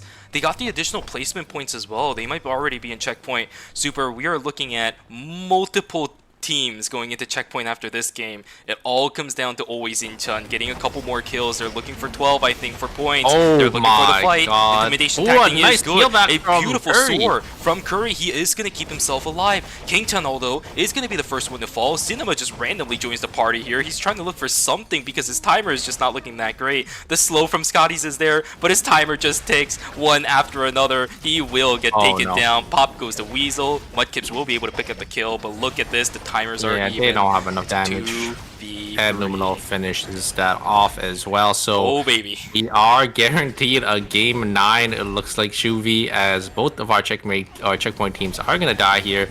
Always Incheon also getting 12 field kills for themselves too. So I think they're also gonna be in checkpoint. So we're gonna have about 4 teams at checkpoint for the next game. Yeah. Is that a Scarlet Scythe on a Kenneth? When was the last time we've seen that? Yeah, we're gonna have to see if that is gonna be enough to beat the team of Carpe Diem here. They need to look for an angle to maybe burst down Loken or the Suwa, as long as they are able to get one. And Luminal, needs to stay alive here in this fight. You have to see how it does end up working for them. Actually, Yeah, you're right. Scarlet's site. They have the mid crop as well, so they're still pretty tanky, and they have a lot of AP. So here it comes. Here we go. The final fight of game number 8. After this one, game number 6, I apologize. After this one, we will go to a break, guaranteeing ourselves a game number 8. Here we go. The fight is going to start. Double taunt. Nope, it's a single taunt. A lot of damage going down onto Darmok. He actually gets taken down. Wait a second. Team Carpe Diem, if Loken stays alive here, they might be able to do it. Down goes Luminal, and I think they've done it. 7 kills in first place. That's 15 points. How many teams do we have in checkpoints? I think we have 5 now, right? I think so too. What? Yeah, Carpe Diem coming out on top there. The Lenny is able to get a nice stun, onto Luminal, just deny any damage onto Loken, and this Kaj just deals so much damage, and then the Suwa able to win the 1v1 as well onto the Kenneth, is able to deal so much damage. And yeah, that is going to be it. Carpe Diem coming out on top. 5 teams in checkpoint, Shuvi. It is anyone's game to make it out here. Uh-oh. The little buffer that Mudkip and Cartel has set themselves up for is now slowly actually, no, it's not even slowly disappearing. It has crumbled at this point. It's disintegrated. Now, 3 additional teams most likely going to be joining the checkpoint system. This is devastating. Carpe Diem in checkpoint and LCQ. We might see ourselves, the league team, potentially punching their tickets into the season final if they're able to have another performance like the one that we just saw coming out from them. Now, to be fair, Always Incheon definitely tunneled the Karia, right? 100%. There is no way they should have just left the Suwa there. Yeah, if they all just focus Suwa, I think maybe they could have had it. But obviously, Kaja just dealing so much damage to return. And I think the angle in which the Loken ran away after the Ruthless was done was also really good too. Because that's a strategy with Shoichi, right? You usually want to try proccing your ultimate on a wall so that, even if you don't have a reset, the dagger falls on top of you for one of them, and you're able to pick that one up and get the resets. As soon as the Ruthless came out, Loken used his E the other way, went to the other wall, so there was not enough resets coming through from Luminal, and the healing from Hoyt was actually enough to keep him alive too. Massive and plays. getting that stun off too, I think just shut Luminal down. Because if Luminal's not able to dash to his daggers, not able to get any resets, then there's not really much he could do. But yeah, I do agree. I definitely think they had the angle onto the Suwa at the start, but then I think the Mai just fully sent it onto the Kaja, pulled Luminal in as well to try to maybe kill Kaja. And it just wasn't enough. I think, because Suwa isn't as tanky as obviously Mai, so or Kenneth, so maybe they could have looked for an angle. But here it is. It is a 5-team checkpoint. Auto Arms and OUO, they're on 43 and 40 respectively, so they could still make it as well. For there is 2 teams that can make it in, right? So Oh my god. We should, theoretically with this though, have at least one of our checkpoint teams getting through into the season finals, don't jinx it, right? Jimmy, don't jinx it. Listen, statistically speaking, it will happen. Although Team OUO and Auto Arms, they've been stepping up, right? One of the reasons why I'm actually kind of saying that with a little bit of confidence is because while OUO and Auto Arms, they've been playing, I'm not going to say they've been playing badly. It's just I haven't really seen either one of these teams be proactive enough to the point where I'm confident in them being able to win a game. Right, and we don't even have to talk about 300 MP. They're still kind of struggling, if I'm going to be very blunt about it. But the prospects of what Auto Arms and OUO has brought to the table just isn't really convincing me. But Super, we're going to send it to a break here, of course, with Game 6 done, which means Game 7 and 8 are about to come up. So for those of you guys in the chat, go grab some water once again. Go refill it if it's already gone. Grab some snacks if you guys want some of those. And take a stretch, because we will see you guys back here for Game 7 and 8 after the break. Take care, take care.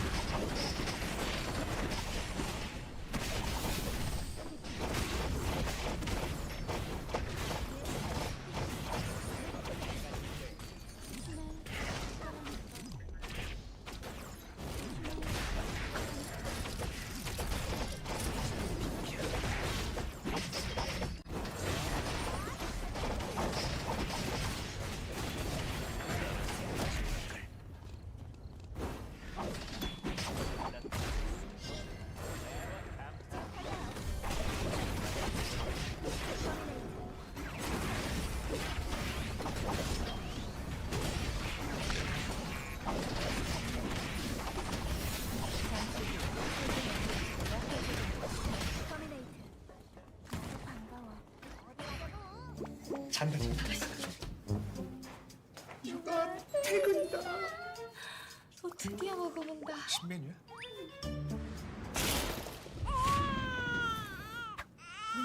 좀 나만 먹는 거 같아 맨날 진짜. 근데 이거 치킨 이름 뭐야? 크크크 치킨 호랑이 맛 크랑이 치킨. 얘들아 치킨 왔다. 나 오늘부터 다이어트라고 했잖아. 다이어트 한다니까 씹지 말고 녹여 먹어.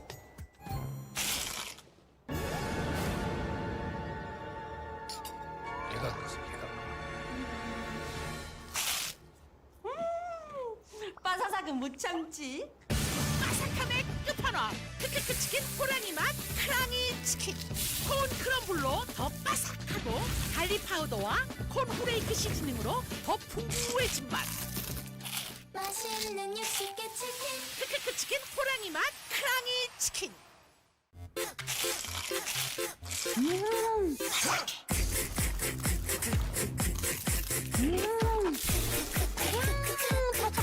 맛있어, 맛있어.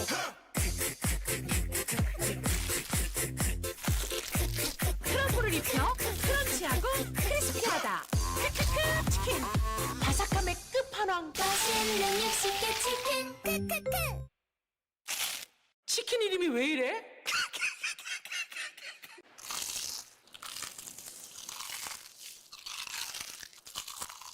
와.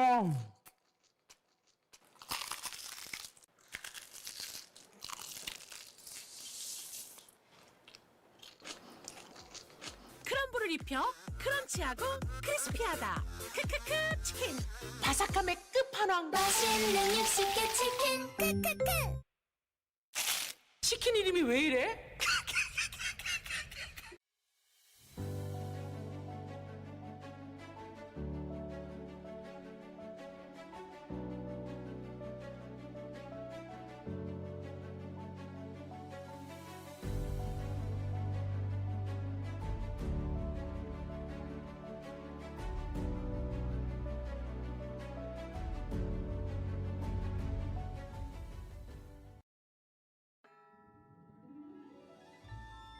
네 소리를 듣지 못한 건 참 유감이야.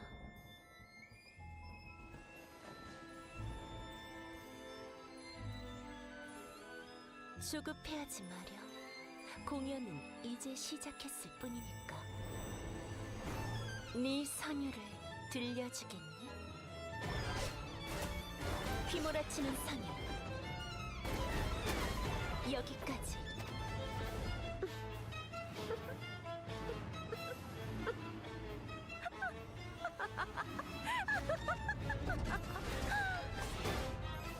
더 크게 울부짖는 게 좋을 거야. 그게 네 삶의 가치니까. 레퀴엠 디단주. 슬퍼하지 마렴. 너희는 내 걸작과 함께 영원할 테니. 그러니 더 울부짖어 보렴. 들려주렴 너의 선율을.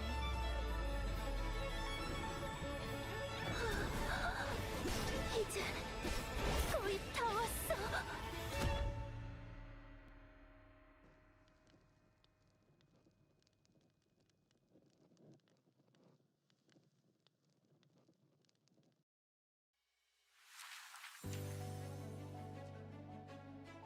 폭죽 같은 건 없으려나요?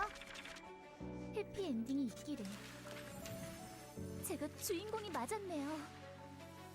어디까지나 프로답게.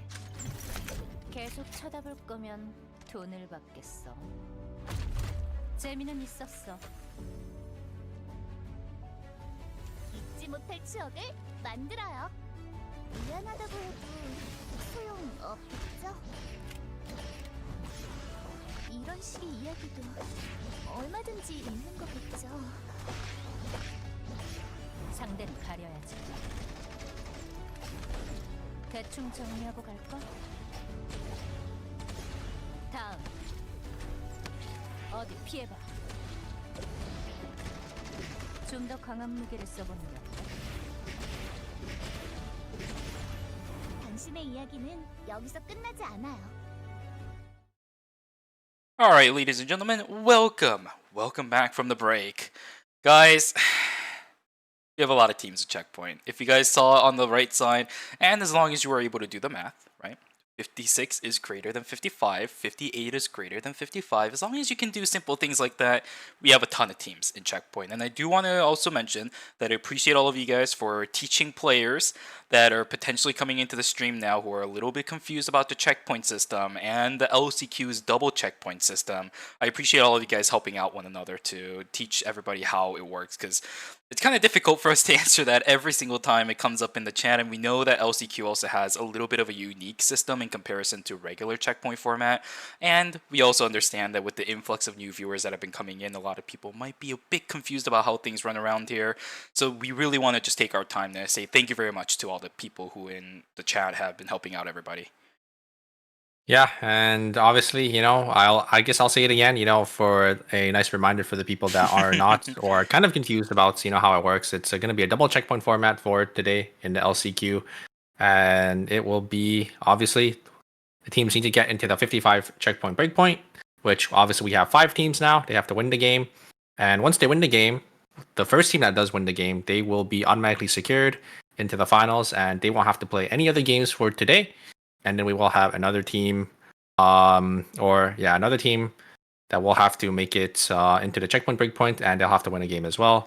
But the second team, it's going to go down to a 7-team lobby instead of that 8-team, because that first team that did get into checkpoint will be completely out, and they won't have to play anymore. So, yeah. But with that, Shuvi, we will be jumping into round number 7. And we do actually have, it looks like Peng is going to be on that Estelle.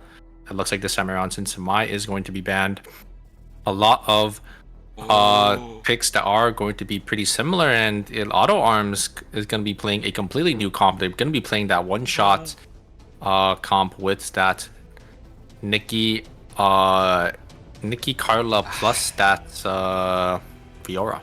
All right, I'm a little bit sad now. Because while you were looking at Auto Arms, I was taking a look at Team 300 MP. Psycho is known as a really, really good Adela player in KR, and they were hovering the Adela for a second there, so I thought they were going to full send it, but no, Psycho is going to change over onto the Tazia. But at least I can rest easy knowing that TNT is on the Razi. This is, I mentioned it earlier, right? Razi with TNT, it is almost a match made in heaven. It's almost at the level of even Sad Hand and Razi, if I'm going to be honest with you. Back in the days when Razi was a lot more played in like ERM duos, ERL solos, Sad Hand versus TNT, Razi versus Razis of Korea. It was a highlight that was all over the place, but no, this time around we're gonna dwell a little bit on the relic of the past. TNT will be going back onto the Razi for game number 7. Guys, they are bringing everything to the table. Team 300 MP has really been stretched to the limits. These guys have been trying so many different compositions. They just all have not been working out. TNT busting out the Razi means that, they're kind of just going all onto individual comfort picks. Even the Tazia coming out, the Nikki coming out. This is a composition that 300 MP, quite frankly, hasn't even ran any of the characters involved with it at all. They really are just going out of stops. I do like, these teams that are switching up, especially, if they're not doing well in the lobby, because they definitely need, like another answer, because obviously the team comp that they have been playing in the past 6 games hasn't been working out. So, them, completely swapping it up here, maybe this will be the key for them to win it out here, as they definitely need to get a stop here, preventing these other 5 teams from getting out in making it straight into the finals. So yeah, we'll have to see, right? We'll have to see how it does end up working out for them. Exactly. It's going to be a big opportunity taken for many of our teams that are in checkpoint. You guys can see on the bottom, if you guys do ever forget which teams are in there, it's going to be Team 2, 3, 4, 7, and 8. Slasher, Mudkip, Cartel, Always Ichun, and Carpe Diem, respectfully.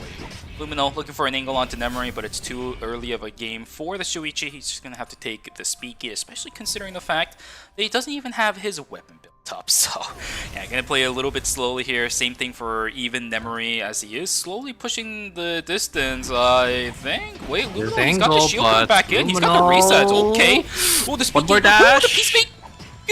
I don't know what the this reset one. here with that dagger, and he just dash on. Numeri. Oh my god. Is about to hit the White Lily, but yeah, just barely not able to hit it in time. As yeah, will be Luminal gonna be able to pick up one here, as they do end up cutting back from Cartel. Luminal already on 1 HP, so not really much they could do, and they're just gonna give up their Kenneth, as Cartel gonna be able to pick up one. But these early kills don't really matter too much for these checkpoint teams, as there's no prizing for placement, but they do get that mastery and they do get those extra credits.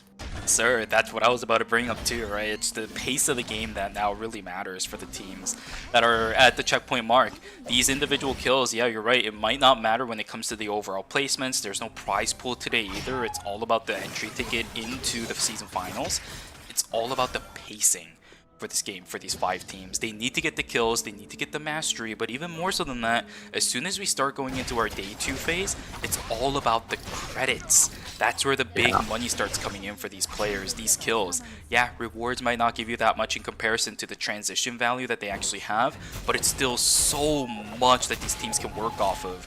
That these small decisions and small build-ups that they have in advantage compared to others, that'll go such a long way. Yeah, each kill is worth 15 to 20 credits, so if you're able to get like 1 or 2 kills, you're able to get a lot here. As here comes the F-stop, does end up hitting the Nikki, but Nikki does end up having the parry. Nice guard in reverse to cancel the Rain of the Vampire Queen X by being forced to blink away there. Anonymous not in range of the Fiora to get the pullback, as cooldowns are invested onto Team Slasher. I mean, I guess ultimates are also invested onto Team Auto Arms, but who has the better neutral here? Looks like both teams are just gonna hover around. Slasher is gonna play the Vision because they do have that Natabon, maybe trying to get that combo, but not gonna be able to find anyone. Unfortunately, on the north side, the Starco not finding the best of initiation. Jingyi not tanky enough to deal with everything. He's even gonna get the Ghost Fire on him, so he can't join the fight anytime soon. And CMB trying to catch up. They will be able to land the meteorites on them. Boomguy with the Moon. We'll be able to crash land it onto Curry, gets the stun, and the kill is in favor of Team Cartel. 35 seconds left until we are going to hit day number 2. We should have the Rio coming back up in time, so if Team Mudkip want to kind of regroup and start looking for an angle back in towards the Tree of Life, they absolutely have the option to, but they've already lost control of the zone. They don't have vision of it. Exploit, circulation is gone. Reign of the Vampire Queen is the only answer that this team is going to have. There is no, Totem coming in from the Bianca. Do they not have it or what? No, they're running Blink. Okay. yeah, they're running that blink because the blink actually, if you are able to time the blink correctly on the Reign of the Vampire Queen, you can teleport it forward. So they were able to utilize it a lot in the previous games, but yeah, looks like just now they just got caught. It's a little unfortunate. Team Auto Arms maybe going to try to contest Team Carpe Diem. It looks like no, they're actually going to back away, as Carpe Diem is just going to be able to get that free Tree of Life, as always Incheon Nullmock is going to fall here. The slow does end up getting procced, and yeah, will be him falling down as well as Luminol. I think he's by his lonesome on the other side of the map. Kenneth isn't exactly the greatest at running away, right? You gotta reset by dealing damage to somebody in order to get lower cooldowns on your mobility skill. Fortunately for the Kenneth, not going to be able to get away. Now this might be a problem again for X-Boy, as he's going to get isolated, does get taken down. Team Slasher also isolated away from everybody else. Not going to be a great situation for that team. Same thing for Cartel now. This team is also split, as Pungwa completely isolated by himself inside a temple. A lot of teams are actually opting to stay split. Quite interesting. Yeah, I think teams realize that, these early kills don't matter. They just need to get items. They need to snowball. They need to get these transitions online for the late game, because they need to win the game, right? A lot of these checkpoint teams, doesn't matter if you give up kills. It doesn't matter if you get early game kills. Getting these early game transitions to secure your win is what it's all about. So it's not really too surprising for me that these teams are deciding to split, because obviously, if you are in checkpoint, the kills don't really have as much value as they did when you weren't in checkpoint. So yeah, I think they do value credits a lot more in this situation. Luckily for these teams, it does feel like a lot of them does have the split map practice put in, because I would normally expect someone like OUO to actually have a faster advantage, and while they do, their credit counts are actually looking pretty good. A lot of other teams are actually kind of dealing with this situation pretty well. We actually haven't seen too many teams split to this extent. Maybe sometime until night number 1, OUO has been the only team where they split for a very, very extended amount of time in these games. But a lot of teams are actually handling it pretty well. Day 2 has been relatively quiet. We have battle zones about to pop in just a moment. Not too many picks going on around the map either. Not that bad, but for OUO, they are grouped up. This is, I actually can't tell which zone it is because it's blocked by all the little character models coming in on this one. They are running fast. Oh yeah, it is the speed one, you're right. Okay, so Ava gonna have a little bit of a difficulty trying to land skills, but Phase Vortex is still a good slow source. There is the fleet. And a nice blink there from Gongchang. Oh, he was so split. The Peacemaker is not good enough. It looks like Curry actually not going to be able to finish Nemri here, as Evo will actually be able to kill Jongi, and it looks like it will be Team OUO probably going to be able to come out on top here. The timers are ticking. Curry is going to get back into the drone here. Team They OUO. got the kill on the Mai too. Yeah, They got all 3 members timer are alive refreshes. here, as they're just gonna come on over here, finish Curry, and yeah, that will be it. It was looking really good for Team Mudkip, but yeah, I think unfortunately Curry's just not able to kill Nemri, and then Jongi, jumping a little too far forward, the Evo just able to deal so much damage in return, and they're able to win that battle zone for themselves. A great start by OUO, Super. This is a non-checkpoint team, and we know how terrifying an Ava going into the late game, especially in the hands of Umu, can be. OUO, they got a great start, but they gotta finish it strong. This is a team that we've seen time and time again throughout the course of the series so far, just taking an L at the worst time possible throughout the course of the series. They haven't gotten, I think, this big of a successful early game just yet, maybe a couple force cores here and there. But with this battle zone, they've completely ramped up the speed in which they can actually scale. I want to see this team actually taking advantage of this. On the other side, though, Mudkip, King Chan's dead. Yeah, I tried to blink away there, but there's a combo coming out from Slasher. We see it time and time again. The Reign of the Vampire Queen into the Natapon combo as well, and he will just instantly fall. As it looks like they're just gonna walk on back up the beach, gonna get the farm over there. Team Mudkip though, they're getting some farm in dock, so it's not too bad of a spot for them. As yeah, it looks like the Nikki just barely getting out in time there, able to get the TP off. As 300 MP, they're all grouped down in factory. Probably gonna play for this meteorite, as we do have Carpe Diem also, and oh actually no, 300 MP is coming down to contest auto arms, and Carpe Diem is coming as well. They don't know about Carpe Diem just yet. Auto arms. Now JCP knows he's stuck in a horrible situation. Your rage uppercut sends him straight in, but the guard in reverse will actually be enough to send Cry out. All this time, Sicko was picking up the meteorite. They get the objective and run. Wow, yeah, no punish onto the Nikki, but the guard in reverse I think was perfectly timed. Just not able to punish that because no CC can be landed onto the Nikki when the guard in reverse is happening. And I think they used it perfectly on the Springtrap, so they're just able to get on out of there. Carpe Diem will be the one to pick up, I think, that kill, as 300 MP do get the meteorite instead. A fight potentially brewing inside a chapel. 300 MP, Sicko taken down to about half HP. Cry also eating a whole lot of damage from Curry. Guard in reverse is not going to be enough. Great snake bite coming through from King Chun. Minus 300 going towards the way of 300 MP. They got themselves a kill earlier on, but that's all they are going to be able to get. Minus 250 for this team this early on. Exactly the greatest thing. They're focused on the tree of life. Carpe Diem has vision. Okay, yeah, I think they'll be okay here. Carpe Diem just going to grab the tree, but look at the items on the Suwa. They're looking really strong. Auto Arms going to get some farm over here. Might have a fight between 300 MP and Carpe Diem. It looks like 300 MP is just going to back on away here, as they are relatively split. TNT just going to walk on over. Might run into Cartel though in Pond, so yeah, we're gonna have to see if anything happens with that. No, actually Cartel is gonna leave, but Carpe Diem, they kind of want some here. Insane gonna get a stun onto Cry, but looks like they're just gonna take some bread timer and they're gonna walk down and back into factory. I like them backing away, right? Because one of the issues of this stream tree, especially when stream is closed, is that despite having hospital right next to you, you still have to eat timer to grab that. King Chun gonna go back in. TNT getting tagged by the double blue Viper. He gets pulled away from the intimidation tactic, which means the bleed is also gonna get him. Cry next up on the chopping block. TNT pops. There's another one down. Minus 750. Now for 300 MP, and I this think game he is caught as well. Oh, they gotta go in the corner. The corner. Carpe Diem is above them. They're gonna try sitting in the corner to hide, but they might get caught out by Mudkip. Mudkip is still in the zone in factory here. Box is spawning in temple here.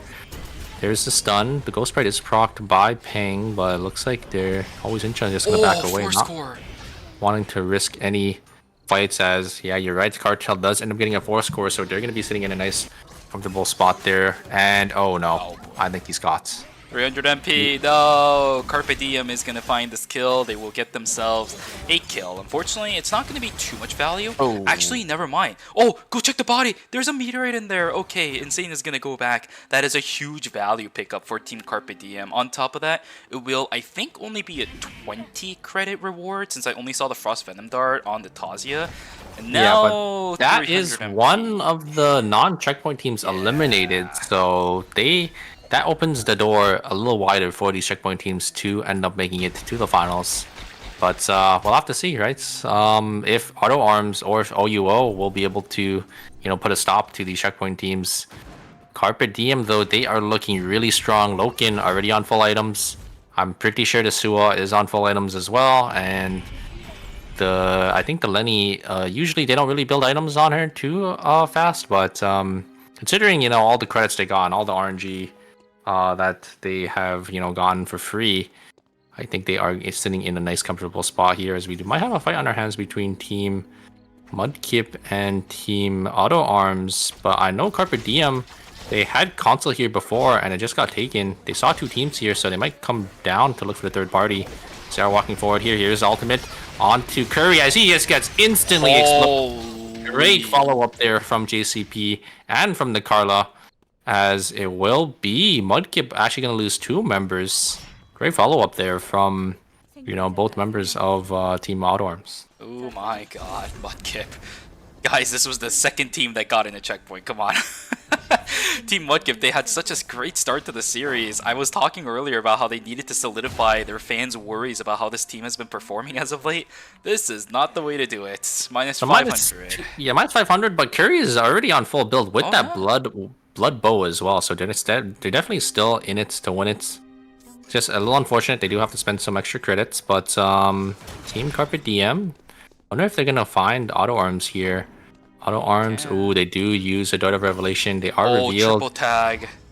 There's ultimate as well, as they do just decide to take some red timer, going back into Pond here. That's so much mastery for a late game Katia. Gosh, this is going to be devastating. I think for a lot of these teams, everybody seems to have their priority targets on full items right now.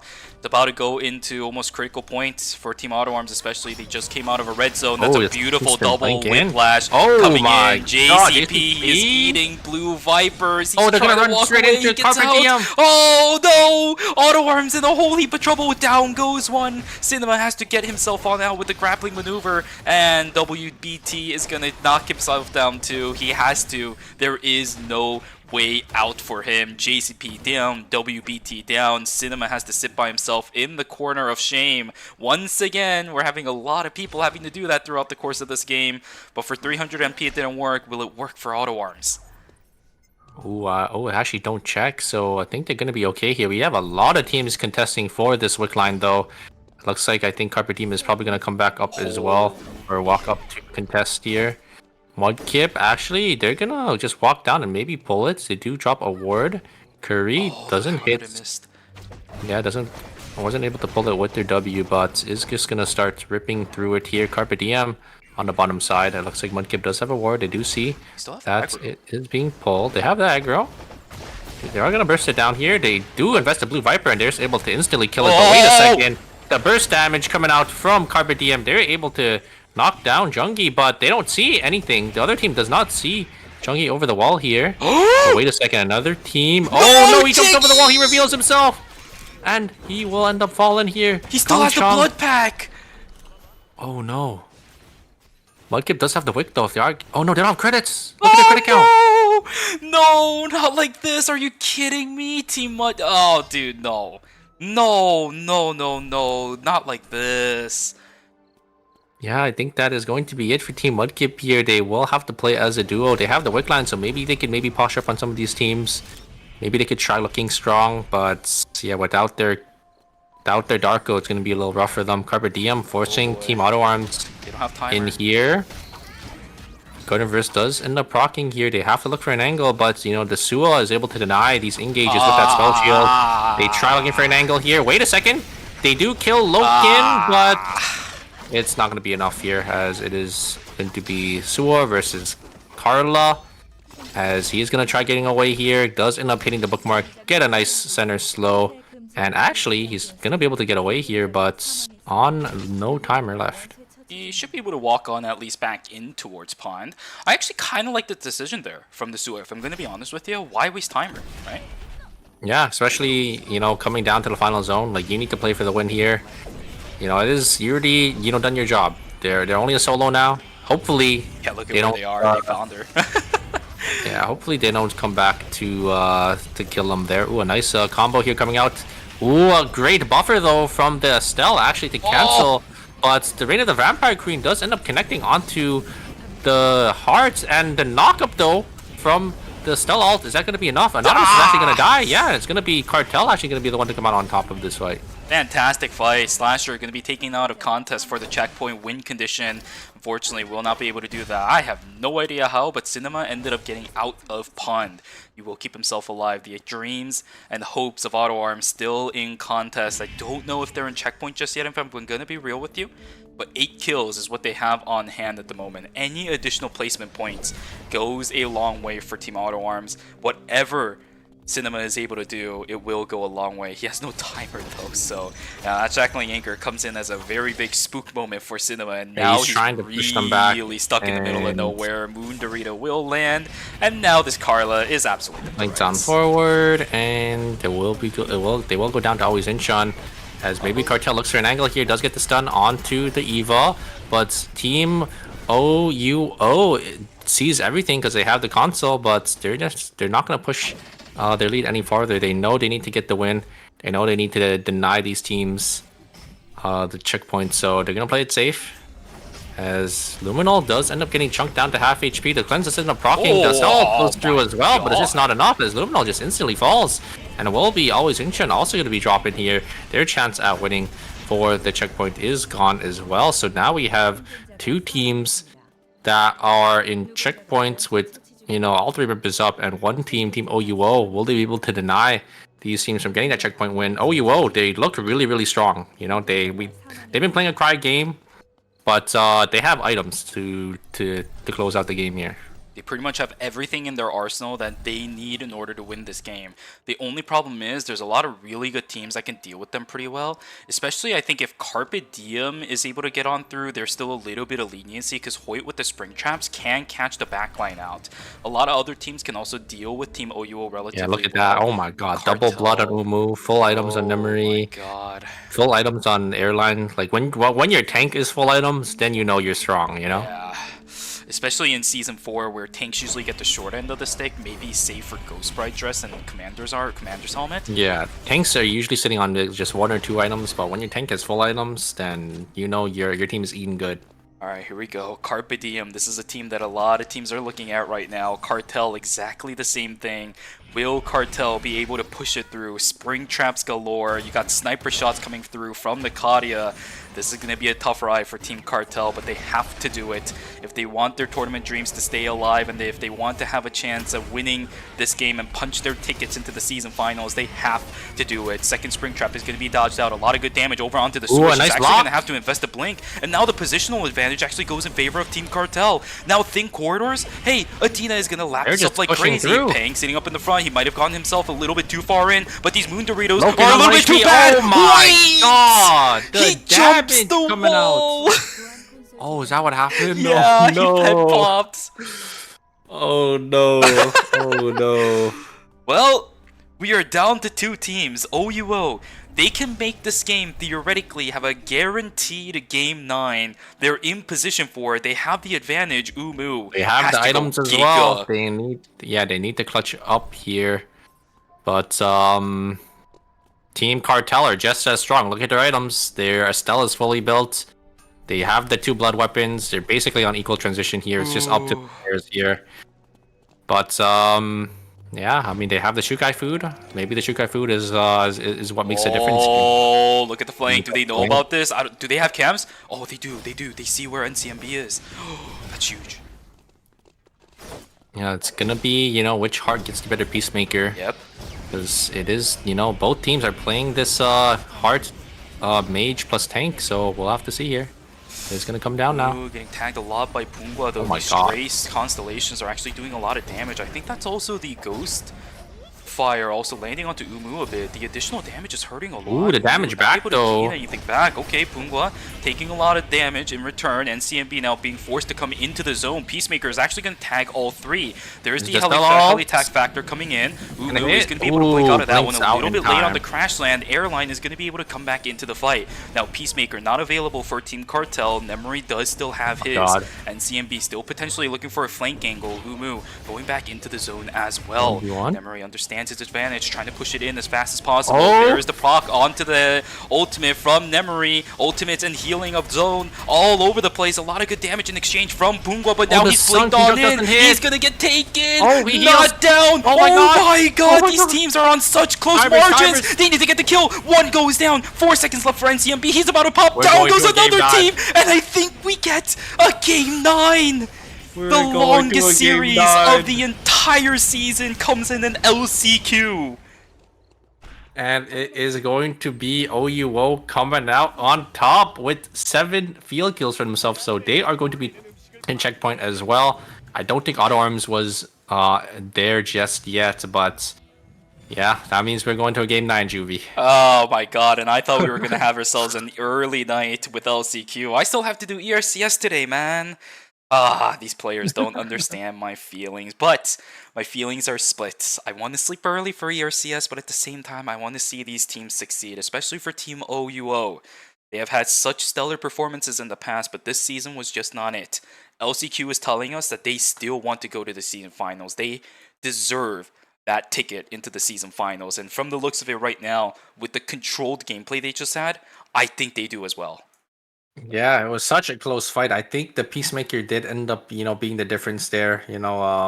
Fortunately, the Peacemaker coming out from Cartel wasn't as good as the Peacemaker coming out from OUO. He did get a good Peacemaker, but they weren't able to really kill any of the members from Team OUO. And then I think that Peacemaker ended up sealing the deal. And yeah, we will go to a game 8 and a game 9 for sure. Maybe even a game 10 or a game 11 if Team 300MP and Team Auto Arms, step it up for, the next couple of games here. Yeah, the next team that really has to step it up is going to be Team Auto Arms, right? Again, we still have not seen anything from 300MP. And as much as I hate to say it, this was pretty much all 3 players' comfort picks, and it just didn't work out. Now, the only thing that could theoretically change from this one is Sicko going over onto the Adela. But, hey, you never know.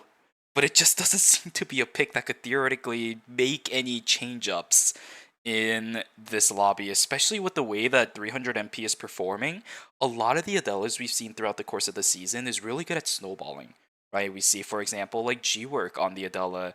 Team Fairy is able to snowball really hard whenever G-Work is playing those kind of characters because they understand the fundamentals of their team composition. It's just 300MP. It almost feels like they don't know what they're doing with their compositions, and as much as I hate to say it, it's there. It's real. You can see it in their game. Yeah, it's definitely costing them, these matches, but we'll have to see, right? We'll have to see. We are going to game 8. Maybe they switch it up here. Maybe they change their comps. If they do end up switching, or if they do end up staying, on their, comp that they played last game. They did get one practice game on it, so maybe they could, maybe they have a better understanding of how the team comp exactly works. But yeah, here are the total leaderboards. Auto Arms, unfortunately, is barely not making it in, 6 points away, but we do have 6 teams now onto that checkpoint mark. So realistically speaking, it should end on game number 9. Realistically speaking. But think about what some of these players must be thinking, right? Especially for Team Cartel.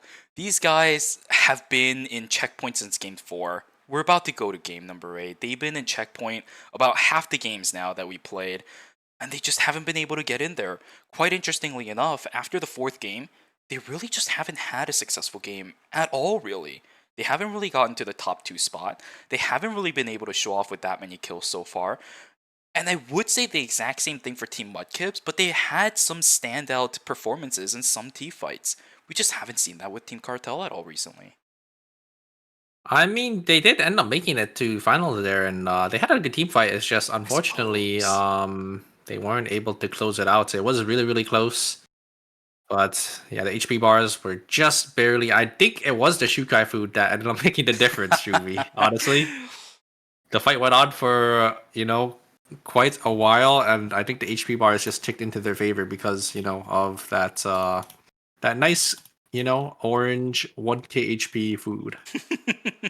Yeah, guys, it definitely feels good having a Shukai on your team, especially that late into the game. And plus, I really like the position from OUO too, right? Because one of the benefits about sitting inside a gas station that late into the game, there's potatoes next to the gas and station.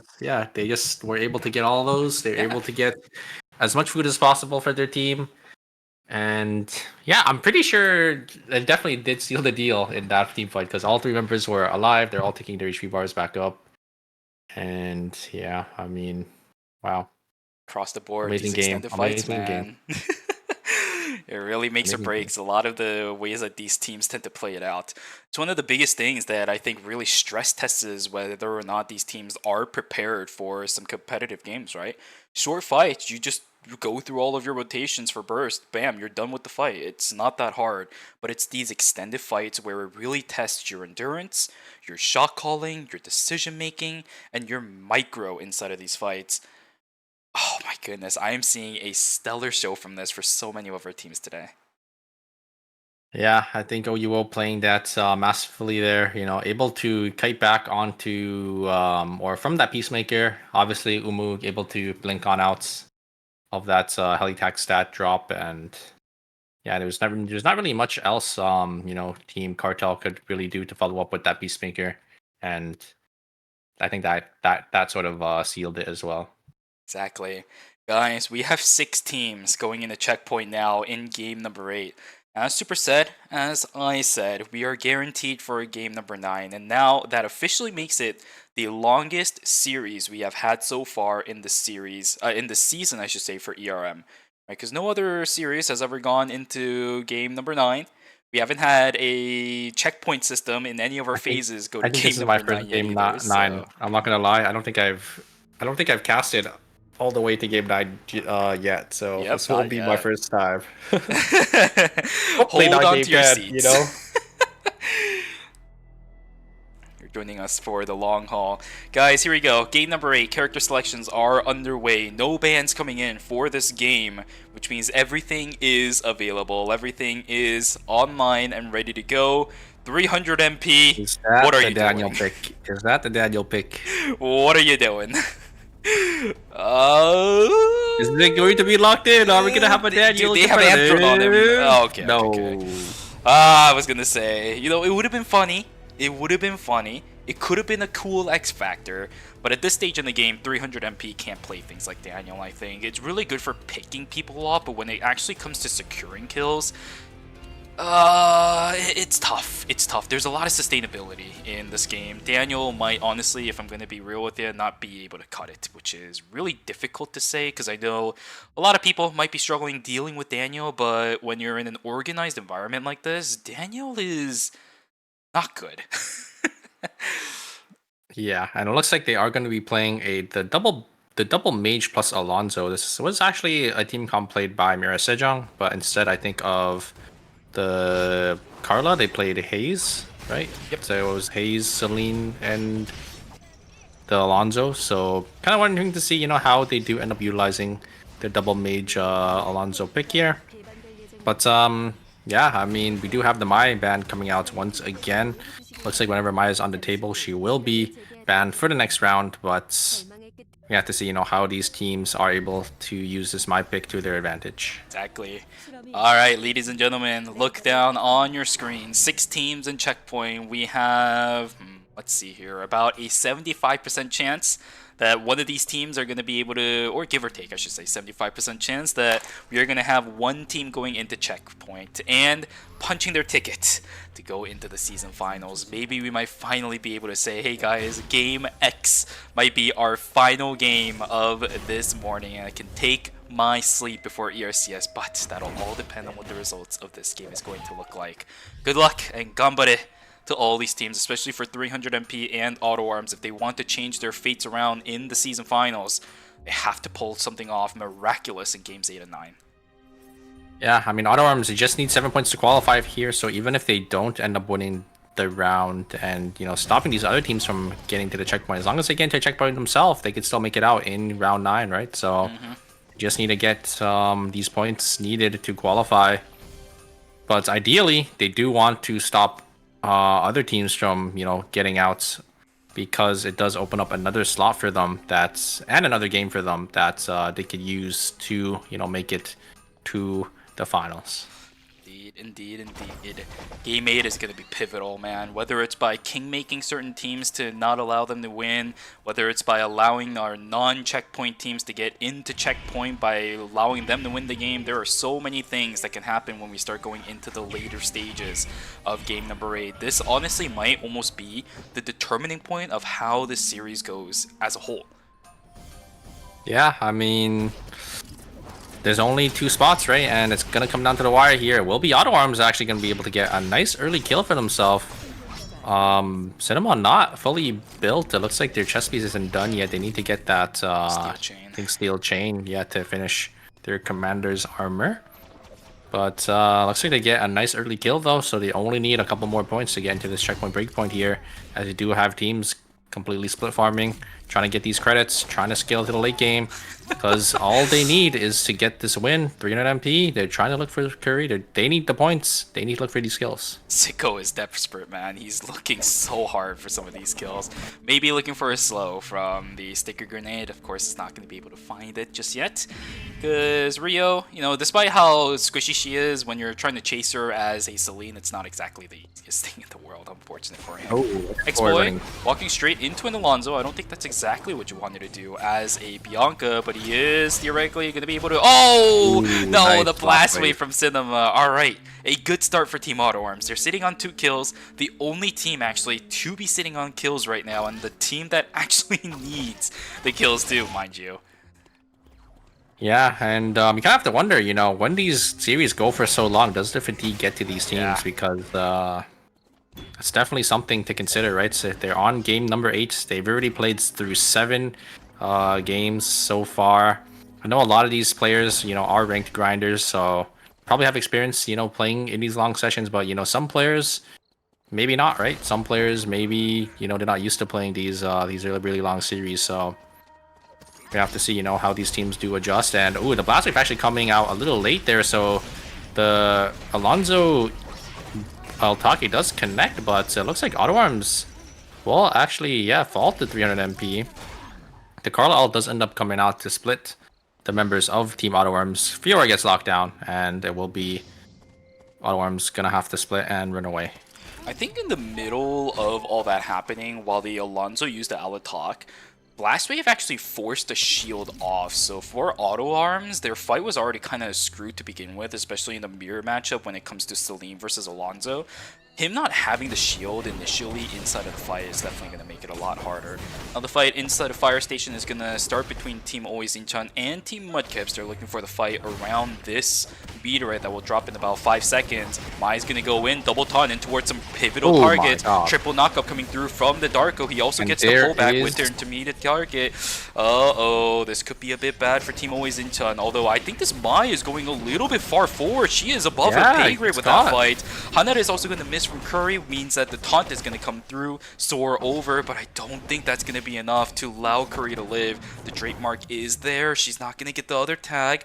Curry just needs to soar on out of here if he can. Darko around here to support.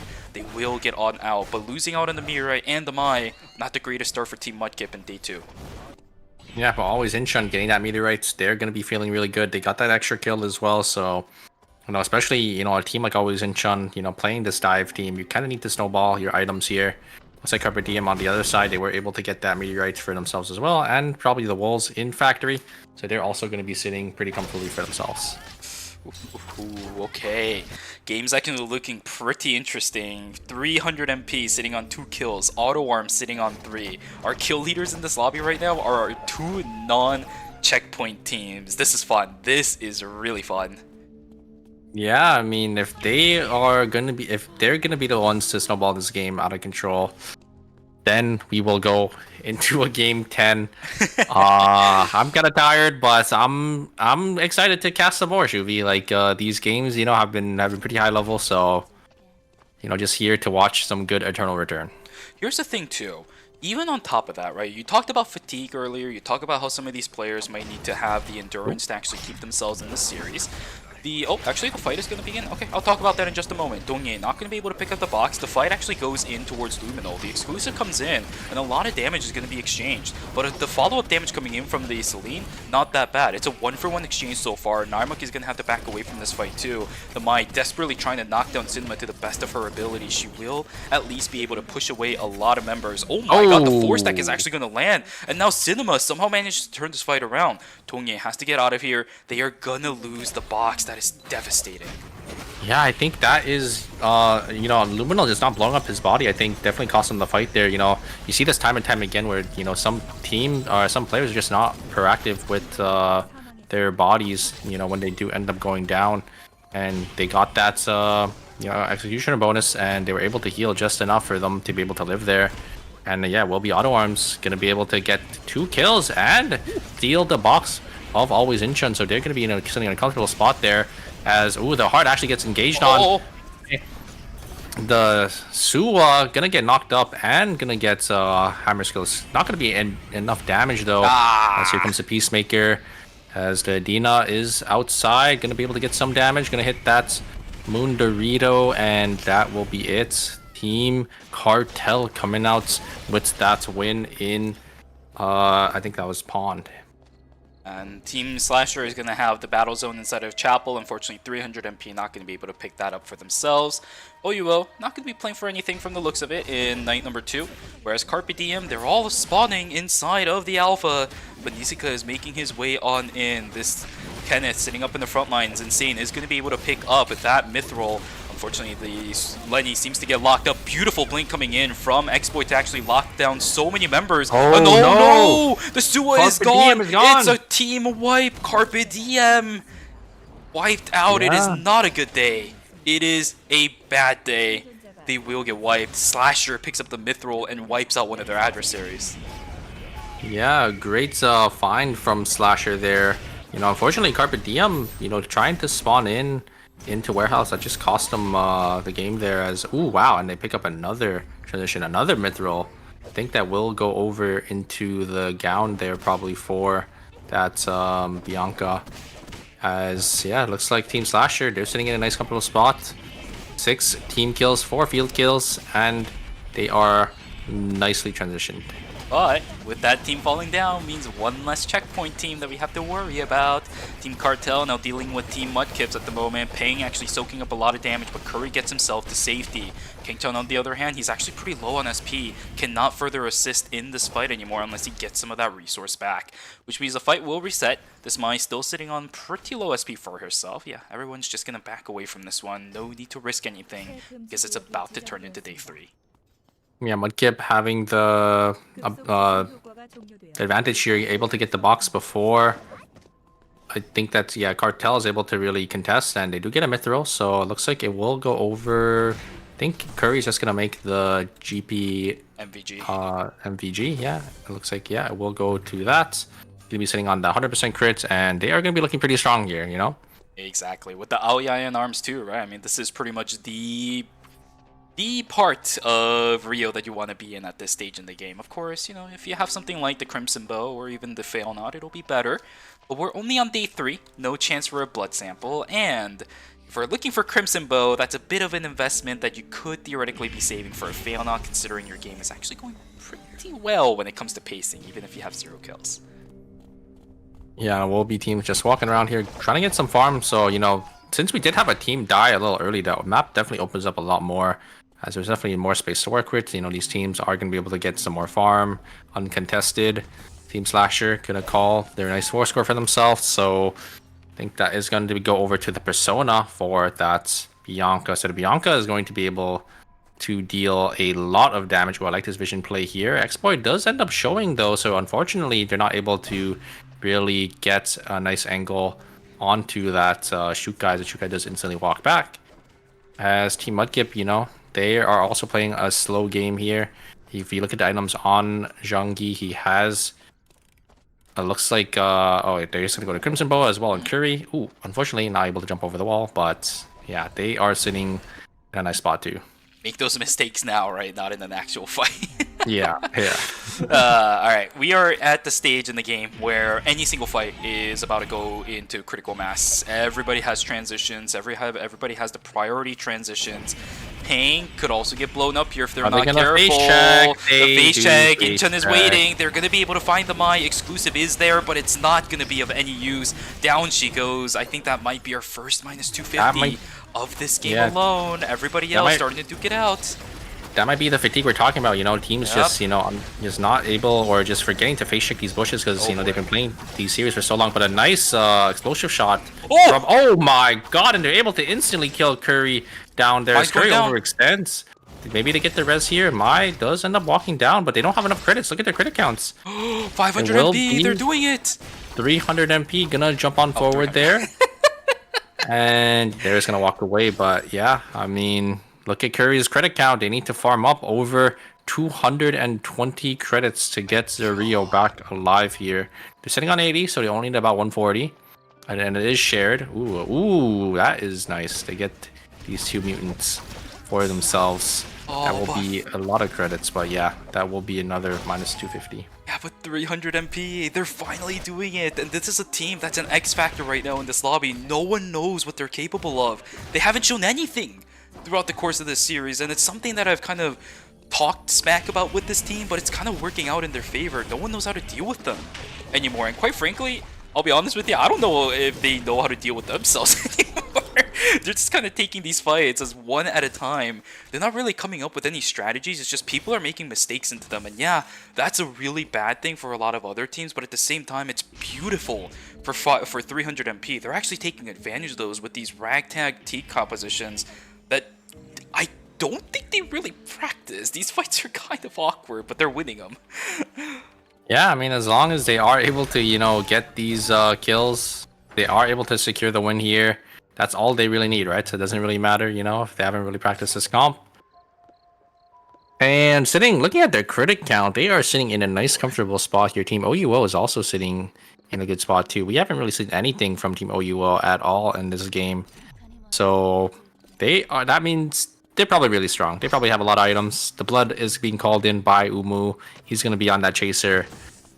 They are going to be looking quite devastating for some of these lobbies, as yeah, blood is called as well. So got it. Is it going to go into chaser, or is it going to go to blood half moon? Oh, blood half moon is the prio. Interesting.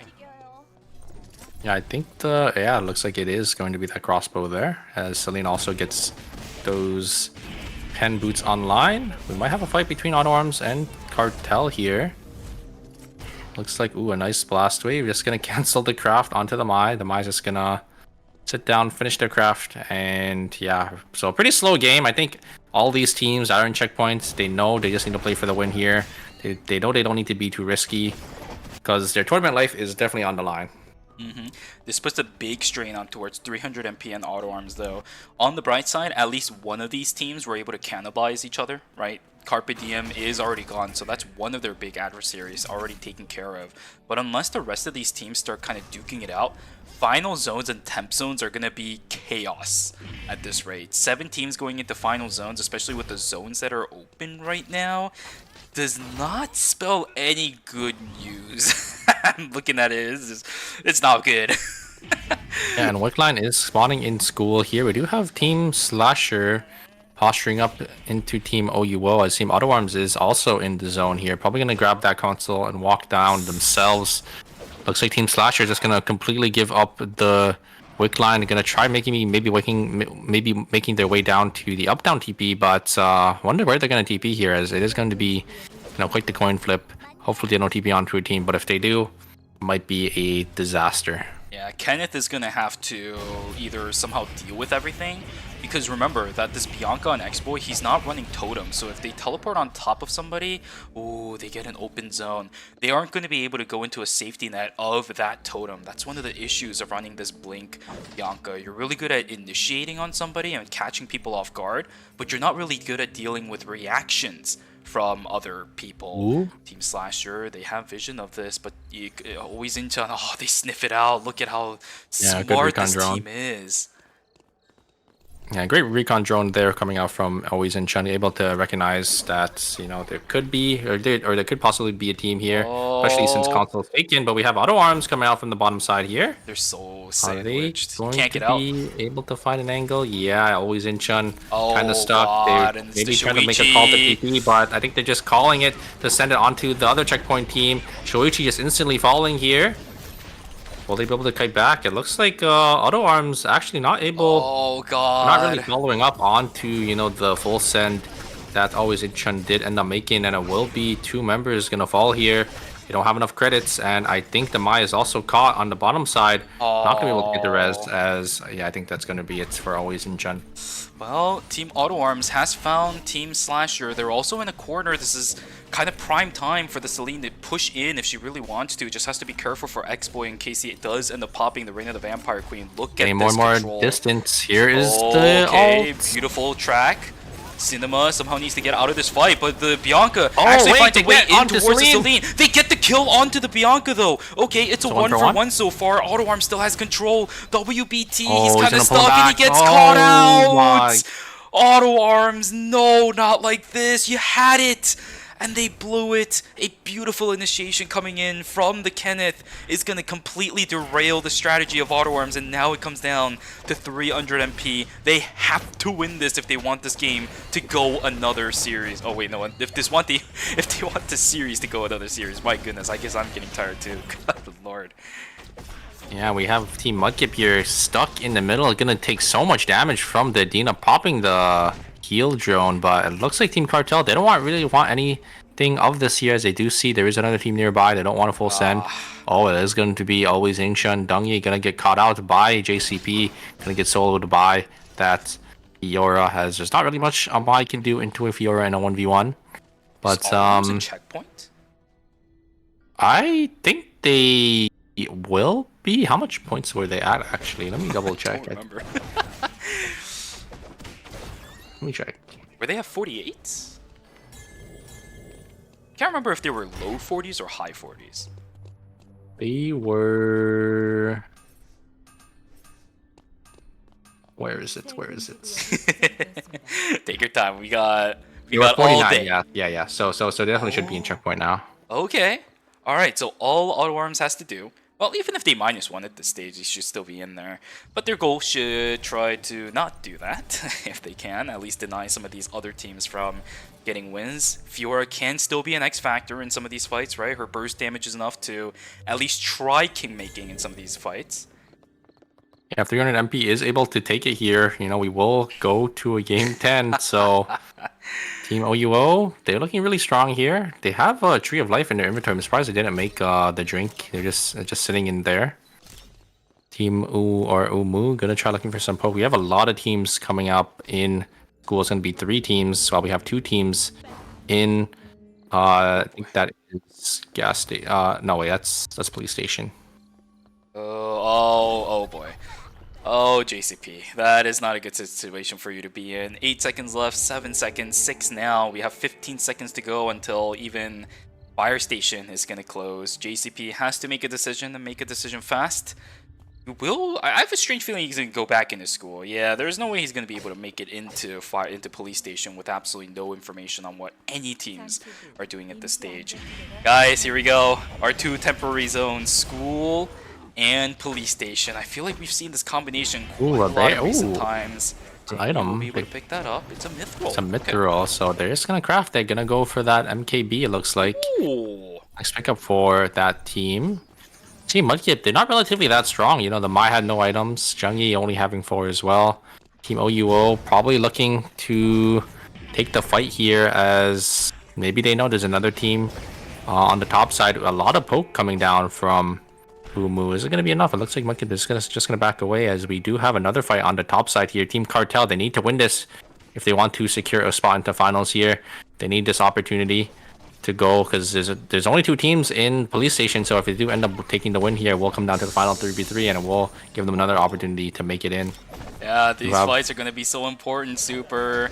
300 MP. They need to win it on the top side if they want a chance. Oh my god, there's so much damage though onto Slasher. We gotta focus on every single fight. Oh, Team JCB. Auto Arms. JCB's about to flick it in. Oh my god, he gets a ton of damage, but he does get taken down. The king making play might be there, but on the right fight, Sicko was about to get taken down. The Peacemaker comes in. Pungwa, he doesn't have any good targets, but it's going to be the damage. It's enough to knock down Sicko. Their timers are about to fall. The double taunt doesn't make it any easier. We are going to have a team that goes in and punches their ticket into the finals. It comes down to Slasher, Mudkip, and Cartel. These teams have been duking it out for an eternity. Cartel and Mudkip, they've been here since games 4 and 5.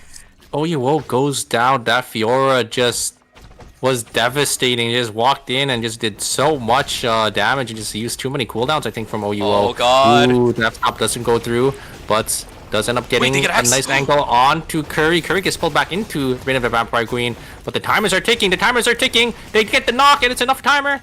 And it looks like it will be Slasher coming out on top here.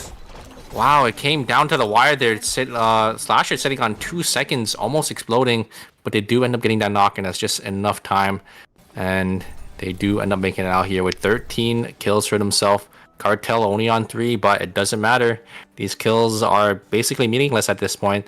It's just who comes out with the win. See, the thing is, Cartel has a heart. X-Boy can get hard countered here if he doesn't pay attention to where the heck this heart is going to be playing at. And CMB, they could have a game-winning play coming through. And remember, guys, Cartel, they've been here in checkpoint since game number 4. Slasher, they are a regional sponsored team. They need this ticket punched into the season finals. They desperately need it after a devastating season. There's the blink. That's not the greatest start though. F-Stop is invested, but you're right, the blink is gone too. That is a big investment coming through from the members of Team Cartel. It does keep them alive for the time being, but X-Boy making a big mistake. He doesn't have Totem, and Wait, the Vampire Queen doesn't even go down.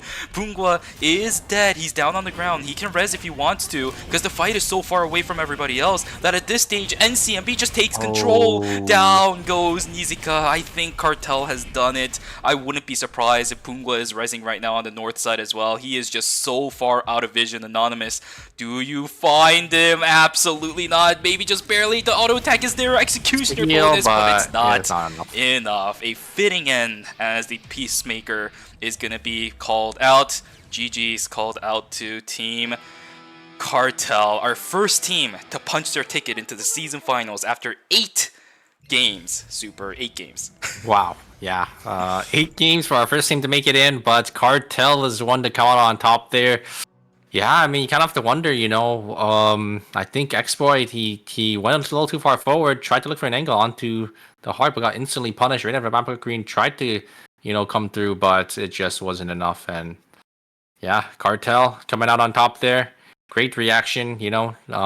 Nice taunt there from the Maya as well to lock down that Bianca.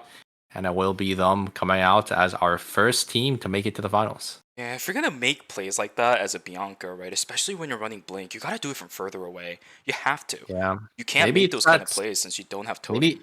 Maybe it's that fatigue, you know, we've been talking about, right? Yeah. You know, these teams just making these mistakes that, you know, they usually want to make, especially, you know, X-Boy, you know, the best Bianca, I would say, in Korea. Unfortunately, he just walked up into heart, just got auto down for half his HP, and, you know, there's just not much else he could really do there. This is something that we've always kind of flagged onto X-Boy for. He takes a lot of these very risky fights as a Bianca, and he gets himself killed for it, which kind of puts Team Slasher on the back end with a lot of these fights. Yeah, sure, they might be able to turn it in a 1-for-1 maybe at the best, but with X-Boy down, the next few seconds, they can't really turn things around. And look at the composition they're running too right now. Kenneth Nathapon. If they can't get a decisive fight at the beginning with X-Boy's Reign of the Vampire Queen, there isn't that much consistent damage to the point where they can win out up against multiple front-to-back compositions. Like, for example, a My Rio. Kenneth can't deal with that because he's never going to get access to a Rio, especially when all of his cooldowns are already gone. He doesn't have the lockdown capable. And the Nathapon shouldn't theoretically have the F-Stop available at that time too. They're never killing them. So Yeah, X-Boy making mistakes like that, I mean, it's been a season-wide thing. And it seems like it cost them here again for Team Slasher. Yeah, It's just it's kind of heartbreaking, right, for a team like Slasher. But it's just kind of how the cookie crumbles sometimes. So they still have one more chance, though, right? Yep. They're definitely not out of the gate just yet. Game number 9, we have, I think, 6 out of our 7 teams going to be on checkpoint. Auto Arms does end up making it in, so it's only going to be up to 300 MP to send us to a game 10. But unfortunately, we've seen their performance so far. It's probably going to end on the game number 9. I mean, it looked actually pretty okay for game number 8, right? We saw signs of life in that team. Actually had some pretty good fights. It's just their final fight inside of the temporary zone wasn't that great. But on the bright side too, they fought against Team Cartel, which was the team that actually ended up winning the game. So they don't have to deal with that lobby or that team anymore. And I think they've kind of found their idea of the composition they want to run. The Celine, Carla, Alonso composition is working wonders for them at the moment.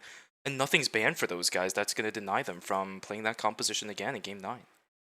Yeah, we're going to have to see, if those teams do end up choosing to play that comp, as we do have the total leaderboard here. It is Cartel. They got their win, so they're out. They don't have to play any more games. It will just be our 7 teams: Team Mudkip, Slasher, Incheon, Carpe Diem, OUO, Auto Arms, and 300MP. These will be our last 7 teams that will be fighting for the last spot. And I hope Cartel gets their well-deserved rest. Today has been such a marathon, I think, for every single one of these teams, that for Cartel, yeah, of course, I mean, they've been in checkpoint ever since game number 3 or game number 4, but the end result is exactly what they've been looking for throughout the course of today. They're going to go home tonight, rest happy, right? It's around 9:30 p.m. They've been playing for 5 hours almost. The players on Team Cartel must be drained, and I really hope that they get a good rest tonight, because now that they punched their tickets to the season finals, I mean, we'll see them in Daejeon in 2 weeks. Yeah, they have 2 weeks to train up, to rest, and yeah, we'll see them back here. But that means we do only have 1 team slot left, so it's up to these teams to make it in Juvie. Yes, sir. Yes, sir. We're coming to the climax of the last chance qualifiers for the Season 4 Finals in Daejeon. 1 spot left. 1 more ticket into the Season Finals is left. But ladies and gentlemen, that was game number 8. We take a break every 2 games around here if you guys haven't been here before. So, for all you guys in the chat, go grab yourself some water. Please do refill it. This is a marathon, so I want you guys to be hydrated. Go grab some snacks if you guys are hungry, and go take a stretch. We'll see you guys back here in 5 minutes for games 9 and theoretically 10. I don't know at this point, man. Take care.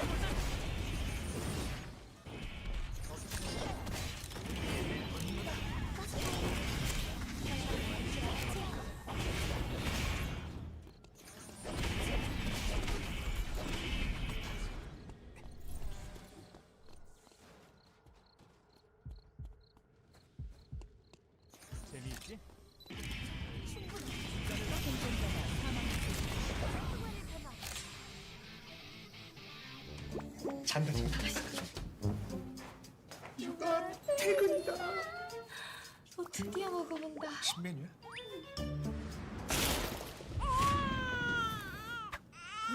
좀 나만 것 같은 맨날 진짜. 근데 이거 치킨 이름 뭐야? 크크크 치킨 호랑이 맛 크랑이 치킨. 얘들아 치킨 왔다. 나 오늘부터 다이어트라고 했잖아. 다이어트 한다니까 씹지 말고 녹여 먹어.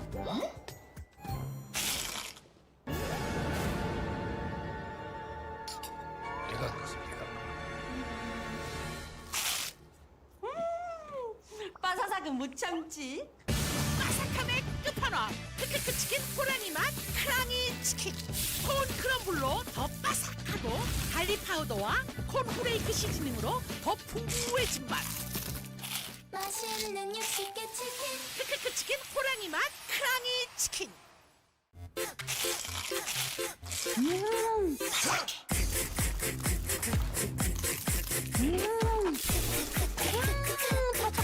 맛있어 맛있어. 크럼블을 입혀 크런치하고 크리스피하다. 크크크 치킨. 바삭함의 끝판왕. 맛있는 육식계 치킨. 크크크. 치킨 이름이 왜 이래?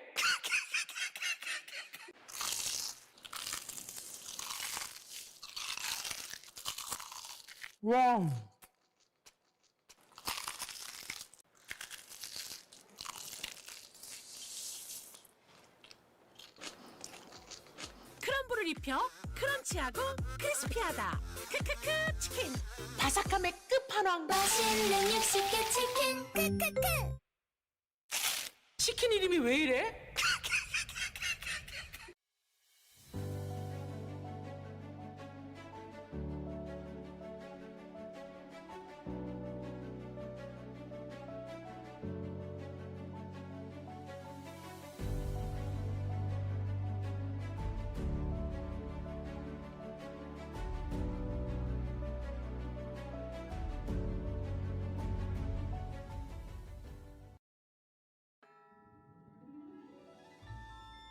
네 소리를 듣지 못한 건 참 유감이야.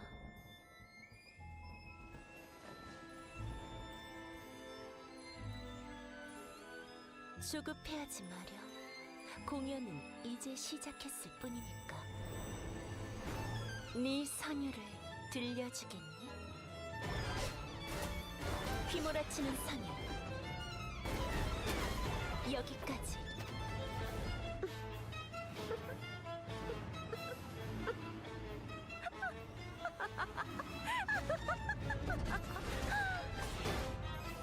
더 크게 울부짖는 게 좋을 거야. 그게 네 삶의 가치니까. 레퀴엠 디단주. 슬퍼하지 마렴. 너희는 내 걸작과 함께 영원할 테니. 그러니 더 울부짖어 보렴. 들려주렴 너의 선율을.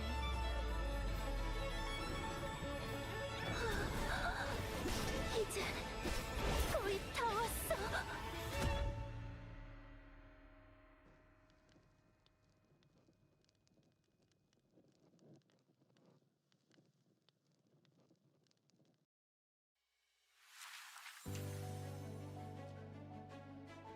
폭죽 같은 건 없으려나요? 해피엔딩이 있기를. 제가 주인공이 맞았네요. 어디까지나 프로답게. 계속 쳐다볼 거면 돈을 받겠어. 재미는 있었어. 잊지 못할 추억을 만들어요. 미안하다고 해도 소용없겠죠? 이런 식의 이야기도 얼마든지 있는 거겠죠. 상대는 가려야지. 대충 정리하고 갈까? 다음. 어디 피해봐. 좀 더 강한 무게를 써보는 게 어때? 당신의 이야기는 여기서 끝나지 않아요. Alright, ladies and gentlemen, Zombie Shuvi Senpai here. My goodness, we're still here. Hello, game 9 and 10 is upcoming. Yay! Surely it ends in game 9. Wow, we. Yeah, I'm kind of tired, but I'm excited to watch some more high-level Eternal Return. And yeah, I mean, it probably will end here, right? Yeah. Surely we don't go to a game 10. Surely. But on the flip side, Team 300 MP, all jokes aside, right, they have shown signs of life. They're right at the point where we can actually resuscitate them. We gotta give them CPR, but the problem is, we can't do it ourselves. They somehow have to give themselves CPR. It's not the most optimal situation they could be in, but if they want to keep themselves in contest for the season finals, they gotta resuscitate themselves. Again, signs of life are there. We can see the little blip marks inside of the monitor. They gotta finish it though. They gotta come back. Yeah, I mean, they were able to make it all the way to temporary final zone. Unfortunately, obviously losing out to Cartel, but Cartel's gone now, so maybe their team comp, their double mage Alonzo team comp was the key here for them to succeed. We're gonna have to see, if it is going to be enough. And I'm gonna tell you guys this as well. I think this is the first time I've ever had to refill my water bottle 3 times in one series. How big is your water bottle, by the way? Let's see. It is 24 ounces. That might not mean much if you're outside of the US, but I don't know what that means. Yeah. How do you need me to do it? Milliliters, just liters? What do you want? Yeah, milliliters is fine. Right, Liters also. 24 ounces, 2 milliliters. It is 710 milliliters. Oh wow! So it's actually like bigger than like a normal water bottle. And I've had to fill it up 3 times throughout the course of this series, but hopefully it ends here because guys, here we go. Game number 9 character selections are underway. Now in a pivotal game like this, Mai is banned. It is devastating for so many of these teams who has had to pretty much rely on that character for such critical moments like the exclusive polls and everything else. And in a situation like this, are swapping it up entirely, and they're running the triple backline Heart comp. But if Heart is able to get that Peacemaker, then maybe they could look for that burst onto those characters. So you have to see if this comp or if this pick ends up working out for 300 MP. But yeah, it's not something that you see too often. And always Incheon, they're completely swapping up as well. They're going to that Theodore pick for Luminal. Yeah, they're going back to their bread and butter throughout the entire course of Season 4, and now it might not look the greatest, of course, when it comes down to it, but this is what Luminal defaulted back onto. This is how serious Always Incheon is. They understand the situation of this lobby, and they also know that 300 MP, while they have shown signs of life, it's not a team that you could reliably understand and depend on to try to take away a game like this. If, for example, Always Incheon doesn't have that great of a game, or not game 5, but a day 5 onwards. They have to take matters into their own hands. This Theodore, our first Theodore pick this entire series, is going to come through from Luminal. He has to make a play here. The X factor of that character coming in at this time. Maybe teams just don't know how to deal with it. We'll see. Yeah, I mean, this is also after the Theodore nerfs, right? Because this I think LCQ is on the 1.26 patch, so Theodore did end up getting hit pretty recently in or in the most recent patch, so he's not as strong as he would be. But like you said, maybe these teams don't know how to play around this Theodore. I know teams in Korea, they've been slowly adjusting, but these are the LCQ teams, right? It's not the top of the top, so maybe this pick does end up working out for them. In the end, the only thing that really got nerfed from Theo is a little bit of damage on his skills. A lot of his power still, when it comes to the super late game, is on his overcharge state and the shield auto attacks, right? As long as you can get the auto attacks through the shield, the spread damage is really good. Oh, the lead was just a lead. Oh no, Seiko's gonna get away. Ah, there goes that. And another one goes down too. Now auto arms. 300 MP, getting a nice 2 early kills as well. So they're getting some points here. They're getting some points. All right, pretty good situation for these guys to be in. Seiko also manages to live, which is actually kind of big, right? Yeah, Celine I think both the members. Yeah, both the members of Auto Arms was down, so I'm guessing the Alonso didn't want to risk it because you don't want to wipe this early on, especially when you are in checkpoint. So I don't really blame him for running away there. It was a little risky, and yeah, they just are able to live. So They do actually end up finding Nizuka here, it looks like. Are they going to be able to secure the kill here? Nice stun coming out from the Alonzo. Maybe one more Altake. Here comes the F-stop. Is going to land onto the Celine, but not much else is going to come from it. X-Boy is also in the area. Maybe they get a nice Reign of the Vampire Queen. I don't think they are going to do send it here, as on the other side, we do actually have... It looks like it will be Hoyt gonna be the one to fall. Loken gonna fall as well here. Gonna trade 1-for-1 actually for that heart, but 300 MP, they're on 4 kills. Yeah, they got 2 in this one. Early game mastery, especially for a triple range comp like this. Oh, heck yeah, we'll take it. 300 MP, signs of life, signs of life. We are getting a higher heartbeat as we go into this game. Triple backline compositions can be a massive X factor because teams don't know how to deal with it since they don't actually deal with it in a lot of cases. It's a risky play, but with an early game like this, it's looking quite good for Team 300 MP. They just have to keep carrying it all the way until the end. It's not going to be an easy ride, especially with the compositions that are online right now. At least they don't have to deal with the Mai, but that means they have to deal with even stronger bruisers, stronger initiation forces coming through. And here we go. The first adversary is going to come through. The Peacemaker actually is going to be available. Seiko trying to deal with this Estelle. Dongye in a little bit of trouble. The energy, the damage is coming through. SMG burst was there, and the blast wave will be enough to knock down Dongye. It's a 1-for-1 trade as the heart gets taken down. Still, again, it's another kill for this backline setup. And yeah, as Team 5 MP, you would definitely take that. They do get the thirst here. Luminol he doesn't get the also shield. Gonna fall as well. Yeah, looks like he didn't walk into the bush there. He did end up blinking on out, and 500 MP, another 2 kills. So 6 field kills for themselves already. You have to be feeling good. And, you know, you need that confidence to close out the game here. And, you know, despite them, you know, needing to win the game, they also need to get as many kills as possible. Because if you saw the score from earlier, they're nowhere near checkpoint. They still need about 30 points to make up here. See, that play worked, but I'm a little scared now. It almost seems like Seiko he just doesn't care. Right? Because in that kind of situation, you almost never send it as the Celine there. There's no point. You already got your kill. You just back away from that one. But he just decided to walk in.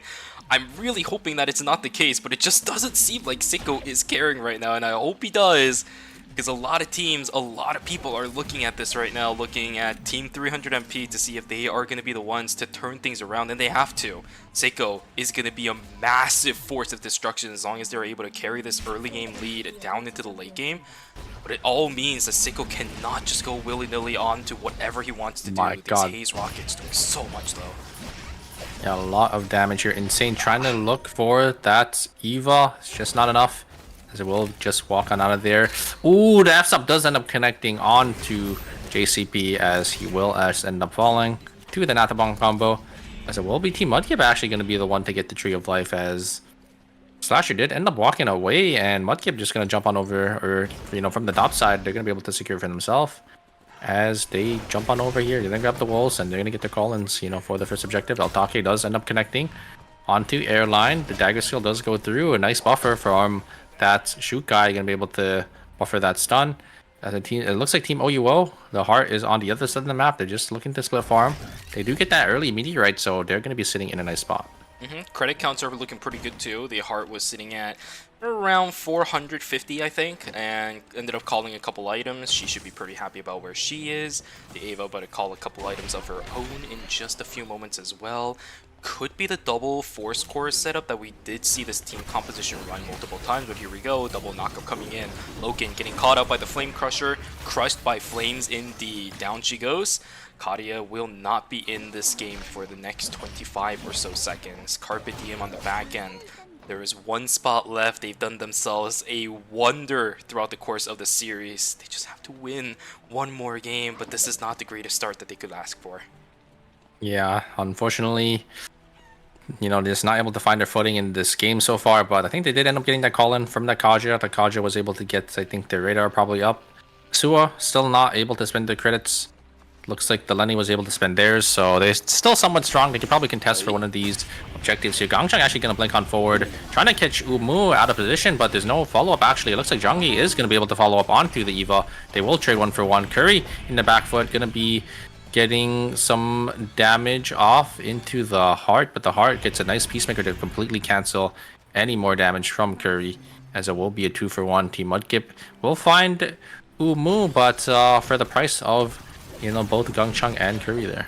I actually thought that fight was going to go in a little bit of a different direction, but I suppose Demery did end up having enough damage to knock down King Chun. Absolutely fantastic. There will be a Mithril picked up from the side of Always Incheon. A beautiful pickup, of course, because a Theo can go miles ahead with a Mithril for one of his transitions. Racing Helmet if he doesn't have that. Otherwise, there are so many potential items that this team alone can build. I love these transition pathways so far for a lot of these teams. And I think 300 MP was the one to pick up the one inside a chapel, I would have to say, looking at where they are. I saw a heart pick it up. I don't know who got it though. Yeah, so they are looking pretty strong. It looks like Always Incheon they slammed the X of Pengu with the Mithril. Maybe the Theo already has that Racing Helmet, so they don't really need it. As it looks like Team OUO, they might catch out. Oh, there is a nighttime vision. Umu instantly flashes out, so a nice reaction. Here is the Peacemaker actually pushing the Eva into the Peacemaker with that Blast Wave. But here comes a counter Blast Wave. Or sorry, counter Peacemaker is going to be enough here. Umu getting jumped on here, but a nice peel from Airline. Oh no! Going to be able What? to... Oh no, 300 MP. They just lost 2v1. What? And that is going to be it. We are not going to a game 10. We get to go to sleep. What? What? Oh, come on, man. That's not how that can end. Are you serious? Yeah. That was anticlimactic as heck. See what I mean by it just doesn't seem like they cared too much. They just kind of sent it on the fight that they almost had no business being in as soon as the Peacemaker ended, quite honestly, because we saw that situation. Yeah, the Haze blinked forward, but just wasn't able to connect with any skills, and then, you know, the Chukai is there to, you know, follow up, able to peel Umu, and yeah, that's gonna be it. So it looks like, I think, I don't know what happened between, like, the 1v2, but I think the HP difference is probably too big after the counter Peacemaker from, you know, Team OUO. And yeah, that's going to be it. That is the only team that can stop the other checkpoint teams from winning here. And now it's just up to, you know, which team comes out on top. It's the all-in blitz from everybody. The question is, do these teams actually know? Right? Because 300 MP changed up their composition so much, and a lot of other teams have been playing a wide variety. Well, I'm sure they know. I'm sure they know. I think most of these teams are pretty similar, or actually maybe not. Yeah, maybe not. A little bit here and there. If Always Incheon also like swapped, but they have the core. I think the triple backline team, they probably know it's the team that, you know, wasn't in contention. But who knows? Who knows? Maybe these teams are still under some pressure here. But I mean, let's be real. All these teams, they're still fighting for that last spot, right? Even though, you know, the team that didn't or that could deny them from winning is dead, they still need to come out on top to win this game. So yeah, this is a high stakes game. I don't think it's been any more higher stakes than this game for so many of our teams. OUO, Mudkip, Slasher, Auto Arms, Always Incheon, Carpe Diem, they have all played in multiple phases throughout the course of the season, but this game right here is going to be the biggest game of all. Carpe Diem, a beautiful shield indeed. Tagged by Insane. A couple of tags with the ballistic advantage, of course, but nobody is low enough HP where the execution damage is going to matter. Ooh, they do Darko's tag stuck in the middle of the air. He will have to be able to force the blink. Not that bad of an investment for Team Slasher. All they lose is F-stop. yeah, and the tension is getting higher. Like, these teams know they can't be dying here. They can't be losing these credits. They need to be as strong as possible for the late game so they can close out the series. As it looks like we do have an Omega spawning in police station. Always Incheon. They look pretty strong. Look at the Kenneth's build. He is sitting on 4 items. Good check there from X-Boy. Nizuka almost walking into that, so they do actually end up sniffing them out there, as it looks like both teams are just going to walk away as well. Mudkip completely walking in to Red Timer as well, going all the way into stream. So yeah, these teams, they know, they're scared. They need to make sure, you know, they're able to win here. Or is it an offensive play because they know that the Omega is coming up in police station, even at the cost of some timer? Darko doesn't have the blink. Yeah, that might be one of the reasons, but they could be looking for a bit of an offensive play, as yeah. Oh yeah, they are coming up. But somebody's already taken it. Always Incheon picks up the Force Core.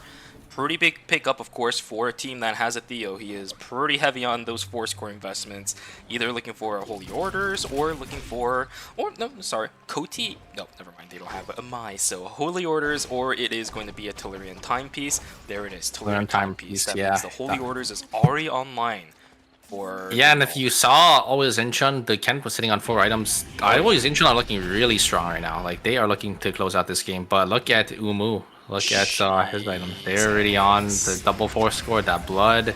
They're also looking really comfortable as well. So, really still anyone's game here. You know, it's been relatively quiet, so all these teams have been farming up. They've been getting these credits online. They've been getting these items. Curry almost actually TPing there. Would have been devastating if he did end up getting that TP off, because the other 2 members wouldn't be able to go with, I think, probably would have gotten caught by Auto Arms, but looks like Auto Arms is just going to walk all the way around. Yeah, I think these teams, they know their tournament life is on the line. They need to play safe. It's going to come down to the wire. I will mention this. For Team OUO, we've seen throughout the course of the season that they've actually tended to prioritize the Heartbreaker on the Heart a lot more often nowadays than the Chaser onto the Ava. But I think throughout the series, and of course with the nerfs to Heart's damage in 1.26, they're heavily prioritizing Umu. He has been the star of this roster 100%. His Ava plays throughout the course of the night has really shown us why Team OUO has been a force to be reckoned with throughout the previous past couple of ERM phases. This might be a situation where I like this vision play. Get caught out. They know about this. That is not like a spot usually teams you know, sit in. So I do like this spot from OUO. And they do end up catching Curry here. Curry does end up using E-Shift a little early. Does end up jumping over the wall as well, so they're actually safe. Maybe they should have waited a second longer there, but they will be able to just get the box, and they'll be in a better spot for themselves, getting another transition. As Curry does end up getting chunked down to half HP, so they're just gonna have to give that up. Everybody's losing timer super. Everybody is investing that resource, and with how passive all these teams are playing, are going to be able to get it back. Here we go, Jingy going to be caught out. Double tag with the F-stop, but frontline is being held up by King-chan. He can't get out of this. Down he goes, but X-Boy also gets taken out. Now it's Curry trying to duke it out up against the rest of the members. Janky gets caught out by a Panorama. No focus onto the Darko means he's going to be able to get out of the full combo of the Nathapon. King-chan crawls back. It's a 1-for-1, but the Lennox comes back. It's devastating for Team Slasher. Yeah, it's a 1-for-0 actually, because they do get the res off here, and it's okay though. Team Slasher is going to be able to get the res off in Chapel, so we might have another fight as Cemetery Wickline is going to be spawning very shortly here. Will these teams play for this Wick? This Wick is going to be quite objective, I would say, especially for the final game, you know, to maybe close it out, get that Wick buff, get those blood items. Do have Team OUO going to come up as well. I think they are definitely a lot stronger than Team Mudkip, so maybe they just decide to give it up here. They probably see the, you know, the team's item strength. Gongchang looking for an angle, looks like. Does get sniffed out here. The moment you give an Ava priority in this area, though, you are never getting it back. You cannot afford to lose they're this just area going to go and rip it, it looks like. They are putting themselves in a really bad spot here. They're just rushing the Wick. I think I'm able to get in time. It looks like Team OUO is actually going to give it to them as well, because they do have console and they do see that Kenneth, I think, on the peripheral vision there.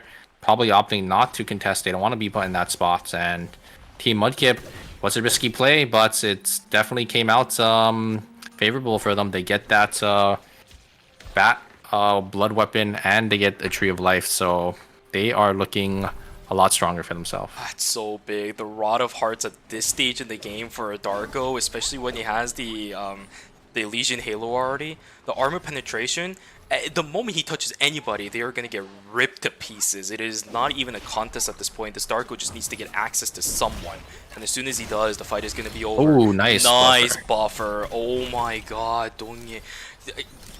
Guys, I hope you guys understand in the chat that we're talking a lot about these hypotheticals. These players are the ones actually pulling it off. To pull these things off at this pressuring of a game, it is insane. They are so expertly maneuvering around this game right now, keeping themselves alive, not that much wasted credits. It is insane. Oh, but they're gonna just rip it. It looks like, they get the hit as well, and it's gonna instantly kill Bianca.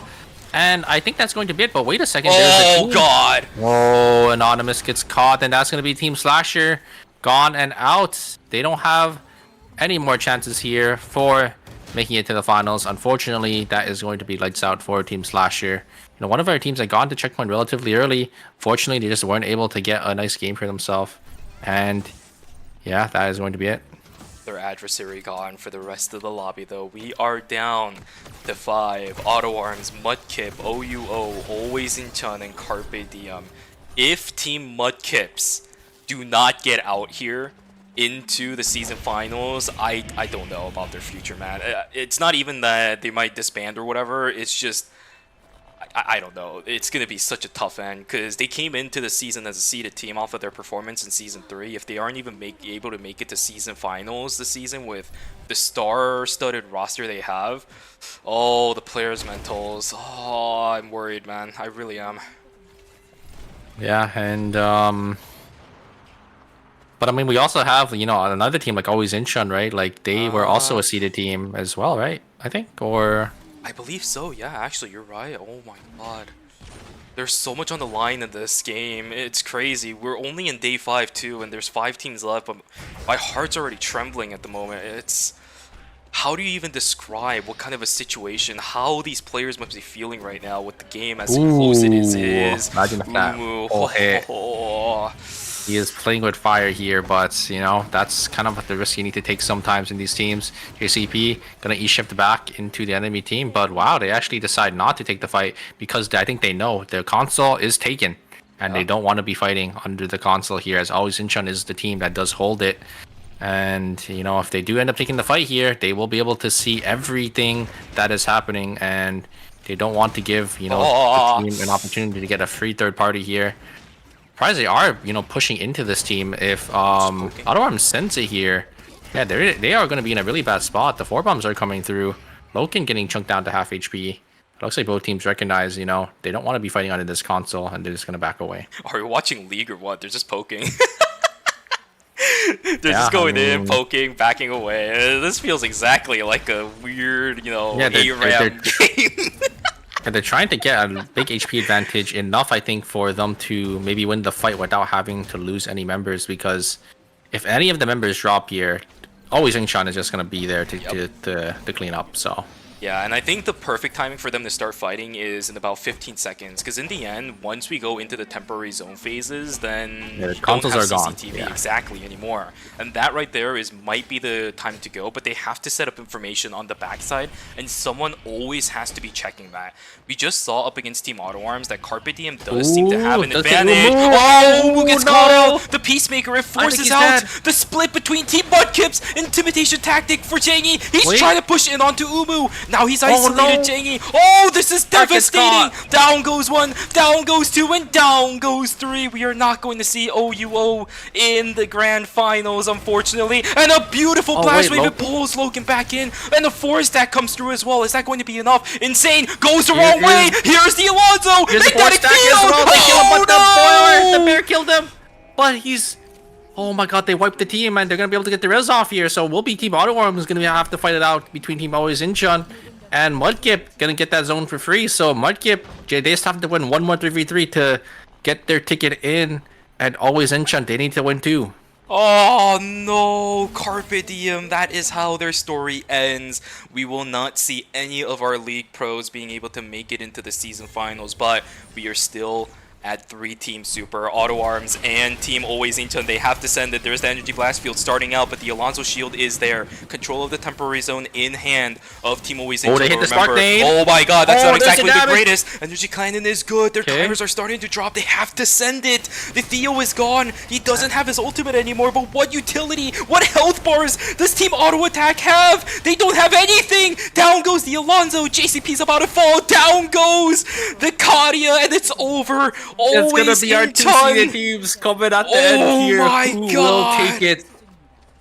Always Incheon, they don't get the prio of the zone. It will be Team Mudkip. They do end up yeah, there's a Theo though, so they will be able to maybe just send it in with their ultimates. No, I don't think you send it in with ultimate, right? You just gain control of the zone. You have to. You don't send it until it's the absolute required time.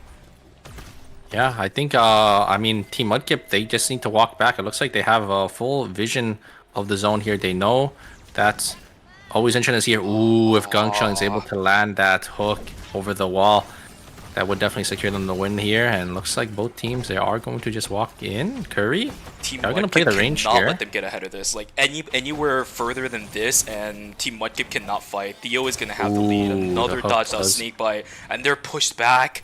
Tight corridors galore. This Theo with the energy cannon, the This is so shields are tense. gonna go hard, man. They are not fighting inside the corridor. Ooh, he's trying to look for an angle. If any of these this hooks is it. land, This yeah, right it here looks is like Theo. they're gonna be forced in here. Oh, No they traps gotta go. They gotta from go. either side. Luminol does miss the spark nade. Curry getting some poke damage.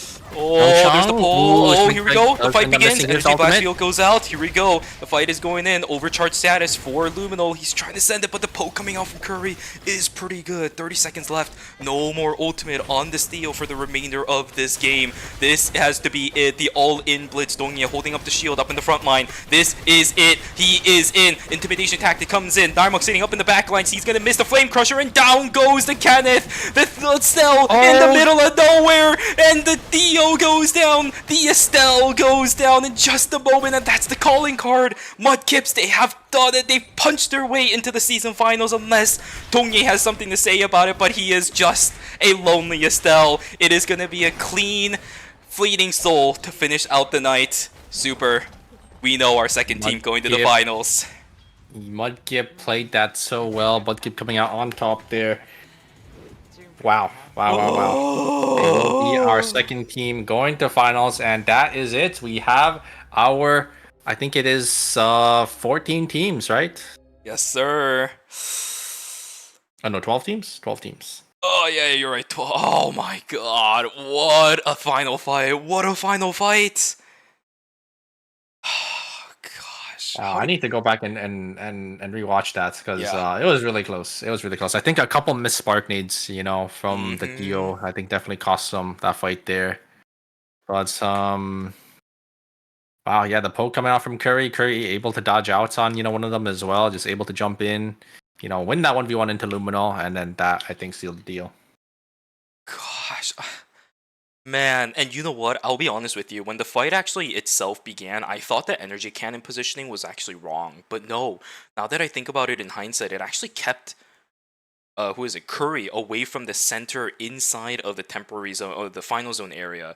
So in hindsight, I think it was good, but you're right, it's those missed spark nades. There was one that went wide, and then Narmok decided to send it. And the energy blast field actually ended up being forced out because Narmok sent it. And starting from there, because they don't have control over the final zone, they're losing timer. Theo ultimate's not coming back. They don't have an executioner's bonus, and I don't think Luminol runs Recharger either, so no way is that Theo gonna have his ultimate back up by the time the timer ends. What a devastating loss for Always in Chun, and we are going to lose that team for the season finals. A great attempt, a great last spurt, bringing the Theo in for the final game, but it just was not enough as Mudkips. Oh boy, they got it. They got their will. And it's Curry as well, you know, the star player, able to clutch it up for their team, you know, winning that 1v1 into Luminol definitely sealed the deal. And they were able to, get their ticket into the finals. Man, oh man, oh man. Super, I'm so glad that you were the one here, because if it was Locke, we would have gotten to a 10 game. Well, I guess we could sleep slightly earlier now, although I know you are going to be casting for ERCS in about 10 hours, it looks like. Yeah, 10 hours. So, yeah, good luck with that. I'll definitely be watching because, you know, it is the other group I already played yesterday, so, you know, had a nice couple of games over there. And, yeah, I mean, I already made it to finals, so, you know, I'm chilling. Yay! You got straight in. You don't have to play in the wild cards.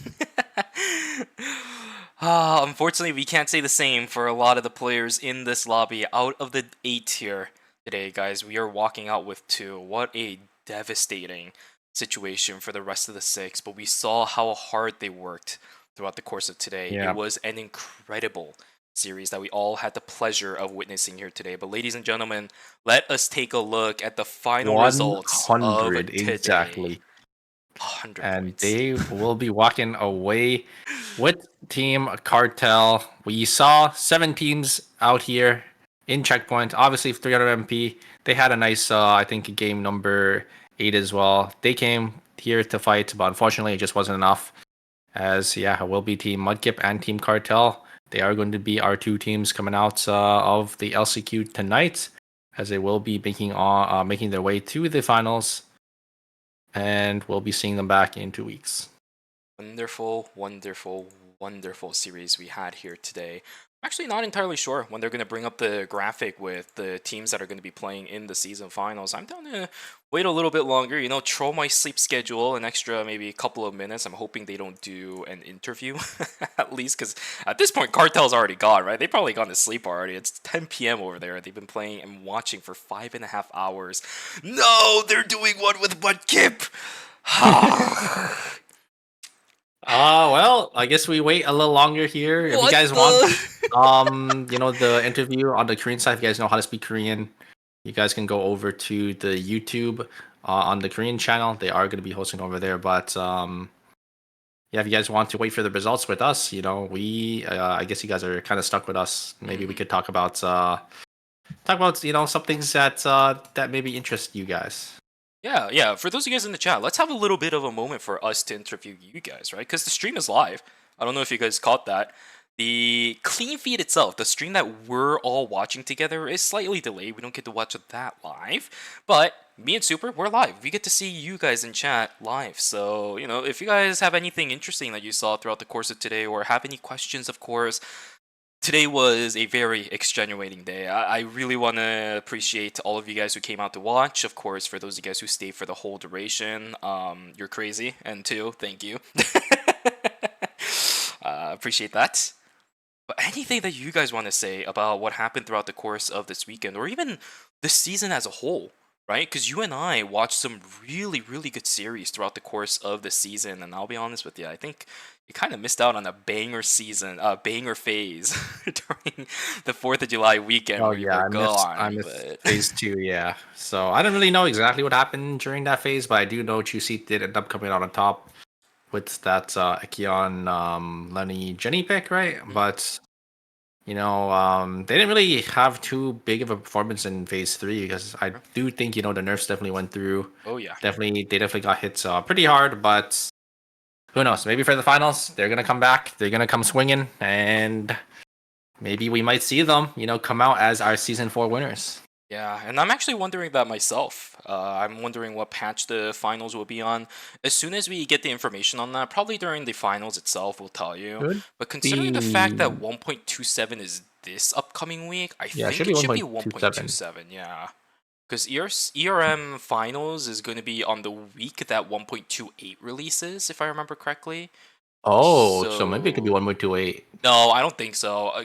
I'll keep an eye on it, right? Because the thing about the, I think, 1.24 patch, the reason why the teams were able to play with the updated temporary zone system is because they had access to the tournament client for scrims. I told you about this before. Yeah. But like, I think the reason why they play on the previous patch is because the qualifiers are played on the previous patch. But since the finals is just the finals, like maybe they play on the most recent patch. I don't know. We'll have to see.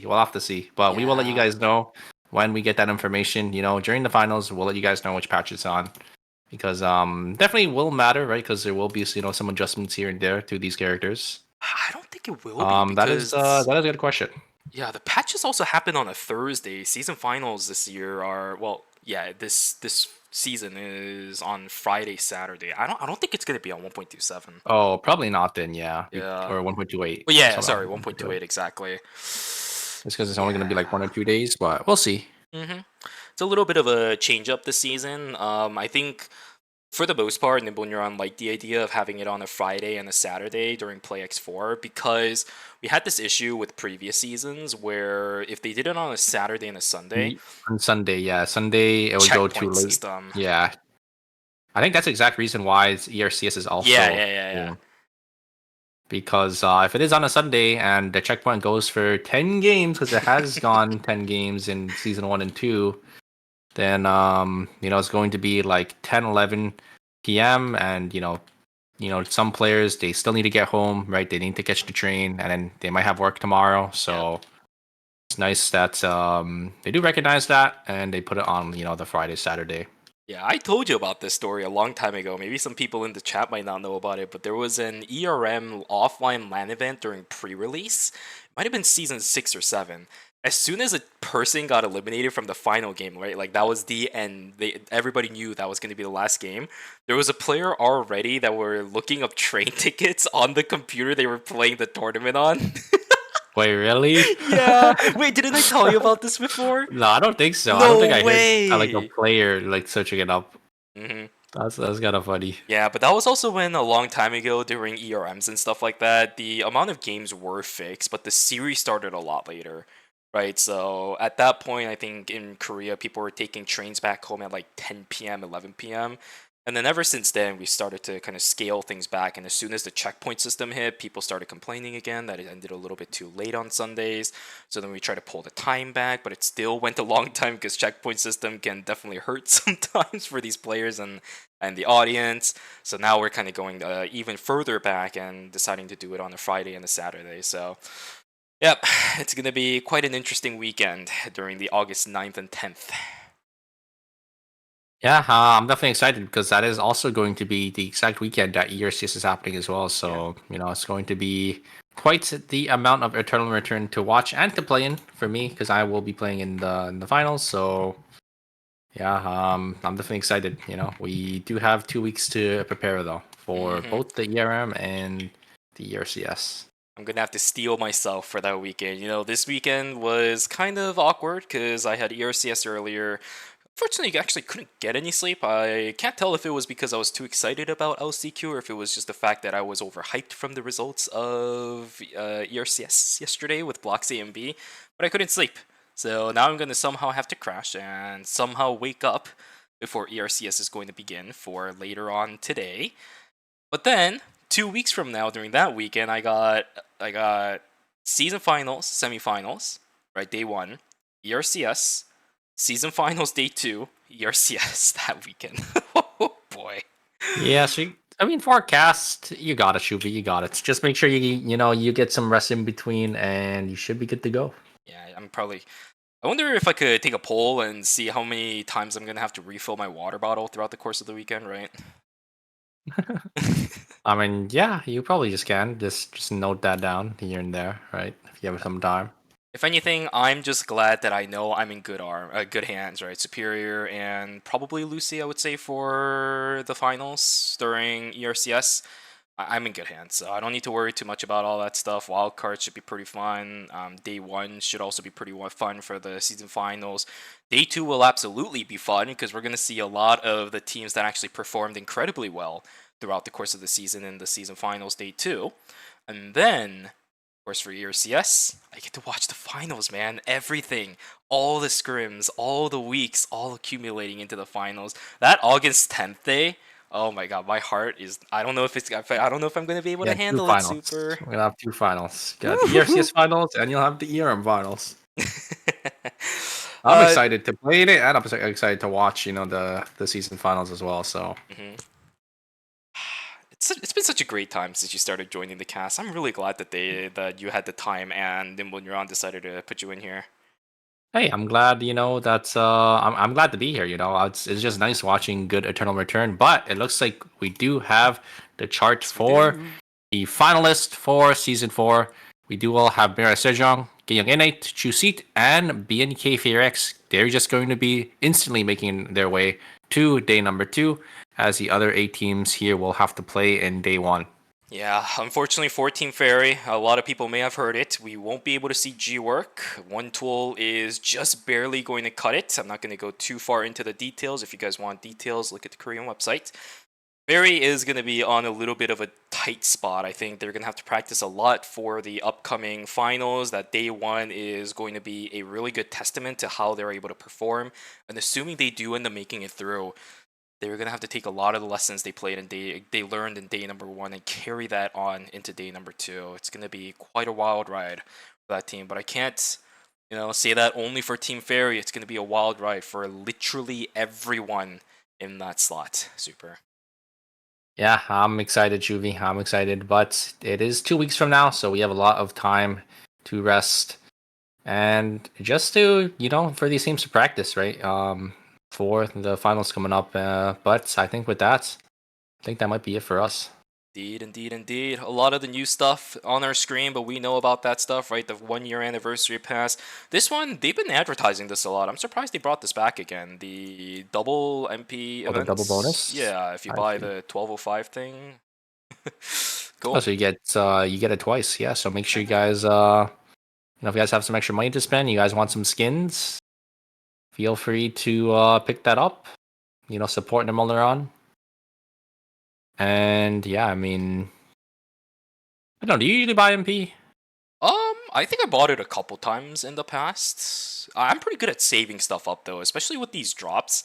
I've gotten quite a lot of lucky event RP, if I'm going to be honest with you, as of late. I think with the last rotation of drops, it was Oh my God, 1200 yeah. events MP or something. Oh, by the way, also, The Cadet skin. Aya. Oh Yeah, my It is so god. good. It is so good. Have you seen the picture the on Twitter by any glasses? chance? Yeah, with the I glasses. have. Oh, with the glasses or without? Yeah, with the glasses. Somebody put it on. I mean, they already showed a teaser, I think, during the what's it called? The dev stream. The dev stream, yeah, Yeah. of the skin with and without glasses. But I'm personally a fan without glasses for anime arts. Mhm. I think when it's like IRL, it's like it doesn't really matter for me. It's like it's either or. But yeah, without the glasses, especially since they tease it as well. My God, I definitely might be playing some Aya, in season 4. Who knows? Oh god, no.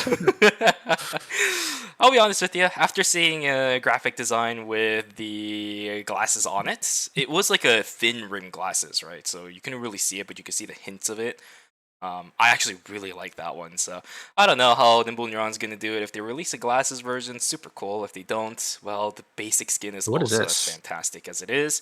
This is just a festival, a little bit more of a descriptive festival of the things that they usually do at the season finals. The previous I slide was see. also just saying that we were back in Daejeon. This is a title, more or less, for the actual event that's gonna happen over there. A festival, let's say. Oh, I see. Yeah, and then they usually have the like night market over there with like all the merch. So yeah, if you guys are in Korea, make sure you guys go and check it out if you have the time or if you have the opportunity to. It's great, to just support Nimble Neuron, to watch the games, and if you guys ever want some ER merch, that is the place to go. Heck yeah. Because Eternal Return isn't too popular, so it's really hard to find like fan made merch. But if you are in the area, make sure you guys go and check it out. You guys are also planning on taking a flight from the US over into Korea. I am willing to put myself in a suitcase, so want to take me with you.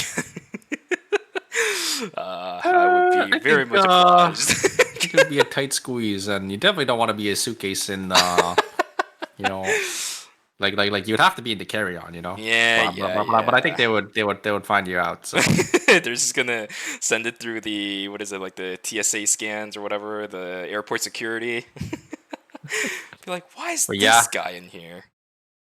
Yeah, I think that is going to be it for us, right? It's been 5.5 hours, so quite the LCQ this time around. But yeah, if you guys don't already know, the finals will be on the 9th and the 10th, so make sure you guys come out for that. Will be 2 weeks from now. Exactly. We'll see you guys back here for the semifinals. It will be on the 9th, exactly as Superior said. And it seems like it's going to be at 3 a.m. So the same time we started here today. So make sure you guys keep track of the date, keep track of the time. We'll let you guys know if you guys are in each of our communities, of course, as the date comes on. It was a fun day today. Thank you all for joining us, and we'll see you guys back here for the season finals of Eternal Return Masters Season 4. Have a wonderful rest of your Sunday. Bye-bye. Bye!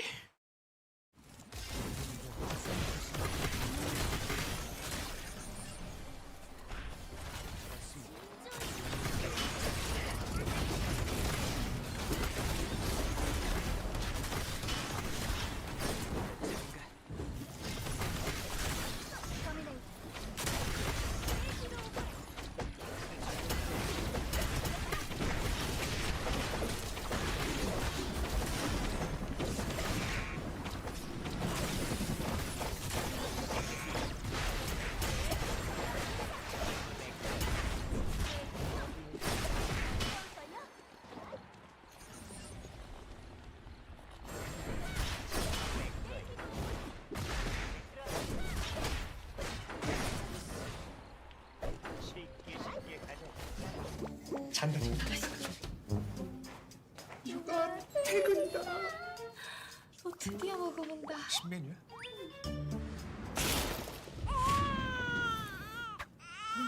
좀 나만 먹는 거 같아 맨날 진짜. 근데 이거 치킨 이름 뭐야? 크크크 치킨 호랑이 맛 크랑이 치킨. 얘들아 치킨 왔다. 나 오늘부터 다이어트라고 했잖아. 다이어트 한다니까 씹지 말고 녹여 먹어.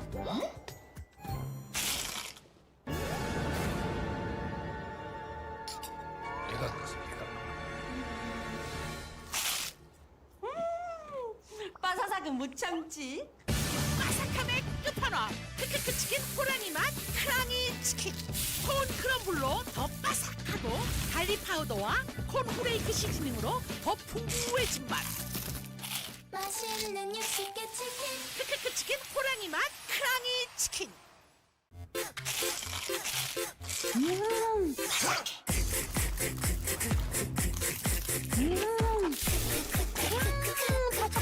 맛있어 맛있어.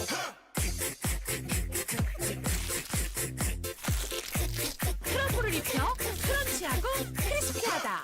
크크크 치킨. 바삭함의 끝판왕. 맛있는 육식계 치킨. 크크크. 치킨 이름이 왜 이래?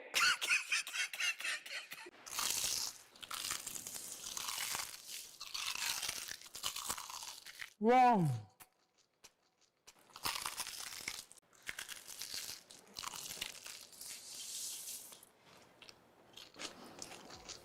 크럼블을 입혀 크런치하고 크리스피하다. 크크크 치킨. 바삭함의 끝판왕. 맛있는 육식계 치킨. 크크크. 치킨 이름이 왜 이래?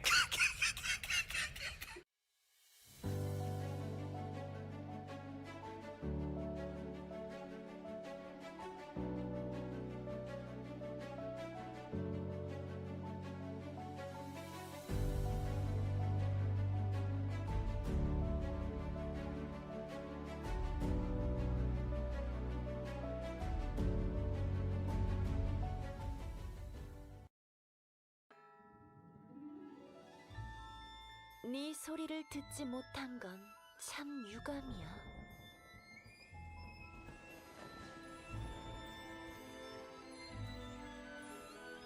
조급해하지 마렴. 공연은 이제 시작했을 뿐이니까. 네 선율을 들려주겠니? 휘몰아치는 선율. 여기까지.